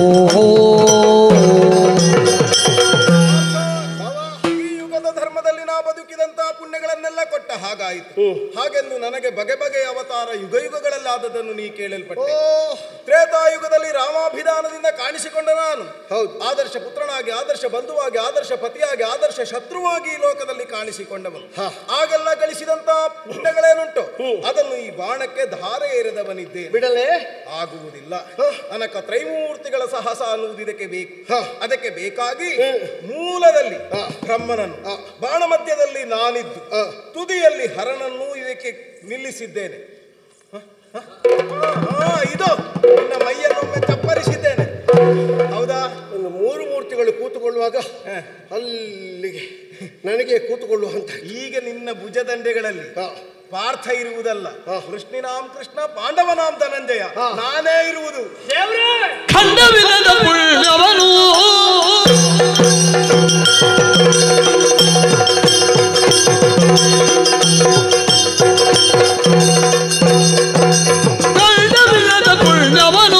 ಸೂರಿಕೊಂಡವನಾನು ನರನೋ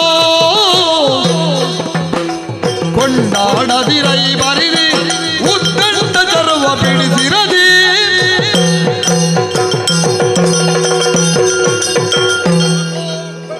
ಖಂಡವಿಲ್ಲದಂತಹ ಅಖಂಡವಾದ ನಿನ್ನ ಪುಣ್ಯರಾಶಿಯನ್ನು ಖಂಡವನ್ನಾಗಿಸಿ ಆ ಪಾರ್ಥನ ಬಾಣಕ್ಕೆ ನೀನು ನಿಕ್ಷೇಪಿಸಿ ಕಳುಹಿಸಿಕೊಟ್ಟವ. ಈಗ ಒಂದು ಜಿಜ್ಞಾಸೆ, ಆ ನಿನ್ನ ಪುಣ್ಯವನ್ನು ಸೂರ್ಯಗೊಳ್ಳುವುದಕ್ಕೆ ಈಗ ಇರುವುದು ಈ ಸುಧನ್ವ ಅರ್ಜುನರು. ಹಾಗಾಗಿ ನಿನ್ನಲ್ಲೇ ಕೇಳುವುದು, ಖಂಡವಿಲ್ಲದ ಪುಣ್ಯವನ್ನು ಸೂರ್ಯಗೊಂಡವ ನಾನು ನರನು, ಅವನಿನ್ನ ಭಾವ, ನಾನಿನ್ನ ಭಕ್ತ ಅನ್ನುವಂತ ಕೊಂಡಾಟ ಬೇಡ. ಕೊಂಡಾಡದಿರೈ ಬರಿದೆ ಉದ್ದಂಡ ಮೂರ್ತಿಯಾಗಿ ಹೇಳು, ನಿನ್ನ ಪುಣ್ಯವನ್ನು ಸೂರ್ಯಗೊಂಡವರು ಯಾರು? ನೀನು ಹೇಳುವುದಿದ್ರೆ ಉಂಟ ಇನ್ನು? ಉತ್ತರ ನಾನು ಹೇಳ್ಬೇಕಾ? ನೀವು ಉತ್ತರ ಹೇಳಿ, ನೀವು ಪ್ರಶ್ನೆ ಕೊಟ್ಟದಕ್ಕೆ ಉತ್ತರ ಕೊಡಿ. ಅವನ ಉತ್ತರ ಎಂತದಂತೂ ಗೊತ್ತುಂಟು, ಹಣ ಕೊಟ್ಟು ಹೋಗ್ತೇನೆ. ಅಲ್ಲ, ನೀವು ಎಂತದ್ದು ನಿನ್ನದು ಲೋಕದಲ್ಲಿ ಕುದುರೆ ವ್ಯಾಪಾರ ಅಂತ ಹೇಳಿ ಇನ್ನು ಮಾತಾಡುದಿಲ್ಲ. ಇನ್ನು ಮಾತಾಡಿದ್ರೆ ನನ್ನದು ಉದ್ದ ಆಗ್ತದೆ. ಅವ ಹೇಳಿ ಹೇಳಿ ಉದ್ದ ಮಾಡಿದ್ದು ಅವನೇ ಮಾತ್ರ. ಅಯ್ಯ, ದೇವನಾಗಿ ಇಳಿದವನು ನಾನು. ದೇವನಾದವನಿಗೆ ಕರ್ಮಜೀವರುಗಳ ಯಾವ ಶೇಷವೂ ಇರುವುದಿಲ್ಲ ಅನ್ನುವುದು ಲೋಕ ಒಪ್ಪಿತವಾದ ಸತ್ಯವೇ. ಆದ್ರೆ ಮಾಡಿದ ಕರ್ಮಗಳಿಗೆ ಪಾಪವೂ ಬರ್ತದೆ, ಪುಣ್ಯವೂ ಬರ್ತದೆ. ಹಾಗಾದ್ರೆ ಪಾಪ ಪುಣ್ಯಗಳನ್ನು ಎಲ್ಲಿ ಅವನು ವ್ಯಯಿಸಿಕೊಳ್ತಾನೆ ಹೇಳಿದ್ರೆ ಧರೆಯ ಕರ್ಮ ಪ್ರಪಂಚದ ಜೀವಿಗಳಿಗೆ ಬೇಕಾಗಿಯೇ ವ್ಯಯಿಸಿಕೊಳ್ತಾನೆ. ಹಾಗೆಂದು ದೇವರಿಂದ ಕಳಕೊಂಡಂತಹ ಪುಣ್ಯಗಳು ನಶಿಸಿ ಹೋಗುತ್ತದೆಯೋ ಅಂತ ಕೇಳಿದ್ರೆ ನಶಿಸುವುದಿಲ್ಲ. ಯಾಕೆ? ಸರ್ವ ನದಿಗಳು ಸಾಗರವನ್ನು ಸೇರುವ ಹಾಗೆ, ಸರ್ವದೇವರುಗಳಿಗೆ ನಮಸ್ಕಾರವನ್ನು ಮಾಡಿದ್ರೆ ಅದು ಕೇಶವನನ್ನೇ ಸೇರುವ ಹಾಗೆ ನನ್ನಲ್ಲೇ ಬಂದು ಸೇರಿಕೊಳ್ಳುತ್ತದೆ. ಹಾಗಾದ್ರೆ ನಿನಗೆ ಯಾಕೆ ಇದನ್ನು ಕೊಟ್ಟೆ? ಒಂದು ಮಾತುಂಟು, ಕ್ಷೀಣೇ ಪುಣ್ಯೇ ಮರ್ತ್ಯಲೋಕಂ ವಿನಶ್ಯತಿ. ಹಾಗಾದ್ರೆ ಕ್ಷೀಣವಾಗುವುದಾದರೂ ವರ್ಧಿಸುವುದಾದರೂ ಈ ಕರ್ಮ ಪ್ರಪಂಚದಲ್ಲೇ ಜೀವನಾದವನಿಗೆ ಬರುವುದು. ಪುಣ್ಯದಿಂದ ಬ್ರಹ್ಮಲೋಕವನ್ನಾದರೂ ಸೇರಿದ್ರು ಮತ್ತೆ ಮರಳಿ ಹುಟ್ಟನ್ನು ಇಲ್ಲಿಯೇ ಪಡೆಯಬೇಕು. ಮರಳಿ ಹುಟ್ಟುವನ್ನು ಪಡೆಯುವುದಕ್ಕೆ ಪುಣ್ಯವನ್ನು ಪ್ರತಿಯೊಬ್ಬ ಆರ್ಜಿಸಿಕೊಳ್ತಾನೆ. ಪಾಪವನ್ನು ಪಡೆದನಾದರೆ ನರಕವಾದನಾಗಿ ಅವನ ದುಸ್ತರವಾದ ಜೀವನವನ್ನು ಕಂಡು ಮತ್ತೆ ಮರಳಿ ಕರ್ಮ ಪ್ರಪಂಚದಲ್ಲೇ ಹುಟ್ಟಿಕೊಳ್ತಾನೆ. ಹಾಗಾದ್ರೆ ಏನಾಗಬೇಕು? ತಾನು ಇಲ್ಲಿಯ ಬಿಡುಗಡೆಯನ್ನು ಹೊಂದಬೇಕು. ನನ್ನನ್ನು ಮುರಮಥನ ಅಂತ ಹೇಳುವುದು. ಸಾಂಸಾರಿಕವಾದ ಬಂಧವನ್ನು ಕತ್ತರಿಸುವುದರ ಮೂಲಕವಾಗಿ ವೈಕುಂಠ ನಿವಾಸದಲ್ಲಿ ಸ್ಥಾನವನ್ನು ಒದಗಿಸಿಕೊಡುವಂತಹ ನಾನು ದೇವನಾಗಿ ಕಾಣಿಸಿಕೊಂಡವನು. ಭತ್ತವೊಂದು ತನ್ನ ಹೊಟ್ಟನ್ನು ಕಲಚಿಕೊಂಡಾಗ ಅದು ಮತ್ತೆ ಹುಟ್ಟನ್ನು ಪಡೆಯದೇ ಇರುವ ಅಕ್ಕಿಯಾಗುತ್ತದೆ. ಅದೇ ಹೊಟ್ಟಿನ ತೆರೆದಲ್ಲೇ ಇತ್ತು ಅಂತಾದ್ರೆ ಅದು ಮತ್ತೆ ಮರು ಹುಟ್ಟನ್ನು ಪಡೆಯುತ್ತದೆ. ಈಗ ನಿನಗೂ ಹಾಗೆ ಹೊಟ್ಟನ್ನು ಕಲಚಿಕೊಂಡು ಅಕ್ಕಿಯಾಗಿ ಭಗವಂತನ ನೈವೇದ್ಯವಾಗುತ್ತೀಯೋ ಅಲ್ಲ, ಮರಳಿ ಹುಟ್ಟುವುದಕ್ಕೆ ಬೇಕಾದ ಹಾಗೆ ಈವರೆಗೆ ನಾ ಹರಿಸಿಕೊಟ್ಟಂತಹ ಪಾರ್ಥನ ಮೂಲಕವಾಗಿ ಕೊಟ್ಟ ಪುಣ್ಯವನ್ನು ಧರಿಸಿ ಮರಳಿ ಹುಟ್ಟನ್ನು ಪಡೆಯುತ್ತೀಯೋ? ಯಾವುದು ಬೇಕು ಅಂತ ನಿನ್ನ ಆಯ್ಕೆಗೆ. ಪಾಪ ಮಾಡಿದ ಮಾಡಿದವ ನರಕಕ್ಕೆ ಹೋಗುದು, ಪುಣ್ಯ ಮಾಡಿದವ ಸ್ವರ್ಗಕ್ಕೆ ಹೋಗುದು. ಸುಧನ್ವನಿಗೆ ಬೇಕಾದದ್ದು ಸ್ವರ್ಗವೂ ಅಲ್ಲ ನರಕವೂ ಅಲ್ಲ, ಸ್ವರ್ಗ ನರಕವನ್ನು ಉಳಿದ ನಿನ್ನ ಕೈವಲ್ಯ ಪದವಿಯನ್ನು ಪಡೆಯಬೇಕನ್ನುವಂತ ಉದ್ದೇಶ. ಹಾಗಾಗಿ ನನ್ನಲ್ಲಿ ಪಾಪ ಪ್ರತಿಜ್ಞೆಯನ್ನು ಮಾಡಿಸಿ ನನ್ನಲ್ಲಿದ್ದದನ್ನು ಬರಿದಾಗಿಸಿ ನಿನ್ನ ಪುಣ್ಯವನ್ನು ನನಗೆ ಕೊಟ್ಟು ನಾನು ಯಾವ ಲೋಕವನ್ನು ಬಯಸಿದ್ದೇನೋ ಆ ಲೋಕಕ್ಕೆ ಹೋಗುವುದಕ್ಕೆ ನೀನು ದಾರಿ ಮಾಡಿಕೊಟ್ಟೆ. ಹೋಗುತ್ತೇನೆ ಪ್ರಭು, ಆದ್ರೆ ಹೋಗುವುದು ಕ್ಷತ್ರಿಯ ವೀರನಾಗಿ ಹೋಗುತ್ತೇನೆ, ಪ್ರತಿಜ್ಞಾ.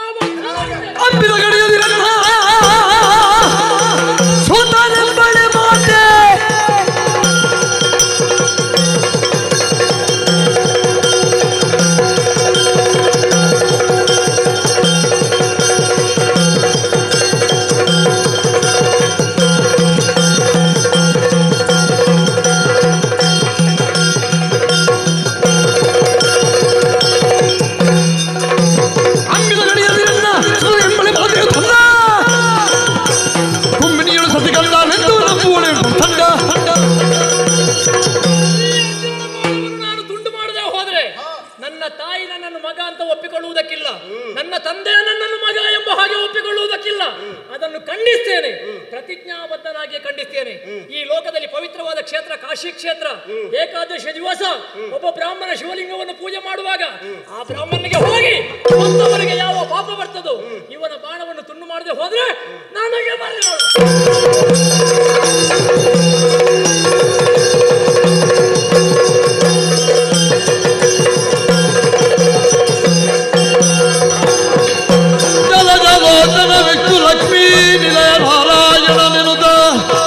ನವದೊಳಗೆ ಹರಿನಾಮಾವಳಿಯ ಉಚ್ಚರಿಸುತ್ತಾ ತಲೆಯು ಪೊಳೆವರ ಕೇತುವಿನ ಕಾಂತಿಯಲಿ ಇಳಿದು ತಿಳಿಗಚ್ಚುತನ ಶ್ರೀಪದ ನಳಿನದೆಡೆಯಲಿ ಬಿದ್ದುದೆಲೆ ಜನಮೀ ಜಯ ಕ್ಷಿತಿಪಾಗ ನಾರಾಯಣ ಹರಿಗೆ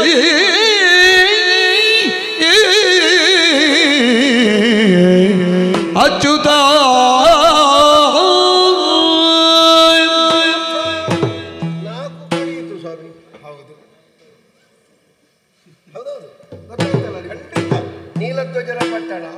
ಪಾರಿಪ್ಲವ, ಹರಿಶಿಲೆ, ಕಂಪಕಾವತಿ. ಹೌದು, 4 ಸರಿ ಕಳೀತಲ್ಲ. 4ರಲ್ಲಿ 3ರಲ್ಲಿ ಆದ ಪ್ರಕರಣ ದೊಡ್ಡ ಸಂಗತಿಯಿಂದ ನಿನಗೆ ಅನ್ನಿಸ್ಲಿಕ್ಕಿಲ್ಲ.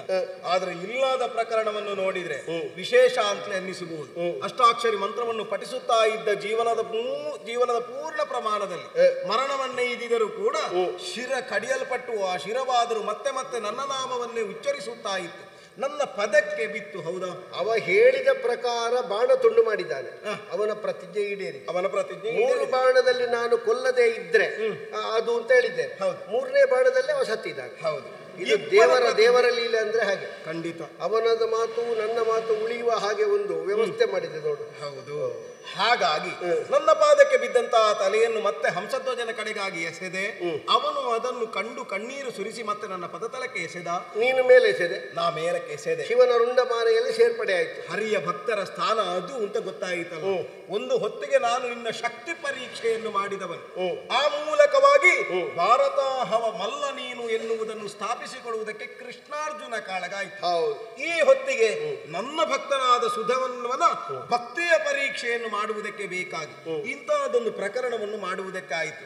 ಹಾಗಾದ್ರೆ ಭಕ್ತಿ ಎಷ್ಟು ದೊಡ್ಡದು ಅನ್ನುವುದನ್ನು ಅವನು ಸ್ಥಾಪಿಸಿ ಬಿಟ್ಟ. ಶಕ್ತಿ ಪರೀಕ್ಷೆ ನನ್ನದ್ದೇ, ನಿನ್ನದ್ದು. ಹೌದು. ಭಕ್ತಿ ಪರೀಕ್ಷೆಯು ನನ್ನ ಮೂಲಕ, ನಿನ್ನ ಮೂಲಕ. 2 ಪ್ರಸಂಗದಲ್ಲಿಯೂ ನಾನೇ. ಹೌದು. ಜಗತ್ರಣಾಂಗನೇ ಯಸ್ಯ ಸ್ಮರಣಂ ಜಯ ಕಾರಣಂ ಪಾರ್ಥ ಸಾರಥಯೇ ತಸ್ಮೈ ಶ್ರೀಕೃಷ್ಣ ಬ್ರಹ್ಮನೇ ನಮಃ. ಲೋಕದಲ್ಲಿಂದು ದೊಡ್ಡದಾದ ಮಾತು. ಪಾರ್ಥ ಸಾರಥಿಯಾಗಿ ಇರುವಂತಹ ಕೃಷ್ಣನನ್ನು ಜೀವರುಗಳು ಕಂಡರಾದರೆ ಜೀವನ್ಮುಕ್ತಿಯನ್ನು ಹೊಂದುತ್ತಾರೆ ಅನ್ನುವಂತಹ ಪುಣ್ಯವಾದ ಆ ಕಥಾ ಪ್ರಸಂಗದ ತತ್ವ ಪ್ರಸಾದ ಸರ್ವರಿಗೂ ಸಿದ್ಧಿಸಲಿ ಅಂತ ಆಶಿಸುತ್ತಾ ಪುಣ್ಯ ಕಥೆಗೆ ಮಂಗಲ ಗೀತೆಯನ್ನು ಹಾಡೋಣ. ಮಂಗಲ ಜಯ ಜಯ ರಾಮಚಂದ್ರನಿಗೆ, ಮಂಗಲ ದಶರಥನಂದನಗಿ, ಮಂಗಳ ಶ್ರೀ ಮಹಾಗಣಪತಿಗೆ, ಮಂಗಳ ದುರ್ಗಾ ಪರಮೇಶ್ವರಿಗೆ, ಮಂಗಲಂ ಜಯ ಮಂಗಲಂ ಭ್ರಮರಾಂಬಿಕೆಗೆ, ದುರ್ಗಾಂಬಿಕೆಗೆ ಮಂಗಲ.